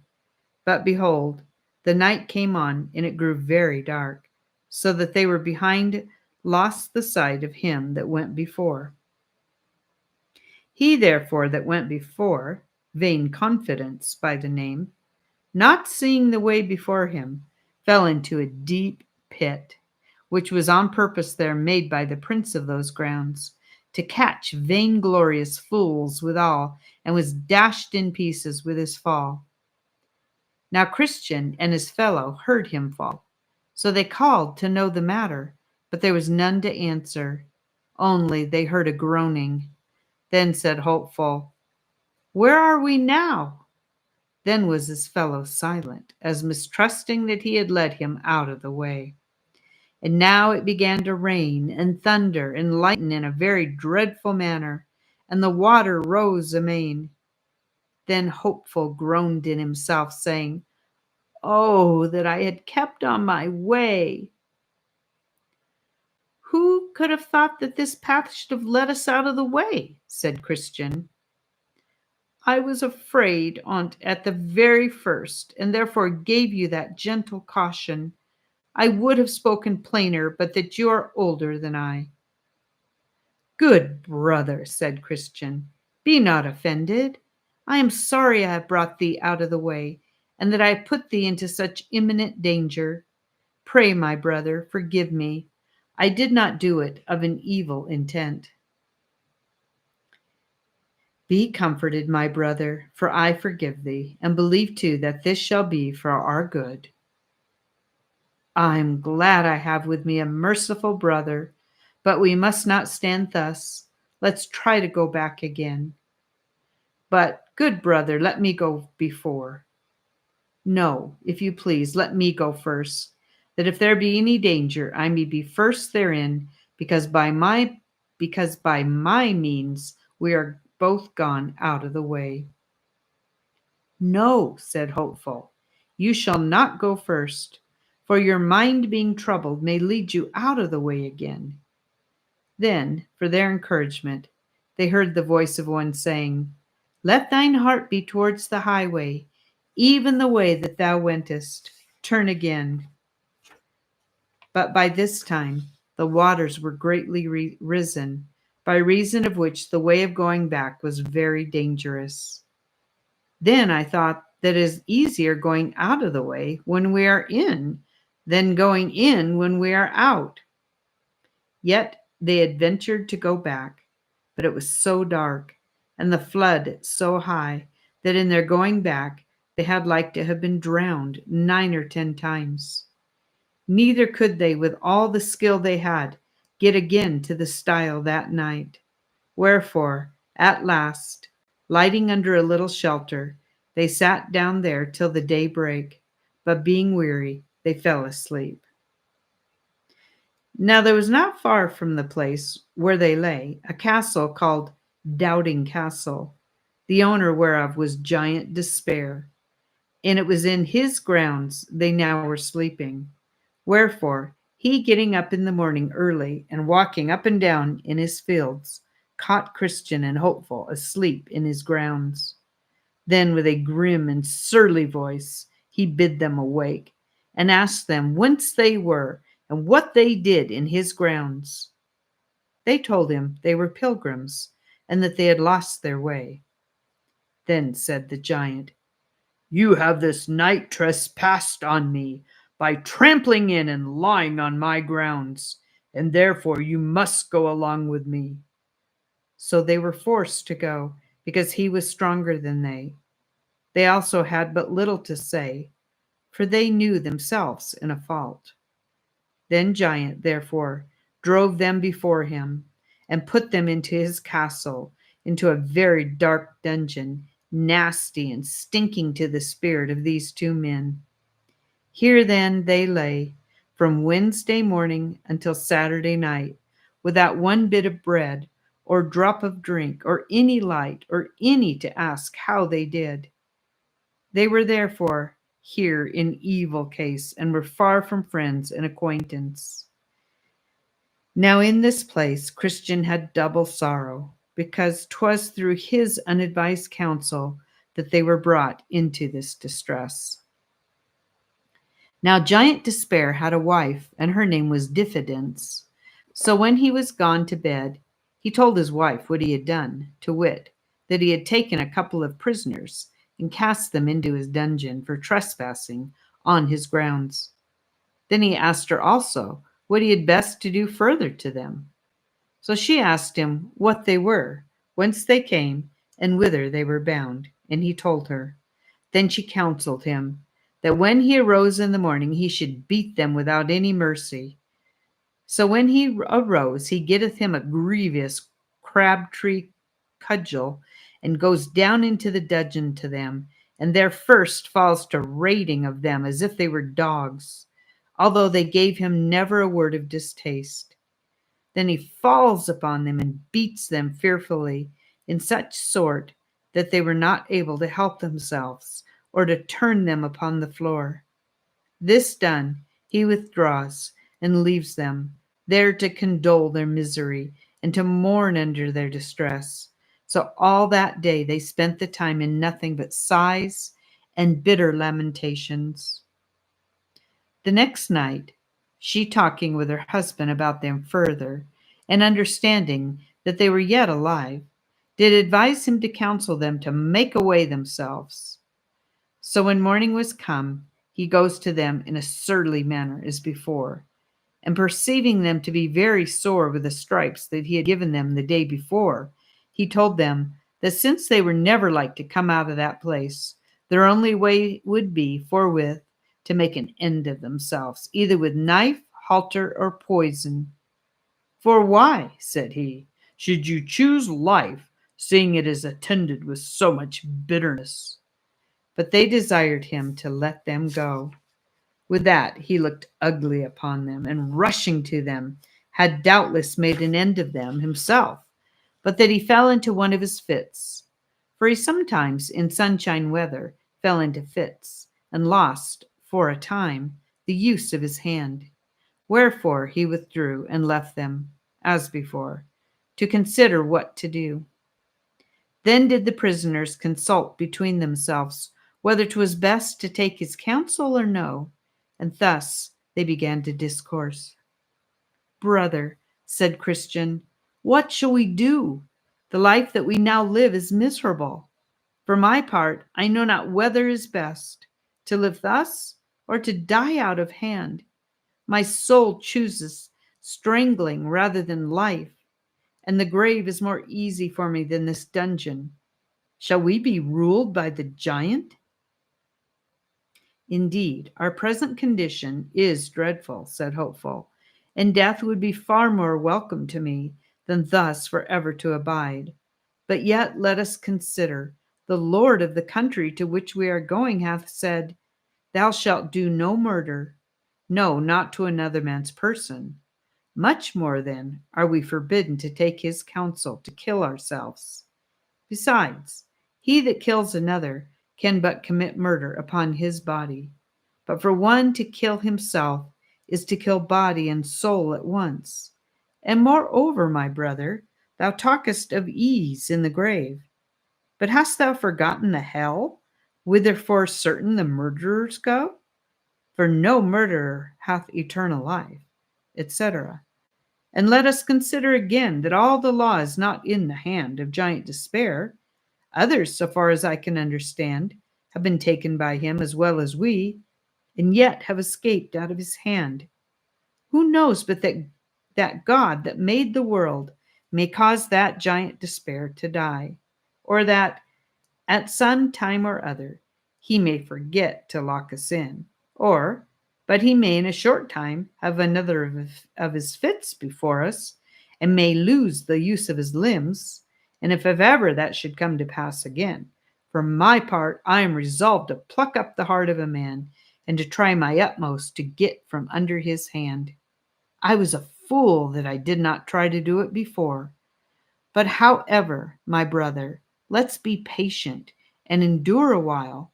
The time may come that may give us a happy release, but let us not be our own murderers. With these words, Hopeful at present did moderate the mind of his brother.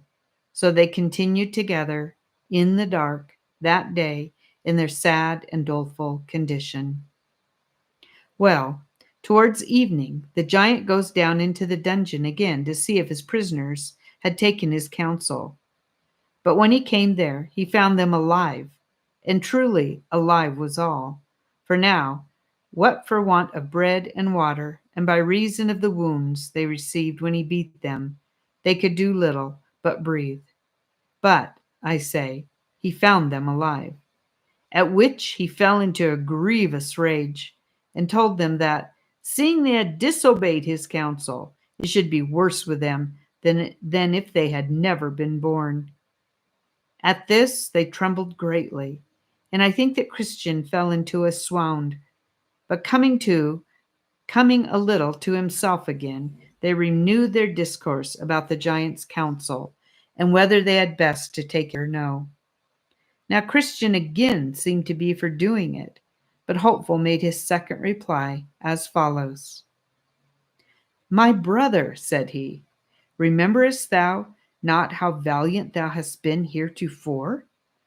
Apollyon could not crush thee, nor could all that thou didst hear or see or feel in the valley of the shadow of death. What hardship, terror, and amazement hast thou already gone through, and art thou now nothing but fear? Thou seest that I am in the dungeon with thee, a far weaker man by nature than thou art. Also, this giant has wounded me as well as thee, and hath also cut off the bread and water from my mouth, and with thee I mourn without the light. But let's exercise a little more patience. Remember how thou playedst the man at Vanity Fair, and wast neither afraid of the chain nor cage, nor yet of bloody death. Wherefore let us, at least to avoid the shame that becomes not a Christian to be found in, bear up with patience as well as we can. Now night being come again, and the giant and his wife being in bed, she asked him concerning the prisoners, and if they had taken his counsel. To which he replied, They are sturdy rogues. They choose rather to bear all hardship than to make away themselves. Then said she, Take them into the castle yard tomorrow, and shew them the bones and skulls of those that hast already dispatched, and make them believe, ere a week comes to an end, thou also wilt tear them in pieces, and thou hast done their fellows before them. So when the morning was come, the giant goes to them again, and takes them into the castle yard, and shows them as his wife had bidden him. These, said he, were pilgrims as you are once, and they trespassed in my grounds, as you have done. And when I thought fit, I tore them in pieces. And so within 10 days I will do you. Go get down to your den again. And with that he beat them all the way thither. They lay therefore all day on Saturday in a lamentable case as before. Now when night was come, and when Mrs. Diffidence and her husband the giant were got to bed, they began to renew their discourse of their prisoners. And withal, the old giant wondered that he could neither by his blows nor counsel bring them to an end. And with that his wife replied, I fear, said she, that they live in hope that some will come to relieve them, or that they have picklocks about them, by the means of which they hope to escape. And sayest thou so, my dear? Said the giant. I will therefore search them in the morning. Well, on Saturday, about midnight, they began to pray, and continued in prayer till almost break of day. Now, a little before it was day, good Christian, as one half amazed, broke out in this passionate speech. What a fool, quoth he, am I thus to lie in a stinking dungeon, when I may as well walk at liberty? I have a key in my bosom called Promise, that will, I am persuaded, open any lock in Doubting Castle. Then said Hopeful, That's good news, good brother. Pluck it out of thy bosom and try. Then Christian pulled it out of his bosom and began to try at the dungeon door, whose bolt, as he turned the key, gave back, and the door flew out with ease, and Christian and Hopeful both came out. Then he went to the outward door that leads into the castle yard, and with this key opened that door also. After, he went to the iron gate, for that must be opened too. But that lock went damnable hard, yet the key did open it. Then they thirst open the gate to make their escape with speed.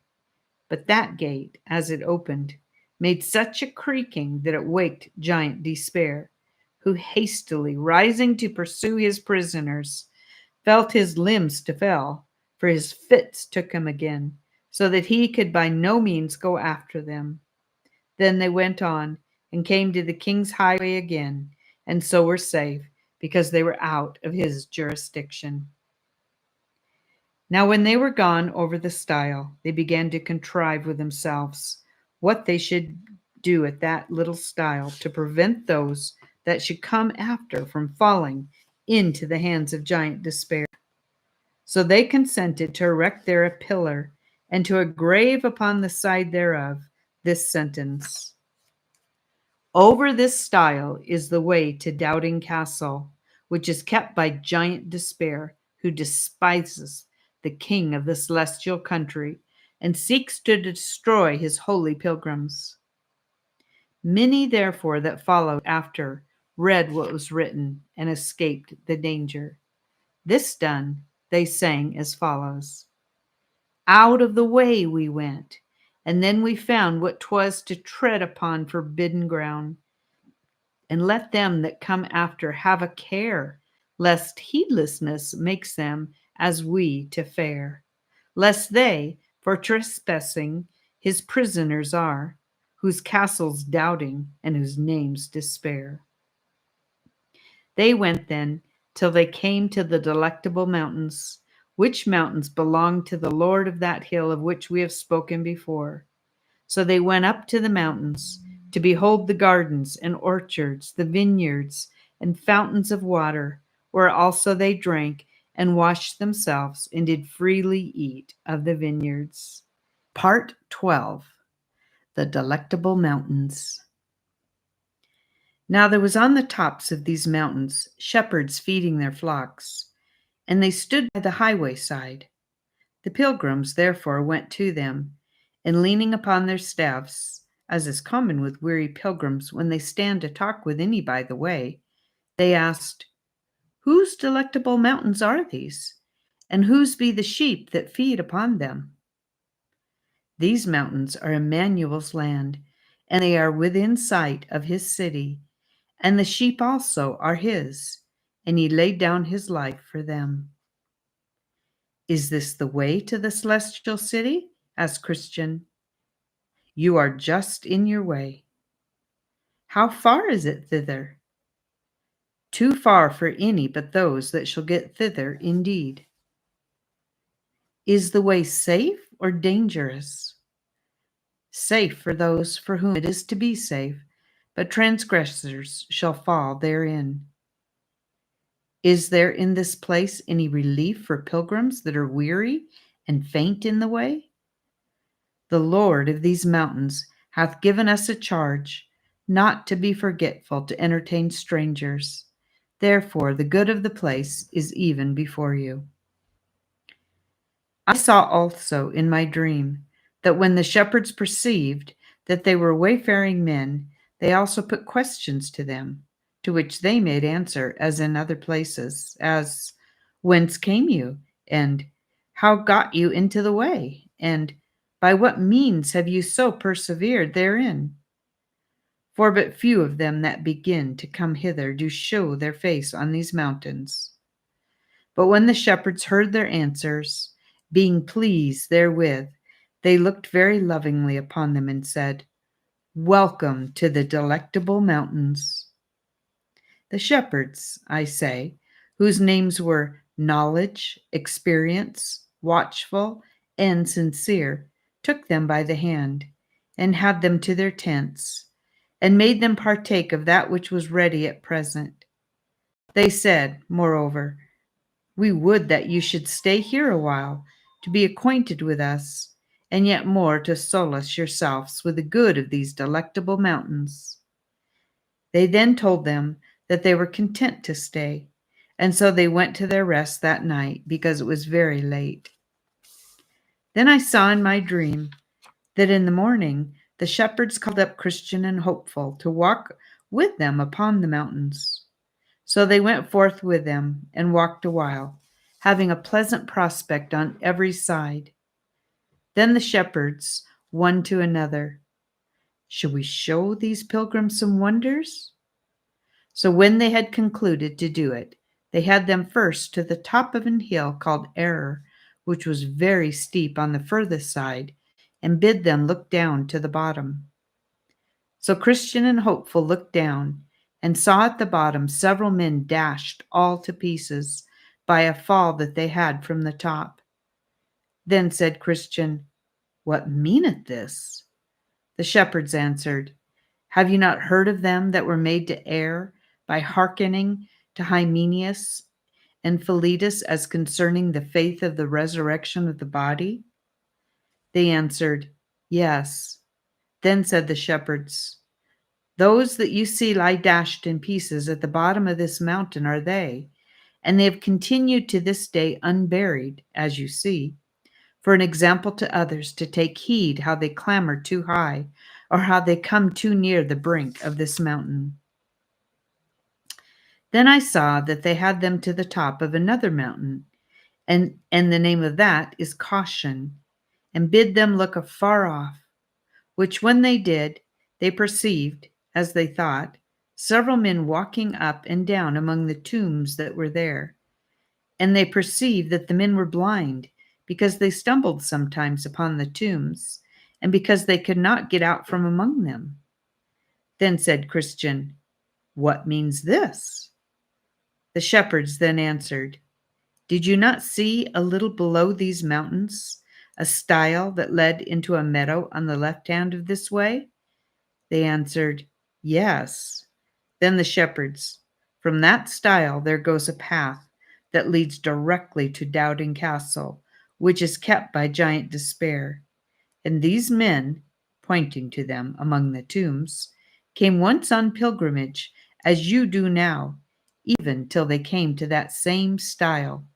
And because the right way was rough in that place, they chose to go out of it into that meadow, and there were taken by Giant Despair and cast into Doubting Castle, where, after they had a while been kept in the dungeons, he at last did put out their eyes, and led them among these tombs, where he has left them to wander to this very day, that the saying of the Wisemen might be fulfilled, He that wandereth out of the way of understanding shall remain in the congregation of the dead. Proverbs 21:16. Then Christian and Hopeful looked one upon another, with tears gushing out, but yet said nothing to the shepherds. Then I saw in my dream that the shepherds had them to another place, in a bottom, where was a door in the side of a hill, and they opened the door and bid them look in. They looked in, therefore, and saw that within it was very dark and smoky. They also thought that they heard there a rumbling noise as of fire, and a cry of some tormented, and that they smelt the scent of brimstone. Then said Christian, "What means this?"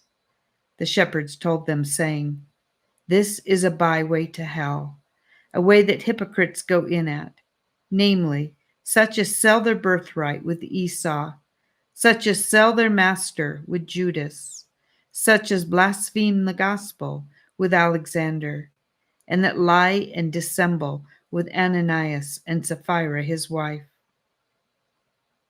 Then said Hopeful to the shepherds, "I perceive that these had on them, even every one, a show of pilgrimage as we have now. Had they not?" "Yes, and held it a long time too." "How far might they go on pilgrimage in their day, since they, notwithstanding, were thus miserably cast away?" said Hopeful. "Some farther, and some not so far as these mountains," said the shepherds. Then said the pilgrims one to another, "We had need to cry to the strong for strength." "Aye, and you will have need to use it when you have it too." By this time the pilgrims had a desire to go forwards, and the shepherds a desire they should. So they walked together towards the end of the mountains.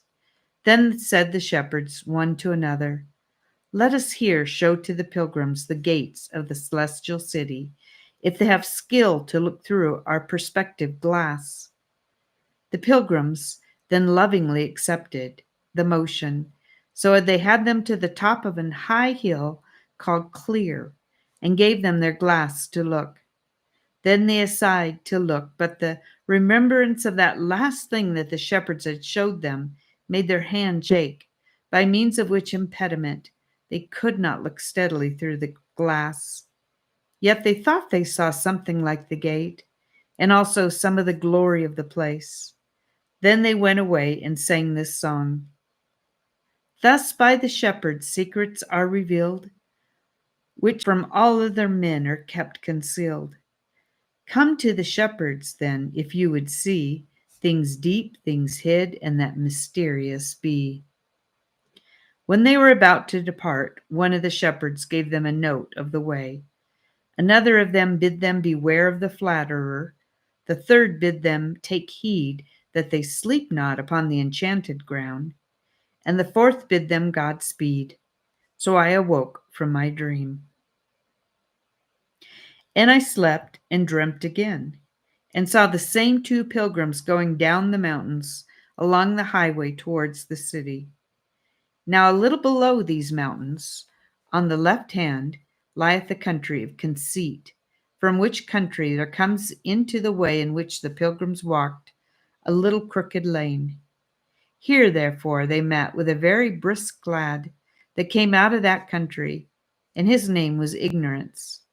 So Christian asked him from what parts he came, and whither he was going.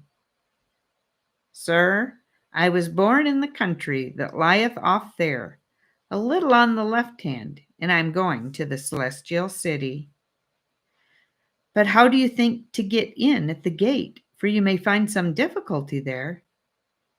"As other good people do," said he.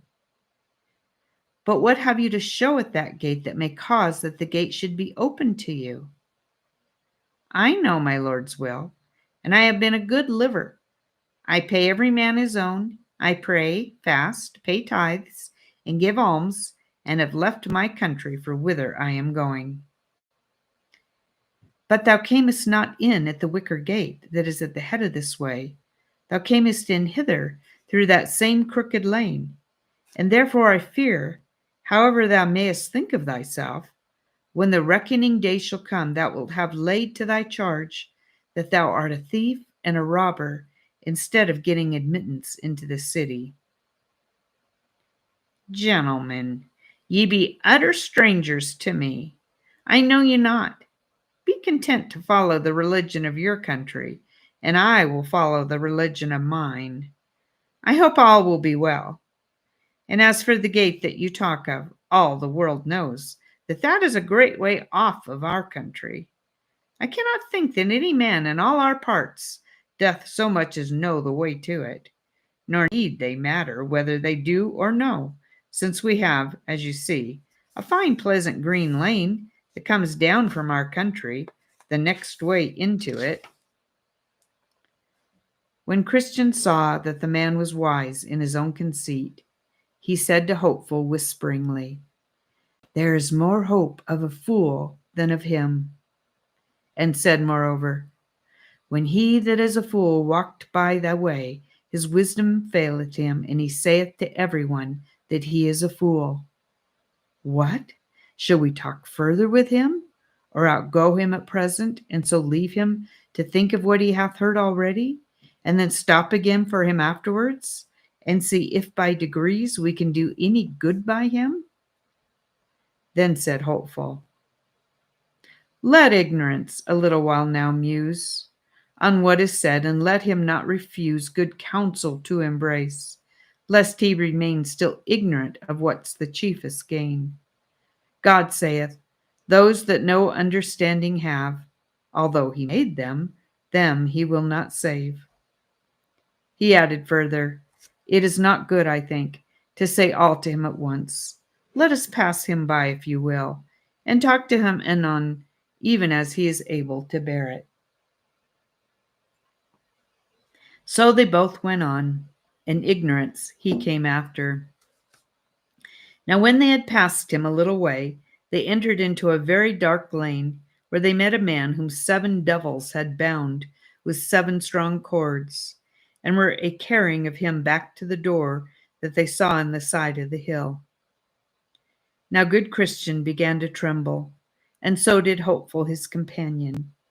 Yet as the devils led away the man, Christian looked to see if he knew him, and he thought it might be one Turnaway that dwelt in the town of Apostasy.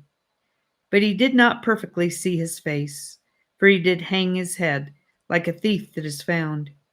But being gone past, Hopeful looked after him, and espied on his back a paper with this inscription, "Wanton professor and damnable apostate."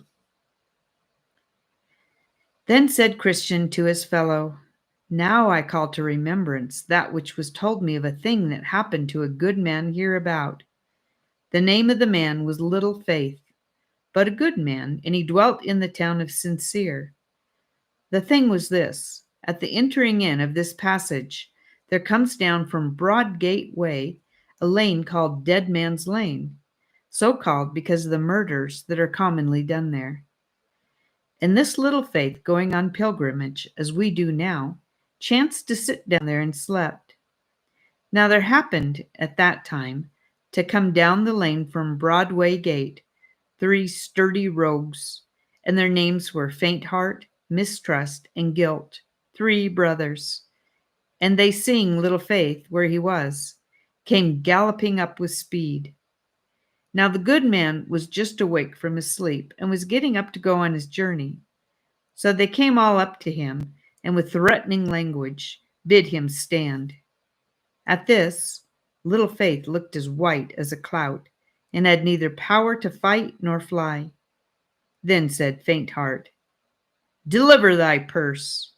But he making no haste to do it, for he was loath to lose his money, Mistrust ran up to him, and thrusting his hand into his pocket, pulled out thence a bag of silver. Then he cried out, "Thieves! Thieves!" With that, Guilt, with a great club that was in his hand, struck Little Faith on the head, and with that blow felled him flat to the ground, where he lay bleeding, as one that would bleed to death. All this while the thieves stood by, but at last they hearing that some were upon the road, and fearing lest it should be one great Grace that dwells in the city of good confidence, they betook themselves to their heels, and left this good man to shift for himself. Now after a while, Little Faith came to himself, and getting up, made shift to scramble on his way. This was the story. "Did they take from him all that he ever had?" asked Hopeful. "No, the place where his jewels were they never ransacked, so those he kept still. But, as I was told, the good man was much afflicted for his loss, for the thieves got most of his spending money. That which they got not, as I said, were jewels. Also, he had a little odd money left, but scarce enough to bring him to his journey's end. Nay, if I was not misinformed, he was forced to beg as he went to keep himself alive, for his jewels he might not sell. But beg and do what he could, he went, as we say, with many a hungry belly the most part of the rest of the way. But is it not a wonder they got not from him a certificate by which he was to receive his admittance at the celestial gate? 'Tis a wonder, said Christian, but they got not that, though they missed it not, through any good cunning of his. For he, being dismayed with their coming upon him, had neither power nor skill to hide anything. So it was more by good providence than by his endeavor that they missed of that good thing. But it must needs be a comfort to him that they got not this jewel from him, said Hopeful. It might have been great comfort to him, had he used it as he should. But they that told me the story said that he made but little use of it all the rest of the way, and that because of the dismay that he had in their taking away of his money, indeed, he forgot it a great part of the rest of the journey.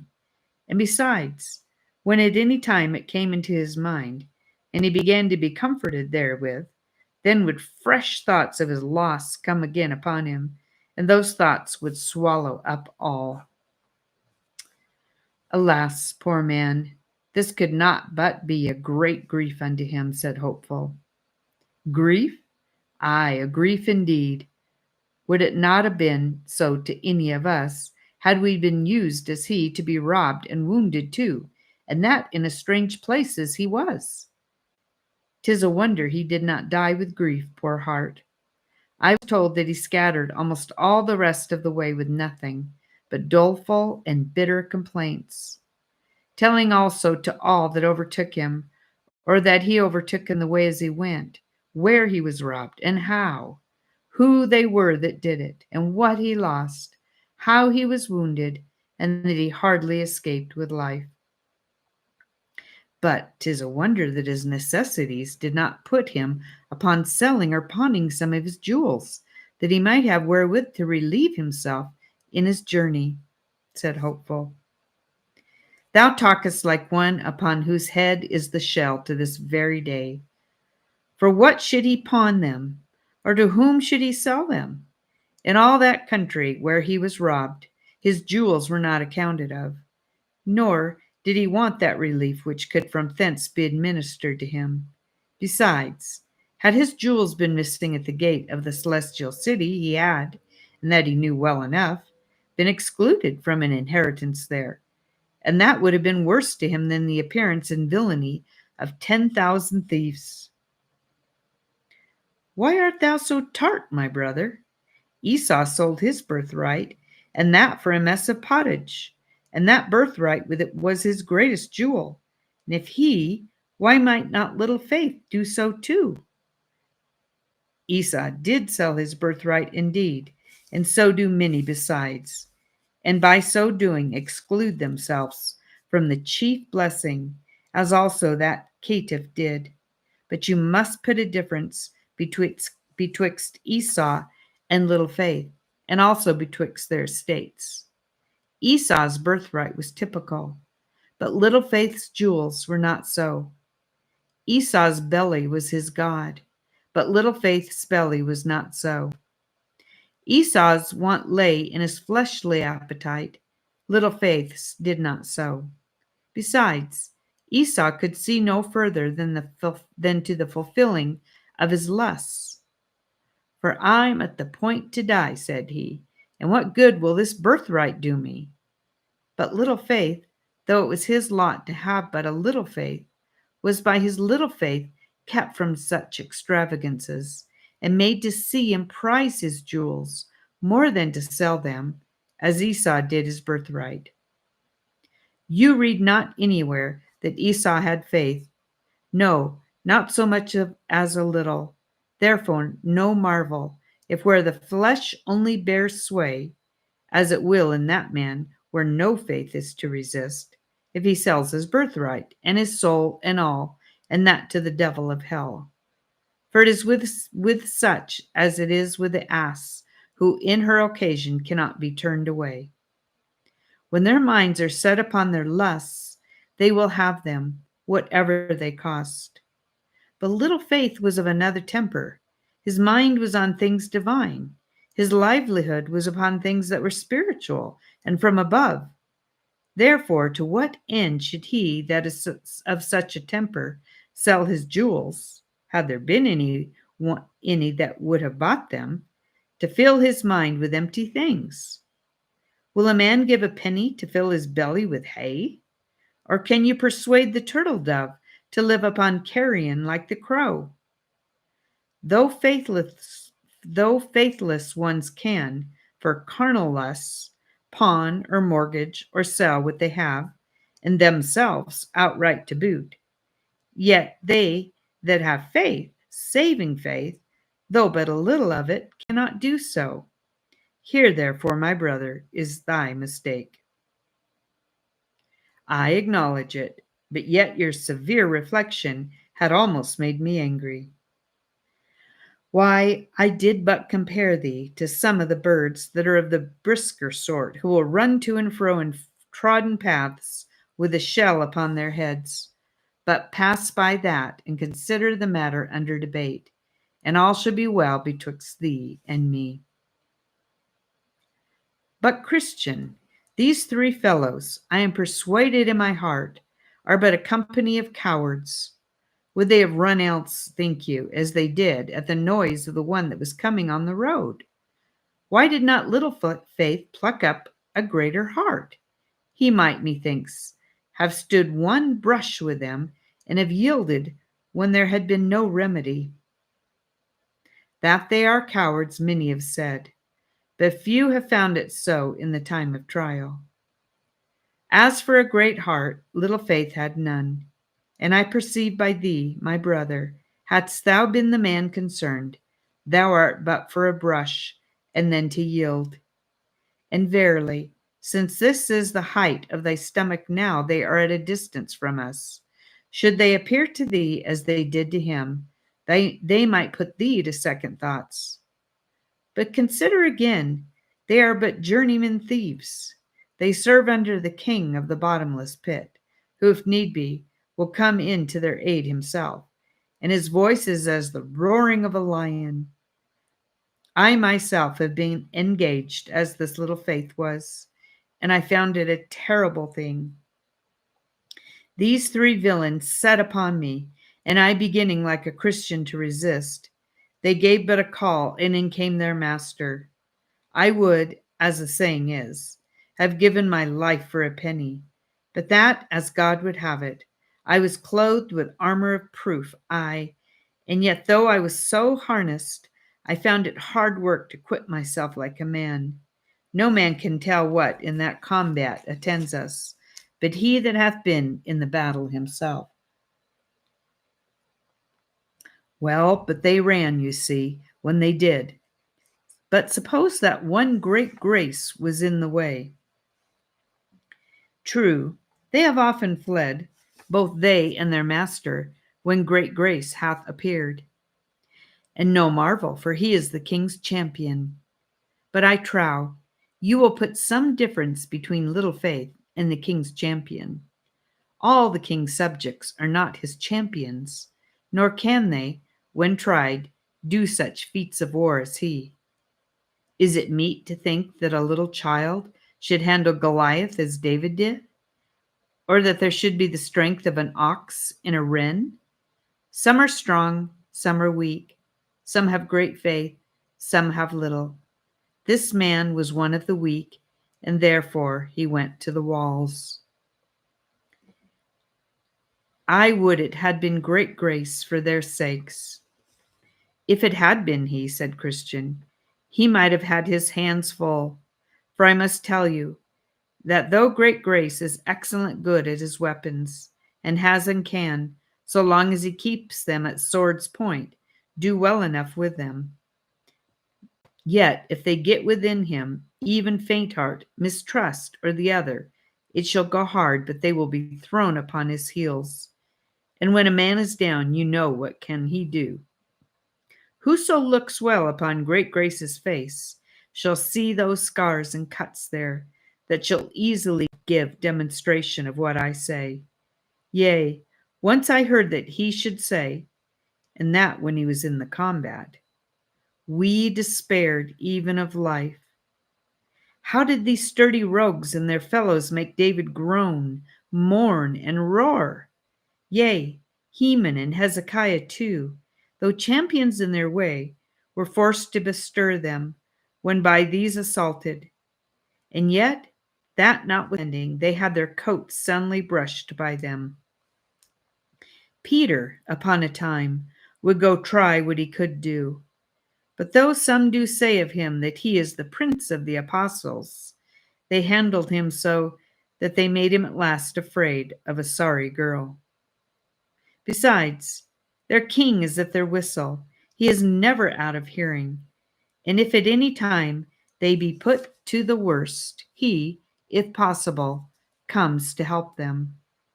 And of him it is said, the sword of him that layeth at him cannot hold, the spear, the dart, nor the habergeon. He esteemeth iron as straw, and brass as rotten wood. The arrow cannot make him fly. Sling stones are turned with him into stubble.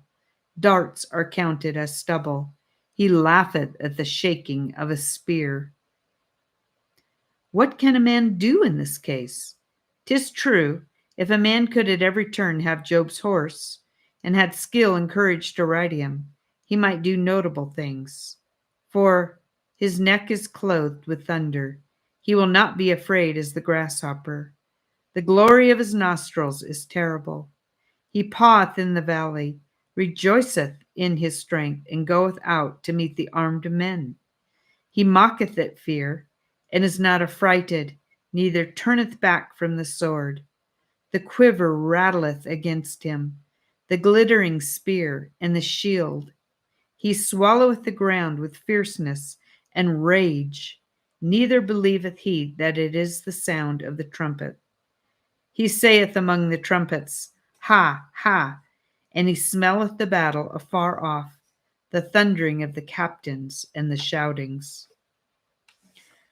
But for such footmen as thee and I are, let us never desire to meet with an enemy, nor vaunt as if we could do better, when we hear of others that they have been foiled, nor be tickled at the thought of our own manhood, for such commonly come by the worst when tried. Witness Peter, of whom I made mention before. He would swagger, aye, he would, as his vain mind prompted him to say, do better and stand more for his master than all men. But who so foiled and run down by these villains as he? When therefore we hear that such robberies are done on the king's highway, two things become us to do. First, to go out harnessed, and to be sure to take a shield with us. For it was for want of that he that laid so lustily at Leviathan could not make him yield. For indeed, if that be wanting, he fears us not at all. Therefore, he that hath skill hath said, above all take the shield of faith, wherewith ye shall be able to quench all the fiery darts of the wicked. 'Tis good also that we desire of the king a convoy, yea, that he will go with us himself. This made David rejoice in the valley of the shadow of death. And Moses was rather for dying where he stood than to go one step without his God. O my brother, if he will but go along with us, what need we be afraid of 10,000s that shall set themselves against us? But without him, the proud helpers fall under the slain. I, for my part, have been in the fray before now, and though, through the goodness of him that is best, I am, as you see, alive, yet I cannot boast of my manhood. Glad shall I be if I meet with no more such brunts, though I fear we are not got beyond all danger. However, since the lion and the bear hath not as yet devoured me. I hope God will also deliver us from the next uncircumcised Philistine. Then sang Christian, Poor little Faith, hast been among the thieves? Wast robbed? Remember this, whoso believes and gets more faith shall then a victor be, over 10,000, else scarce over 3. So they went on, and ignorance followed. They went till they came at a place where they saw a way put itself into their way, and seemed withal to lie as straight as the way which they should go. And here they knew not which of the two to take, for both seemed straight before them. Therefore here they stood still to consider. And as they were thinking about the way, behold, a man, black of flesh, but covered with a very light robe, came to them and asked them why they stood there. They answered, they were going to the celestial city, but knew not which of these ways to take. Follow me, said the man. It is thither where I am going. So they followed him in the way that but now came into the road, which by degrees turned them so from the city that they desired to go to, that in little time their faces were turned away from it. Yet they followed him. But by and by, before they were aware, he led them both within the compass of a net, in which they were both so entangled that they knew not what to do. And with that, the white robe fell off the black man's back. Then they saw where they were. Wherefore there they lay crying some time, for they could not get themselves out. Then said Christian to his fellow, Now do I see myself in an error. Did not the shepherds bid us beware of the flatterers? As is the saying of the wise man, so we have found it this day. A man that flattereth his neighbor spreadeth a net for his feet. They also gave us a note of directions about the way, for our more sure finding thereof, but therein we have also forgotten to read, and have not kept ourselves from the path of the destroyer. Here David was wiser than we, for saith he, Concerning the works of men, by the word of thy lips I have kept me from the paths of the destroyer. Thus they were bewailing themselves in the net. At last they espied a shining one coming towards them, with a whip of small cord in his hand. When he was come to the place where they were, he asked them whence they came, and what they did there. They told him that they were poor pilgrims going to Zion, but were led out of their way by a black man, clothed in white, who bid us, said they, follow him, for he was going thither too. Then said he with the whip, It is flatterer, a false apostle, that hath transformed himself into an angel of light. So he rent the net and let the men out. Then said he to them, Follow me, that I may set you in your way again. So he led them back to the way which they had left to follow the flatterer. Then he asked them, saying, Where did you lie the last night? They said, With the shepherds upon the Delectable mountains. He asked them then, if they had not of those shepherds a note of direction for the way.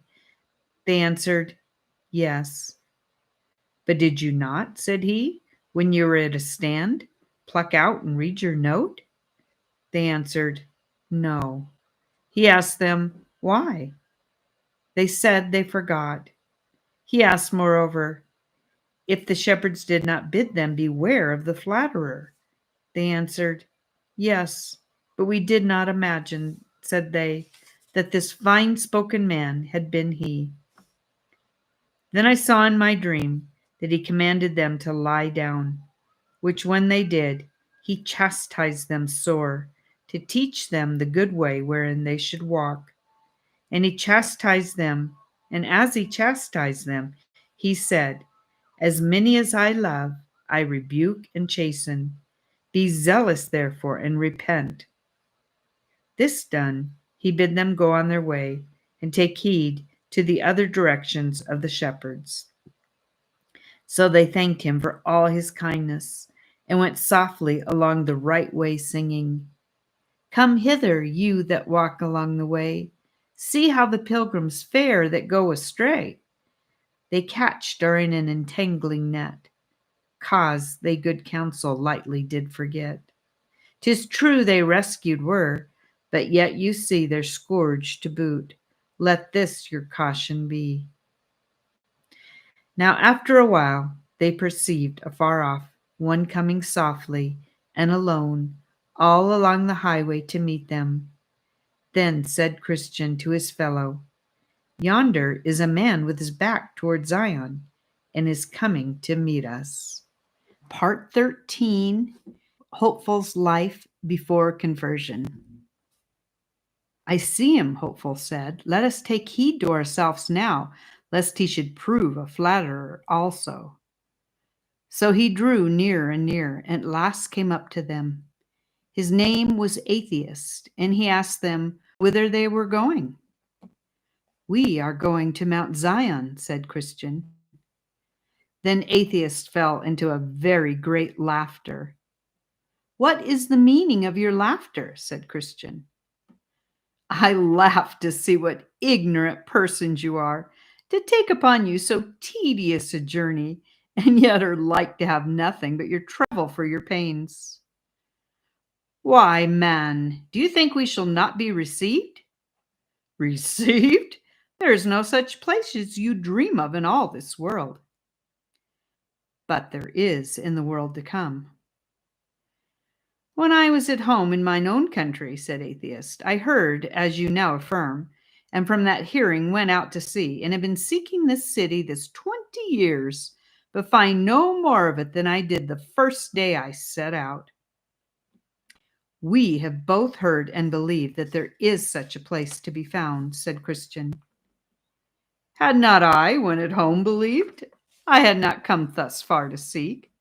But finding none, and yet I should, had there been such a place to be found, for I have gone to seek it farther than you. I'm going back again, and will seek to refresh myself with the things that I then cast away for hopes of that which I now see is not." Then said Christian to Hopeful, his fellow, "Is it true which this man hath said?" "Take heed," said Hopeful. "He is one of the flatterers. Remember what it hath cost us once already for our hearkening to such kind of fellows." "What? No Mount Zion? Did we not see from the Delectable Mountains the gate of the city? Also, are we not now to walk by faith? Let us go on," said Hopeful, "lest the man with a whip overtake us again. You should have taught me that lesson, which I will round you in the ears withal. Cease, my son, to hear the instruction that causeth to err from the words of knowledge. I say, my brother, cease to hear him, and let us believe to the saving of the soul." "My brother, I did not put the question to thee for that I doubted of the truth of our belief myself, but to prove thee, and to fetch from thee a fruit of the honesty of thy heart. As for this man, I know that he is blinded by the God of this world. Let thee and I go on, knowing that we have belief of the truth, and no lie is of the truth. Now do I rejoice in hope of the glory of God," said Hopeful. So they turned away from the man, and he, laughing at them, went on his way. I saw then in my dream that they went till they came into a certain country, whose air naturally tended to make one drowsy, if he came to a stranger into it. And here Hopeful began to be very dull and heavy of sleep. Wherefore he said to Christian, "I do now begin to grow so drowsy that I can scarcely hold up mine eyes. Let us lie down here and take one nap." "By no means," said the other, "lest sleeping we never awake more." "Why, my brother, sleep is sweet to the laboring man. We may be refreshed if we take a nap." "Do you not remember that one of the shepherds bid us beware of the enchanted ground? He meant by that we should be aware of sleeping. Wherefore, let us not sleep as others do, but let us watch and be sober. I acknowledge myself in a fault, and had I been here alone, I had by sleeping run the danger of death. I see it is true that the Wiseman saith, 2 are better than 1. Hitherto hath thy company been my mercy, and thou shalt have a good reward for thy labor. Now then, said Christian, to prevent drowsiness in this place, let us fall into good discourse. With all my heart, said the other. Where shall we begin? Where God began with us. But do you begin, if you please. I will sing you this first song, said Christian. When saints do sleepy grow, let them come hither, and hear how these 2 pilgrims talk together. Yea, let them learn of them in any wise, thus to keep ope their drowsy slumbering eyes. Saints' fellowship, if it be managed well, keeps them awake, and that in spite of hell. Then Christian began and said, I will ask you a question. How came you to think at first of so doing as you do now? Do you mean, how came I at first to look after the good of my soul? Yes, that is my meaning, said Christian. I continued a great while in the delight of those things which were seen, and sold that are fair, things which, as I believe now, would have, had I continued in them still, drowsed me in perdition and destruction. What things were they? All the treasures and riches of the world. Also, I delighted much in rioting, reveling, drinking, swearing, lying, uncleanness, Sabbath breaking, and what not, that tended to destroy the soul. But I found at last, by hearing and considering of things that are divine, which indeed I heard of you, as also of beloved faithful, that was put to death for his faith and good living in Vanity Fair, that the end of these things is death, and for these things' sake the wrath of God cometh upon the children of disobedience. And did you presently fall under the power of this conviction? No, I was not willing presently to know the evil of sin, nor the damnation that follows upon the commission of it, but endeavored, when my mind at first began to be shaken with a word, to shut mine eyes against the light thereof. But what was the cause of your carrying of it thus to your first workings of God's blessed Spirit upon you? The causes were, 1. I was ignorant that this was the work of God upon me. I never thought that by awakenings for sin, God at first begins the conversion of a sinner. 2. Sin was yet very sweet to my flesh, and I was loath to leave it. 3. I could not tell how to part with mine old companions. Their presence and actions were so desirable unto me. 4. The hours in which convictions were upon me were such troublesome and such heart-affrightening hours that I could not bear not so much as the remembrance of them upon my heart. Then, as it seems, said Christian, sometimes you got rid of your trouble. Yes, verily. But it would come into my mind again, and then I would be as bad, nay, worse, than I was before. Why, what was it that brought your sins to mind again? Many things, said Hopeful, as 1, if I did meet a good man in the streets, or 2, if I have heard any read in the Bible, or 3, if mine head did begin to ache, or 4, if I were told that some of my neighbors were sick, or 5, if I heard the bell toll for some that were dead, or 6, if I thought of dying myself, or 7, if I heard that sudden death happen to others, 8, but especially when I thought of myself that I must quickly come to judgment. And could you at any time with ease get off the guilt of sin when by any of these ways it came upon you? Said Christian. No, not laterally, for then they got faster hold of my conscience. And then, if I did but think of going back to sin, though my mind was turned against it, it would be double torment to me. And how did you do then? I thought I must endeavor to mend my life, for else, thought I'm sure to be damned. And did you endeavor to mend? Yes, and fled from not only my sins, but sinful company too, and betook me to religious duties, as praying, reading, weeping for sin, speaking truth to my neighbors, etc. These things I did, with many others too, much here to relate. And did you think yourself well then? Yes, for a while, but at the last my trouble came tumbling upon me again, and that over the neck of all my reformations. How came that about, since you were now reformed? There were several things brought it upon me, especially such sayings as these: all our righteousnesses are as filthy rags. By the works of the law no man shall be justified.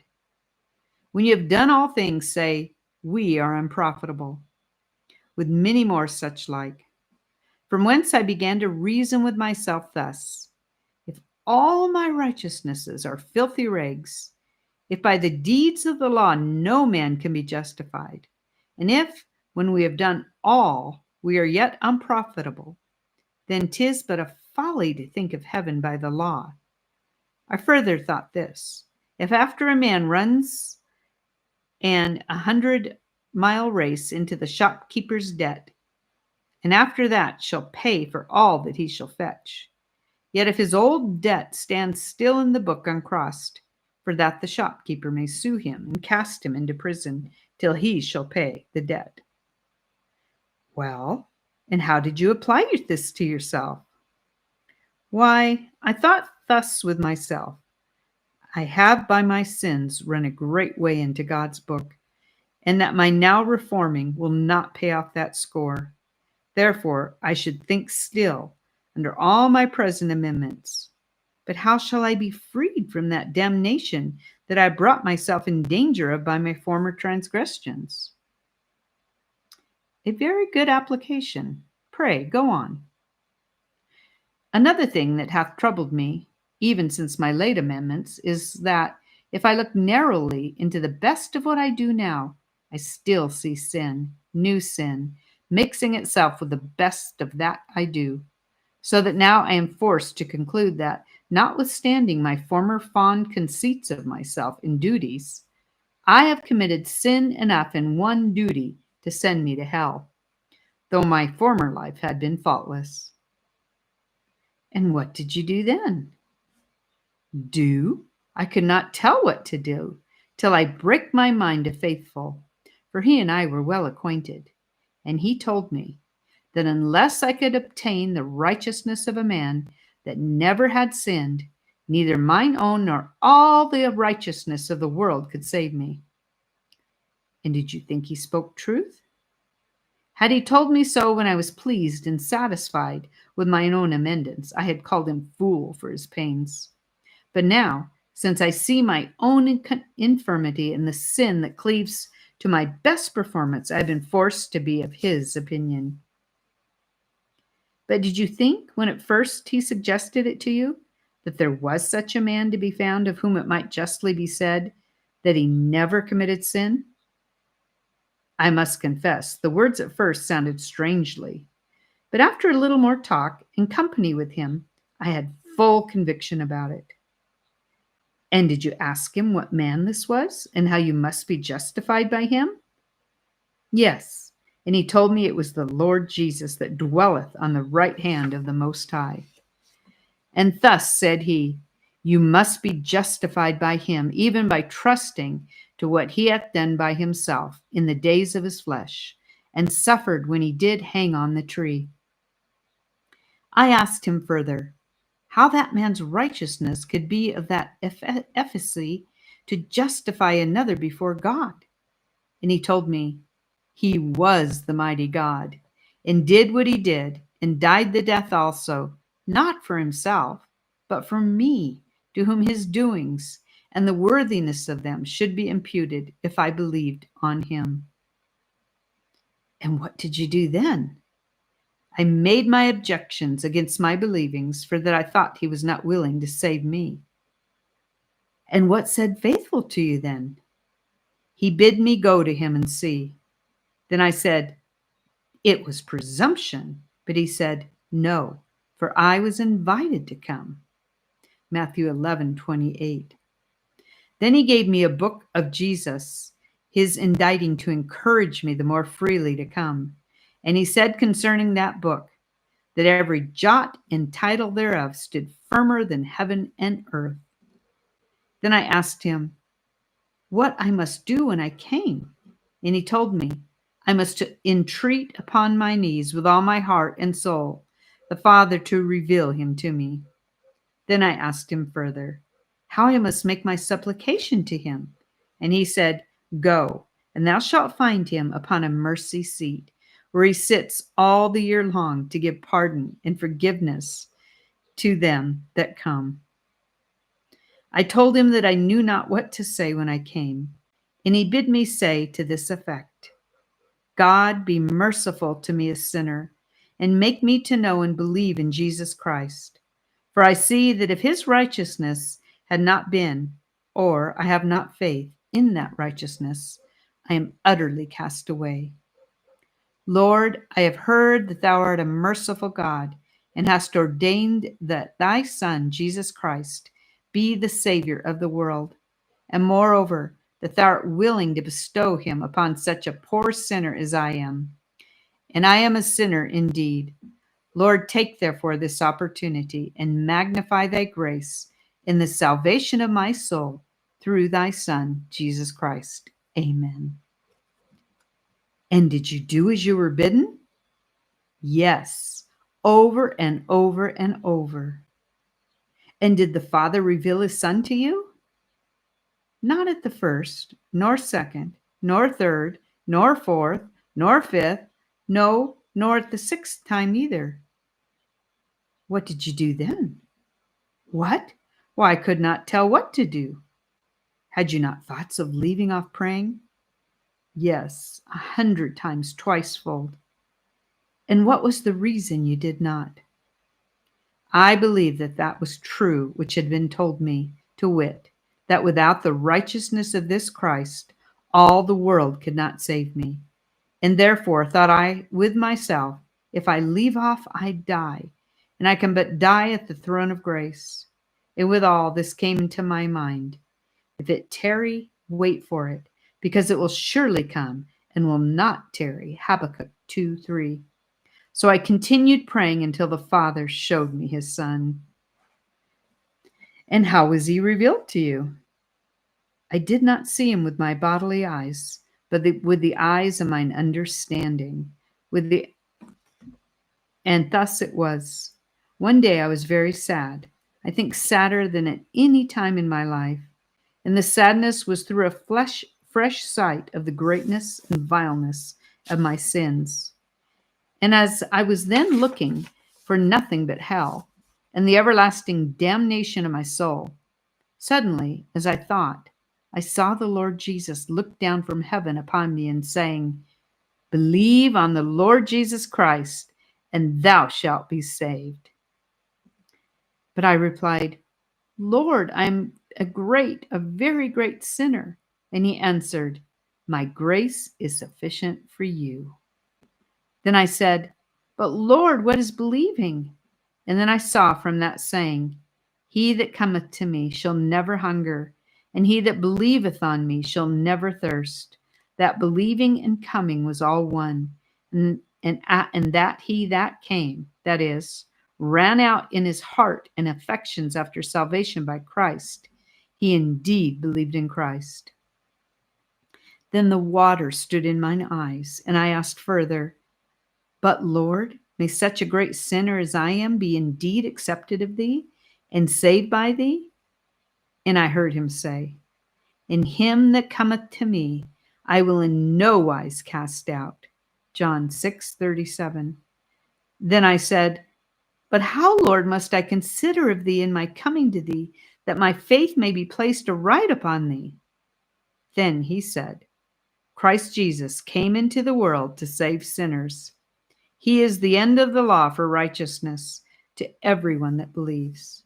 He died for our sins and rose again for our justification. He loved us and washed us from our sins in his own blood. He is mediator between God and us. He ever liveth to make intercession for us. From all which I gathered that I must look for righteousness in his person, and for satisfaction for my sins by his blood, that what he did in obedience to his Father's law, and in submitting to the penalty thereof, was not for himself, but for him that will accept it for his salvation and be thankful. And now was my heart full of joy, mine eyes full of tears, and mine affections running over with love to the name, people, and ways of Jesus Christ. This was a revelation of Christ to your soul indeed, said Christian. But tell me particularly what effect this has had upon your spirit. It made me see that all the world, notwithstanding all the righteousness thereof, is in a state of condemnation. It made me see that God the Father, though he be just, can justly justify the coming sinner. It made me greatly ashamed of the vileness of my former life, and confounded me with a sense of mine own ignorance. For there never came thought into my heart before now that showed me so the beauty of Jesus Christ. It made me love a holy life and long to do something for the honor and glory of the name of the Lord Jesus. Yea, I thought that had I now 1,000 gallons of blood in my body, I could spill it all for the sake of the Lord Jesus. Part 14, Ignorance. I saw then in my dream that Hopeful looked back and saw Ignorance, whom they had left behind, coming after. Look, he said to Christian, how far yonder youngster loitereth behind. Aye, I see him. He careth not for our company. But I trow it would not have hurt him had he kept pace with us hitherto. That's true, but I warrant you, he thinketh otherwise. That I think he doth, but however, let us tarry for him. So they did. Then Christian said to him, Come away, man. Why do you stay so behind? I take my pleasure in walking alone, even more a great deal than in company, unless I like it the better. Then said Christian to Hopeful, but softly, Did I not tell you he cared not for our company? But, however, said he, come up and let us talk away the time in this solitary place. Then, directing his speech to Ignorance, he said, Come, how do you do? How stands it between God and your soul now?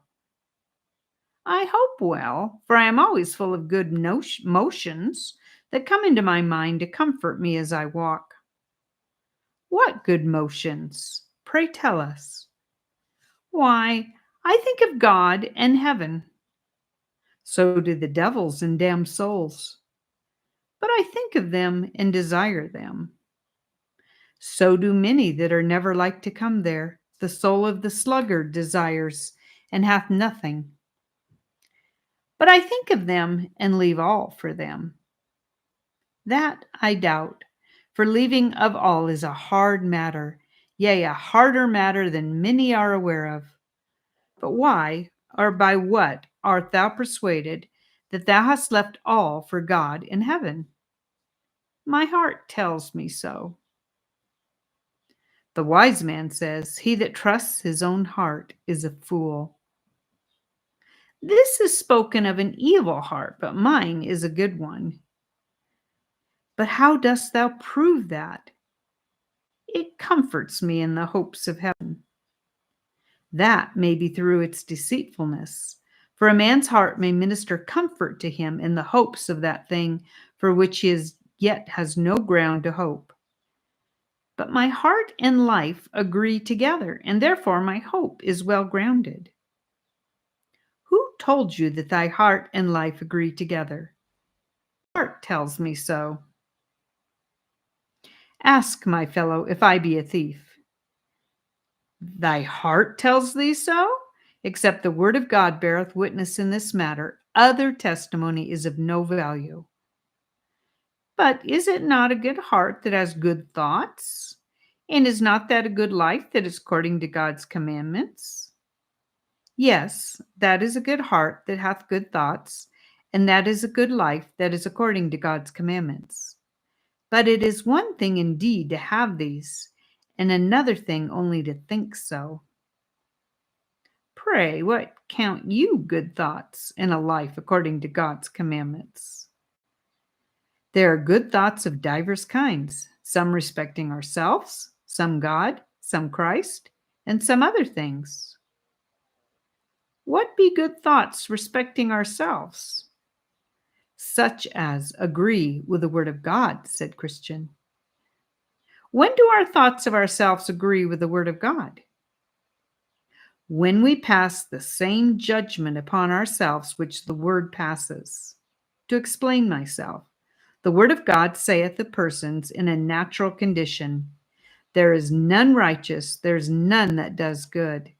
It says also that every imagination of the heart of man is only evil, and that continually. And again, the imagination of man's heart is evil from his youth. Now then, when we think thus of ourselves, having sense thereof, then are our thoughts good ones, because according to the word of God. I will never believe that my heart is thus bad. Therefore, thou never had one good thought concerning thyself in your life. But let me go on. As the word passeth a judgment upon our heart, so it passes a judgment upon our ways. And when our thoughts of our hearts and ways agree with the judgment which the word giveth of both, then are both good, because agreeing thereto. Make out your meaning. Why, the word of God says that man's ways are crooked ways, not good, but perverse. It says they are naturally out of the good way, that they have not known it. Now, when a man thus thinketh of his ways, I say, when he doth sensibly and with heart humiliation thus think, then hath he good thoughts of his own ways, because his thoughts now agree with the judgment of the word of God. What are good thoughts concerning God? Even, as I have said concerning ourselves, when our thoughts of God do agree with what the word says of him, and that is, when we think of his being and attributes as the word has taught, of which I cannot now discourse at length, but to speak of him with reference to us, then we have right thoughts of God, when we think that he knows us better than we know ourselves, and can see sin in us when and where we can see none in ourselves. When we think he knows our inmost thoughts, and that our heart, with all its depths, is always open to his eyes. Also, when we think that all our righteousness stinks in his nostrils, and that therefore he cannot abide to see us stand before him in any confidence, even of all our best performances. Do you think that I am such a fool as to think God can see no further than I, or that I would come to God in the best of my performances? Why, how dost thou think in this matter? Why, to be short, I think I must believe in Christ for justification. How? Think thou must believe in Christ when thou seest not thy need of him? Thou neither seest thy original nor actual infirmities, but hast such an opinion of thyself, and what thou doest as plainly renders thee to be one that never did see a necessity of Christ's personal righteousness to justify thee before God. How then dost thou say, I believe in Christ? I believe well enough for all that. How do you believe? I believe that Christ died for sinners, and that I shall be justified before God from the curse, through his gracious acceptance of my obedience to his law. Or thus, Christ makes my duties that are religious acceptable to his Father by virtue of his merits, and so shall I be justified. Let me give an answer to this confession of thy faith. You believe with a fantastical faith, for this faith is nowhere described in the word. You believe with a false faith, because it taketh justification from the personal righteousness of Christ and applies it to our own. This faith maketh not Christ a justifier of thy person, but of thy actions, and of thy person for thy action's sake, which is false. Therefore, this faith is deceitful, even such as will leave thee under wrath in the day of God Almighty. For true justifying faith puts the soul, as sensible of its lost condition by the law, upon flying for refuge into Christ's righteousness, which righteousness of his is not an act of grace, by which he maketh for justification thy obedience accepted with God, but is personal obedience to the law in doing and suffering for us what that required at our hands. This righteousness, I say, true faith accepteth, under the skirt of which the soul being shrouded, and by it presented as spotless before God, it is accepted and acquit from condemnation. What? Would you have us trust to what Christ in his own person has done without us? This conceit would loosen the reins of our lust, and tolerate us to live as we list. For what matter how we live, if we may be justified by Christ's personal righteousness from all when we believe it? Ignorance is thy name, and as thy name is, so art thou. Even this thy answer demonstrateth what I say. Ignorant you are of what justifying righteousness is, and as ignorant how to secure your soul through the faith of it from the heavy wrath of God. Yea, you are also ignorant of the true effects of saving faith in this righteousness of Christ, which is to bow and win over the heart to God in Christ, to love his name, his word, ways, and people, and not as thou ignorantly imagined. Ask him if he ever had Christ revealed to him from heaven, said Hopeful. What? You are a man for revelations. I do believe that what both of you and all the rest of you say about that matter is but the fruit of distracted brains. Why, man, said Hopeful, Christ is so hid in God from the natural apprehensions of the flesh that he cannot by any man be savingly known unless God the Father reveals him to them. That is your faith, not mine. Yet mine, I doubt not, is as good as yours, though I have not in my head so many whimsies as you. Give me leave to put in a word, said Christian. You ought not so slightly to speak this matter. For this I will boldly affirm, even as my good companion has done, that no man can know Jesus Christ but by the revelation of the Father, yes, and faith too, by which the soul lays hold upon Christ, if it be right, must be wrought by the exceeding greatness of his mighty power, the working of which faith I perceive, poor ignorance, you are ignorant of. Be awakened then, see your own wretchedness, and fly to the Lord Jesus, and by his righteousness, which is the righteousness of God, for he himself is God, shall be delivered from condemnation. You go so fast, I cannot keep pace with you. Did you go on there before? I must stay behind a while. Then they said, Well, ignorance will yet foolish be, to slight good counsel 10 times given thee. And if thou yet refuse it, thou shalt know ere long the evil of thy doing so. Remember, man, in time, stoop, do not fear. Good counsel taken well saves. Therefore hear. But if you yet shall slight it, you will be the loser, ignorance, I'll warrant thee. Then Christian addressed thus himself to his fellow. Well, come, my good hopeful. I perceive that you and I must walk by ourselves again. So I saw in my dream that they went on, a pace before, in ignorance he came hobbling after. Then said Christian to his companion, It pities me much for this poor man. It will certainly go ill with him at last. Alas, there are abundance in our town in his condition, whole families, yes, whole streets, and that of pilgrims too. And if there be so many in our parts, how many think you must there be in the place where he was born? Indeed, said Christian, the word saith, He hath blinded their eyes, lest they should see, etc. But now we are by ourselves. What do you think of such men? Have they at no time, think you, convictions of sin, and so consequently fears that their state is dangerous?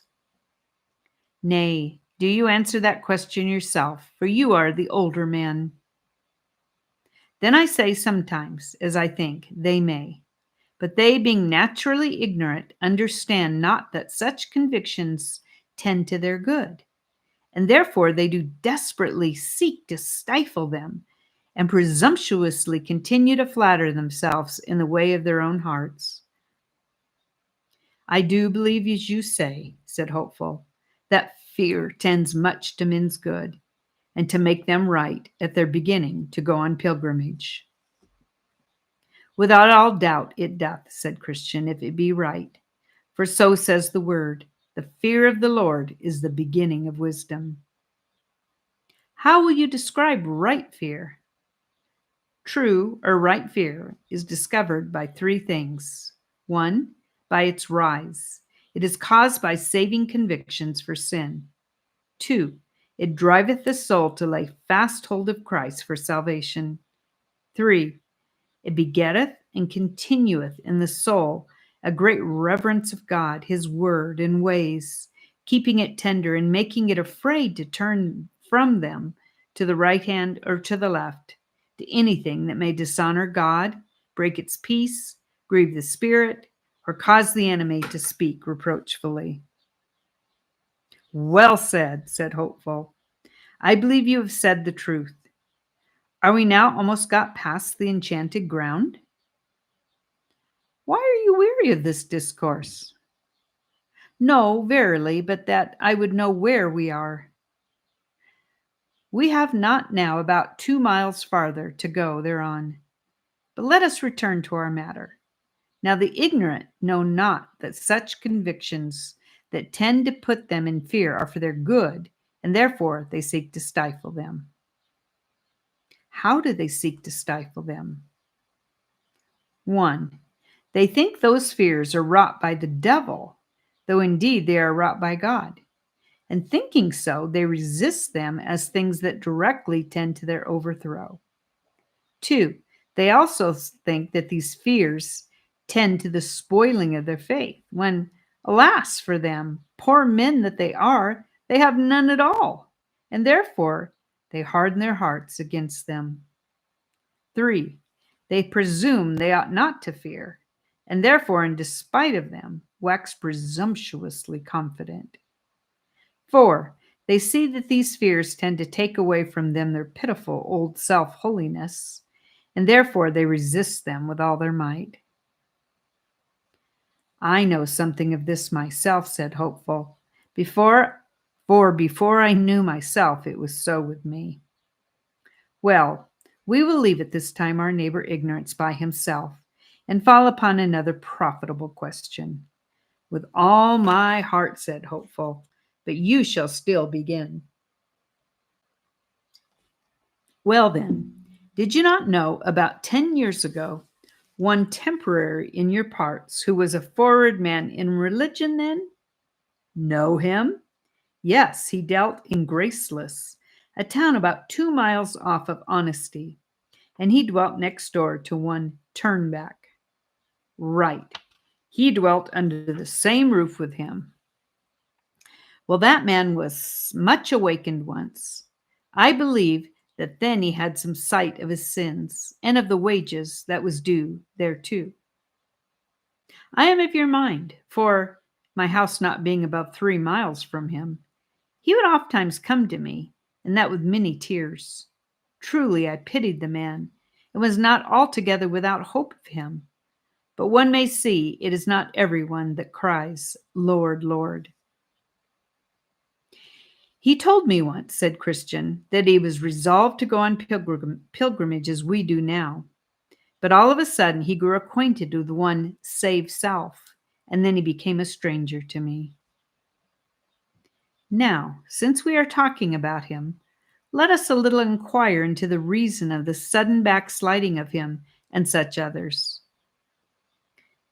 It may be very profitable, said Christian, but do you begin. Well, then, there are, in my judgment, 4 reasons for it. Firstly, though the consciences of such men are awakened, yet their minds are not changed. Therefore, when the power of guilt weareth away, that which provoked them to be religious ceaseth. Wherefore, they naturally turn to their own course again. Even as we see the dog that is sick of what he hath eaten, so long as the sickness prevails, he vomits and casts up all. Not that he doth this of a free mind, if we may say a dog has a mind, but because it troubleth his stomach. But now, when his sickness is over, and so his stomach eased, his desires being not at all alienate from his vomit, he turns him about and licks it up. And so it is true which is written, the dog is turned to his own vomit again. This, I say, being hot for heaven, by virtue only of the sense and fear of the torments of hell, as their sense of hell and the fear of damnation chills and cools, so their desire for heaven and salvation cool also. So then it comes to pass that when their guilt and fear is gone, their desires for heaven and happiness die, and they return to their course again. Secondly, another reason is they have slavish fears that do overmaster them. I speak now of the fears that they have of men, for the fear of men bringeth a snare. So then, though they seem to be hot for heaven, so as long as the flames of hell are about their ears, yet when that terror is a little over, they betake themselves to second thoughts, namely, that 'tis good to be wise, and not to run, for they know not what, the hazard of losing all, or at least of bringing themselves into unavoidable and unnecessary troubles, and so they fall in with the world again. Thirdly, the shame that attends religion lies also as a block in their way. They are proud and haughty, and religion in their eye is low and contemptible. Therefore, when they have lost their sense of hell and wrath to come, they return again to their former course. Fourthly, guilt and to mediate terror are grievous to them. They like not to see their misery before they come into it. Though perhaps the sight of it first, if they love that sight, might make them fly whither the righteous fly and are safe. But because they do, as I hinted before, even shun the thoughts of guilt and terror. Therefore, when once they are rid of their awakenings about the terrors and wrath of God, they harden their hearts gladly and choose such ways as will harden them more and more. You are pretty near the business, said Christian, for the bottom of all is for want of a change in their mind and will, and therefore they are but like the felon that standeth before the judge. He quakes and trembles, and seems to repent most heartily, but the bottom of all is the fear of the halter, not of any detestation of the offense, as is evident, because let but this man have his liberty, and he will be a thief, and so a rogue still, whereas if his mind was changed, he would be otherwise. Now I have showed you the reasons of their going back. Do you show me the manner thereof? Said Hopeful. So I will willingly, said Christian. 1. They draw off their thoughts, all that they may from the remembrance of God, death, and judgment to come. 2. Then they cast off by degrees private duties, as closet prayer, curbing their lusts, watching, sorrow for sin, and the like. 3. Then they shun the company of lively and warm Christians. 4. After that, they grow cold to public duty, as hearing, reading, godly conference, and the like. 5. Then they begin to pick holes, as we say, in the coats of some of the godly, and that devilishly, that they may have a seeming color to throw religion, for the sake of some infirmity they have spied in them behind their backs. 6. Then they begin to adhere to and associate themselves with carnal, loose, and wanton men. 7. Then they give way to carnal and wanton discourses in secret. And glad are they if they can see such things in any that are counted honest, that they may the more boldly do it through their example. 8. After this, they begin to play with little sins openly. 9. And then, being hardened, they show themselves as they are, thus being launched again into the gulf of misery. Unless a miracle of grace prevent it, they everlastingly perish in their own deceivings. Part 15. Pilgrim enters the celestial city. Now I saw in my dream that by this time pilgrims were got over the enchanted ground, and entering in the country of Beulah, whose air was very sweet and pleasant. The way lying directly through it, they solaced themselves there for a season. Yes, here they heard continually the singing of birds, and saw every day the flowers appear in the earth, and heard the voice of the turtle in the land. In this country the sun shines night and day, wherefore this was beyond the valley of the shadow of death, and also out of the reach of giant despair. Neither could they from this place so much as see Doubting Castle. Here they were within sight of the city they were going to. Also here met them some of the inhabitants thereof. For in this land the shining ones commonly walked, because it was upon the borders of heaven. In this land also the contract between the bride and the bridegroom was renewed. Yes, here, as the bridegroom rejoiceth over the bride, so did their God rejoice over them. Here they had no want of corn and wine, for in this place they met with abundance of what they had sought for in all their pilgrimage. Here they heard voices from out of the city, loud voices saying, Say ye to the daughter of Zion, Behold, thy salvation cometh. Behold, his reward is with him. Here all the inhabitants of the country called them the holy people, the redeemed of the Lord, sought out. Now, as they walked in this land, they had more rejoicing in parts more remote from the kingdom to which they were bound, and drawing near to the city, they had yet a more perfect view thereof. It was builded of pearls and precious stones. Also the street thereof was paved with gold, so that, by reason of the natural glory of the city and the reflection of the sunbeams upon it, Christian, with desire, fell sick. Hopeful also had a fit or two of the same disease. Wherefore, here they lay by it a while, crying out because of their pangs. If you see my beloved, tell him that I'm sick of love.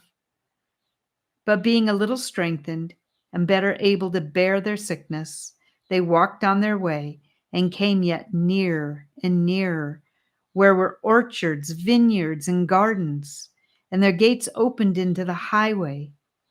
Now, as they came up to these places, behold, the gardener stood in the way, to whom the pilgrim said, Whose goodly vineyards and gardens are these? He answered, They are the king's, and are planted here for his own delights, and also for the solace of pilgrims. So the gardener had them into the vineyards, and bid them refresh themselves with dainties. He also showed them there the king's walks, in the arbors, where he delighted to be, and here they tarried and slept.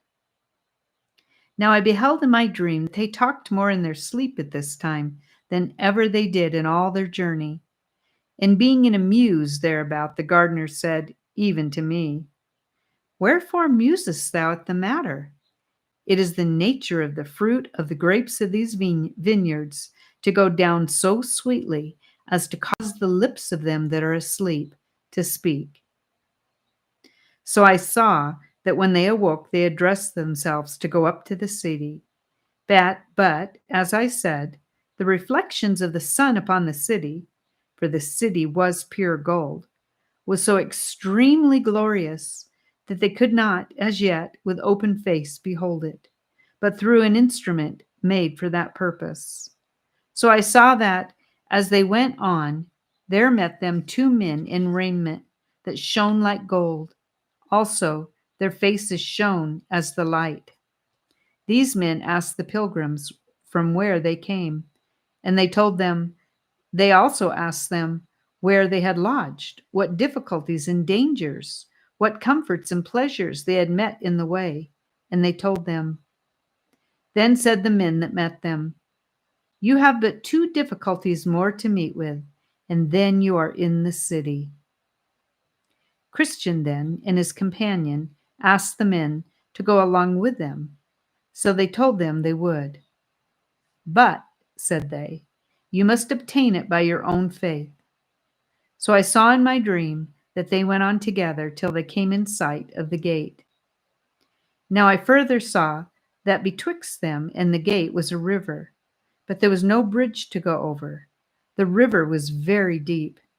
At the sight, therefore, of this river, the pilgrims were much astounded. But the men that went with them said, You must go through, or you cannot come at the gate. The pilgrims then began to inquire if there was no other way to the gate, to which they answered, Yes, but there hath not any save 2, to wit, Enoch and Elijah, been permitted to tread that path since the foundation of the world, nor shall until the last trumpet shall sound.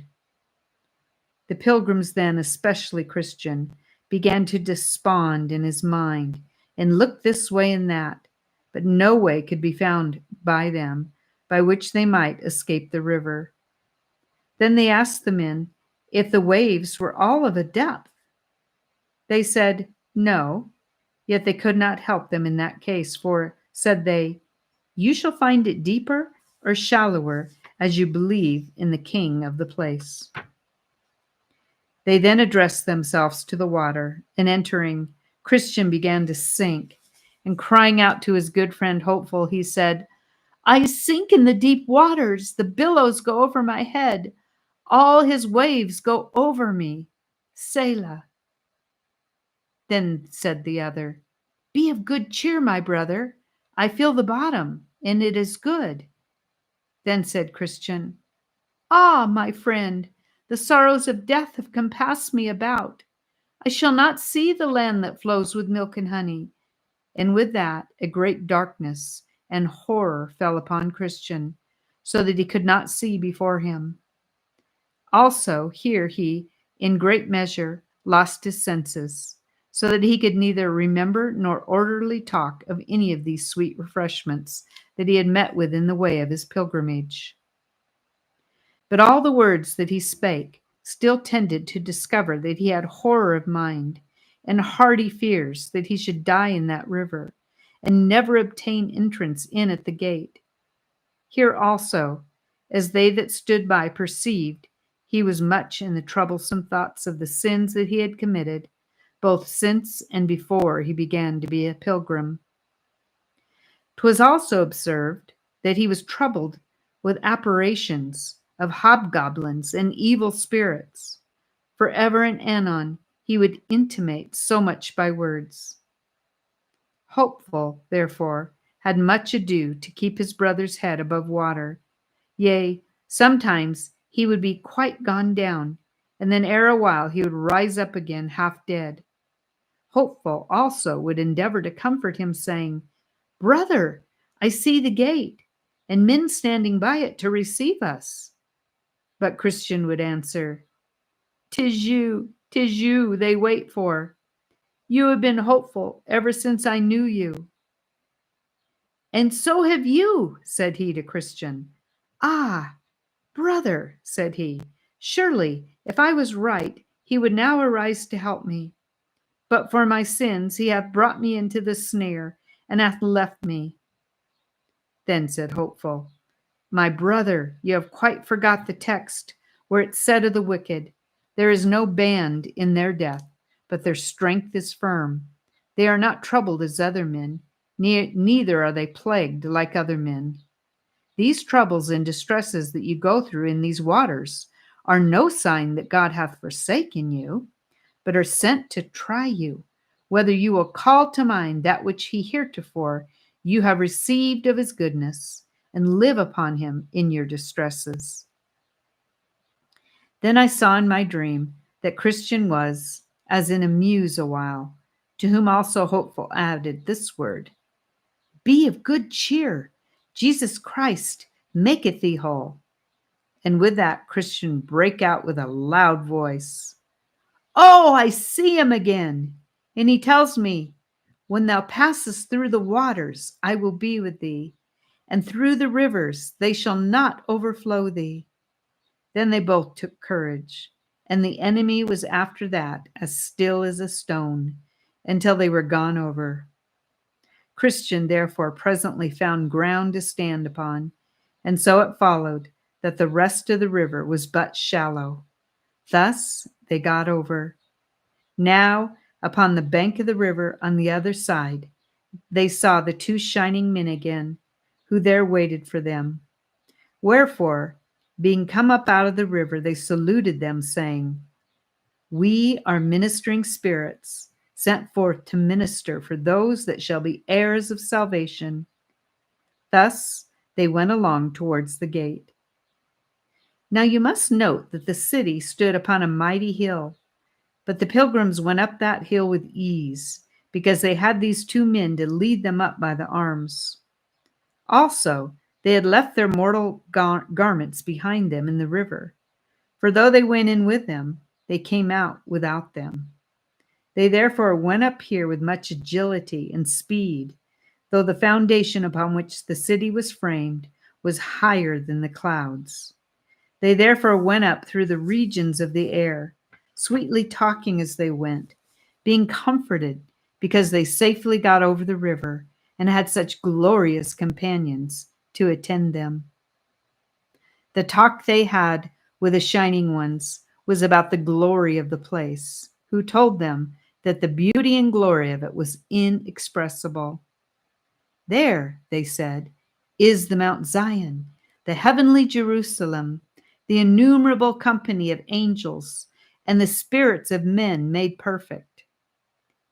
You are going now, said they, to the paradise of God, wherein you shall see the tree of life, and eat of the never-fading fruits thereof. And when you come there, you shall have white robes given you, and your walk and talk shall be every day with the King, even all the days of eternity. There you shall not see again such things as you saw when you were in the lower region of the earth, to wit, sorrow, sickness, affliction, and death, for the former things are passed away. You are going now to Abraham, to Isaac, and Jacob, and to the prophets, men that God hath taken away from the evil to come, and that are now resting upon their beds, each one walking in his righteousness. The men then asked, what must we do in the holy place? To whom it was answered, you must there receive the comfort of all your toil, and have joy for all your sorrow. You must reap what you have sown, even the fruit of all your prayers and tears and sufferings for the King by the way. In that place you must wear crowns of gold and enjoy the perpetual sight and visions of the Holy One, for there you shall see him as he is. There also you shall serve him continually with praise, with shouting and thanksgiving, whom you desire to serve in the world, though with much difficulty, because the infirmity of your flesh. There your eyes shall be delighted with seeing, and your ears with hearing the pleasant voice of the Mighty One. There you shall enjoy your friends again that are got thither before you, and there you shall with joy receive even every one that follows into the holy place after you. There also you shall be clothed with glory and majesty, and put into an equipage fit to ride out with the King of glory.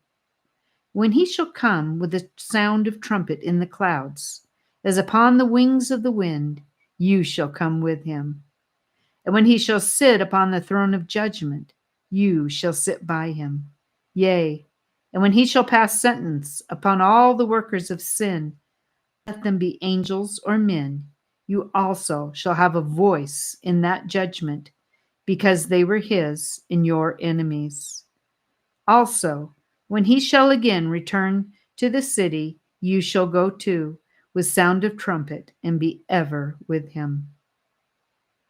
Now, while they were thus drawing towards the gate, behold, a company of the heavenly hosts came out to meet them, to whom it was said by the other two shining ones, These are the men that have loved our Lord when they were in the world, and that have left all for his holy name. And he hath sent us to fetch them, and we have brought them thus far on their desired journey, that they may go in and look their Redeemer in the face with joy. Then the heavenly hosts gave a great shout, saying, Blessed are they that are called to the marriage supper of the Lamb. There came out also at this time to meet them several of the king's trumpeters, clothed in white and shining raiment, who with melodious noises and loud made even the heavens to echo with their sound.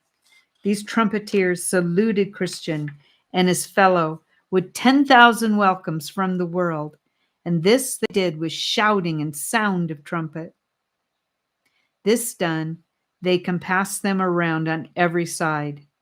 Some went before, some behind, and some out on the right hand, some on the left, as 'twere to guard them through the upper regions, continually sounding as they went with melodious noise, in notes on high, so that the very sight was to them that could behold it, as if heaven itself was come down to meet them. Thus, therefore, they walked on together, and as they walked ever and anon, these trumpeters, even with joyful sound, would, by mixing their music with looks and gestures, still signify to Christian and his brother how welcome they were into their company, and with what gladness they came to meet them. And now were these two men, as 'twere in heaven, before they came at it, being swallowed up with the sight of angels, and with hearing of their melodious notes. Here also they had the city itself in view, and they thought they heard all the bells therein begin to ring, to welcome them thereto. But, above all, the warm and joyful thoughts that they had about their own dwelling there with such company, and that for ever and ever. Oh, by what tongue or pen can their glorious joy be expressed? And thus they came up to the gate. Now when they were come up to the gate, there was written over it in letters of gold, Blessed are they that do his commandments, that they may have right to the tree of life, and may enter in through the gates into the city. Revelation 22:24. Then I saw in my dream that the shining men bid them call at the gate, the which, when they did, some from above looked over the gate, to wit, Enoch, Moses, and Elijah, etc., to whom it was said, These pilgrims are come from the city of destruction, for the love that they bear to the king of this place. And then the pilgrims gave in unto them each man his certificate, which they had received in the beginning. Those, therefore, were carried in to the king, who, when he had read them, said, Where are the men? To whom it was answered, They are standing without the gate. The king then commanded to open the gate, that the righteous nation, said he, that keepeth truth may enter in. Now I saw in my dream that these two men went in at the gate, and lo, as they entered, they were transfigured, and they had raiment put on that shone like gold. There was also that met them with harps and crowns, and gave them to them, the harps to praise withal, and the crowns in token of honor.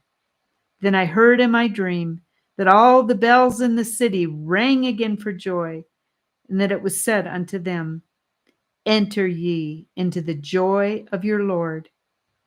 I also heard the men themselves, that they sang with a loud voice, saying, Blessing, honor, glory, and power be to him that sitteth upon the throne, and to the Lamb forever and ever.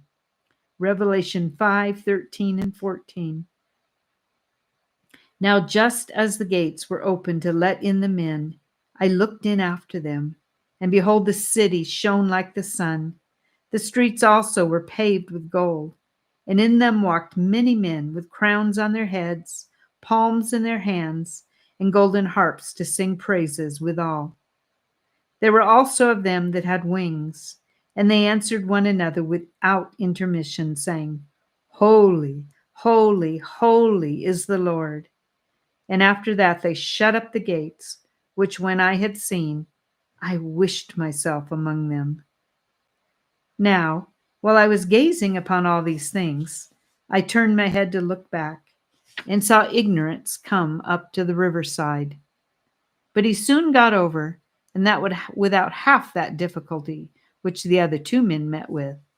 For it happened that there was then in that place one Vain Hope, a ferryman, that with his boat helped him over. So he, as the other I saw, did ascend the hill to come up to the gate.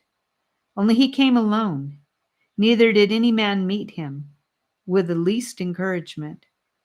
When he was come up to the gate, he looked up to the writing that was above, and then began to knock, supposing that entrance should have been quickly administered to him. But he was asked by the men that looked over the top of the gate, Whence came you? And what would you have? He answered, I have eat and drank in the presence of the king, and he is taught in our streets. Then they asked him for a certificate, that they might go in and show it to the king.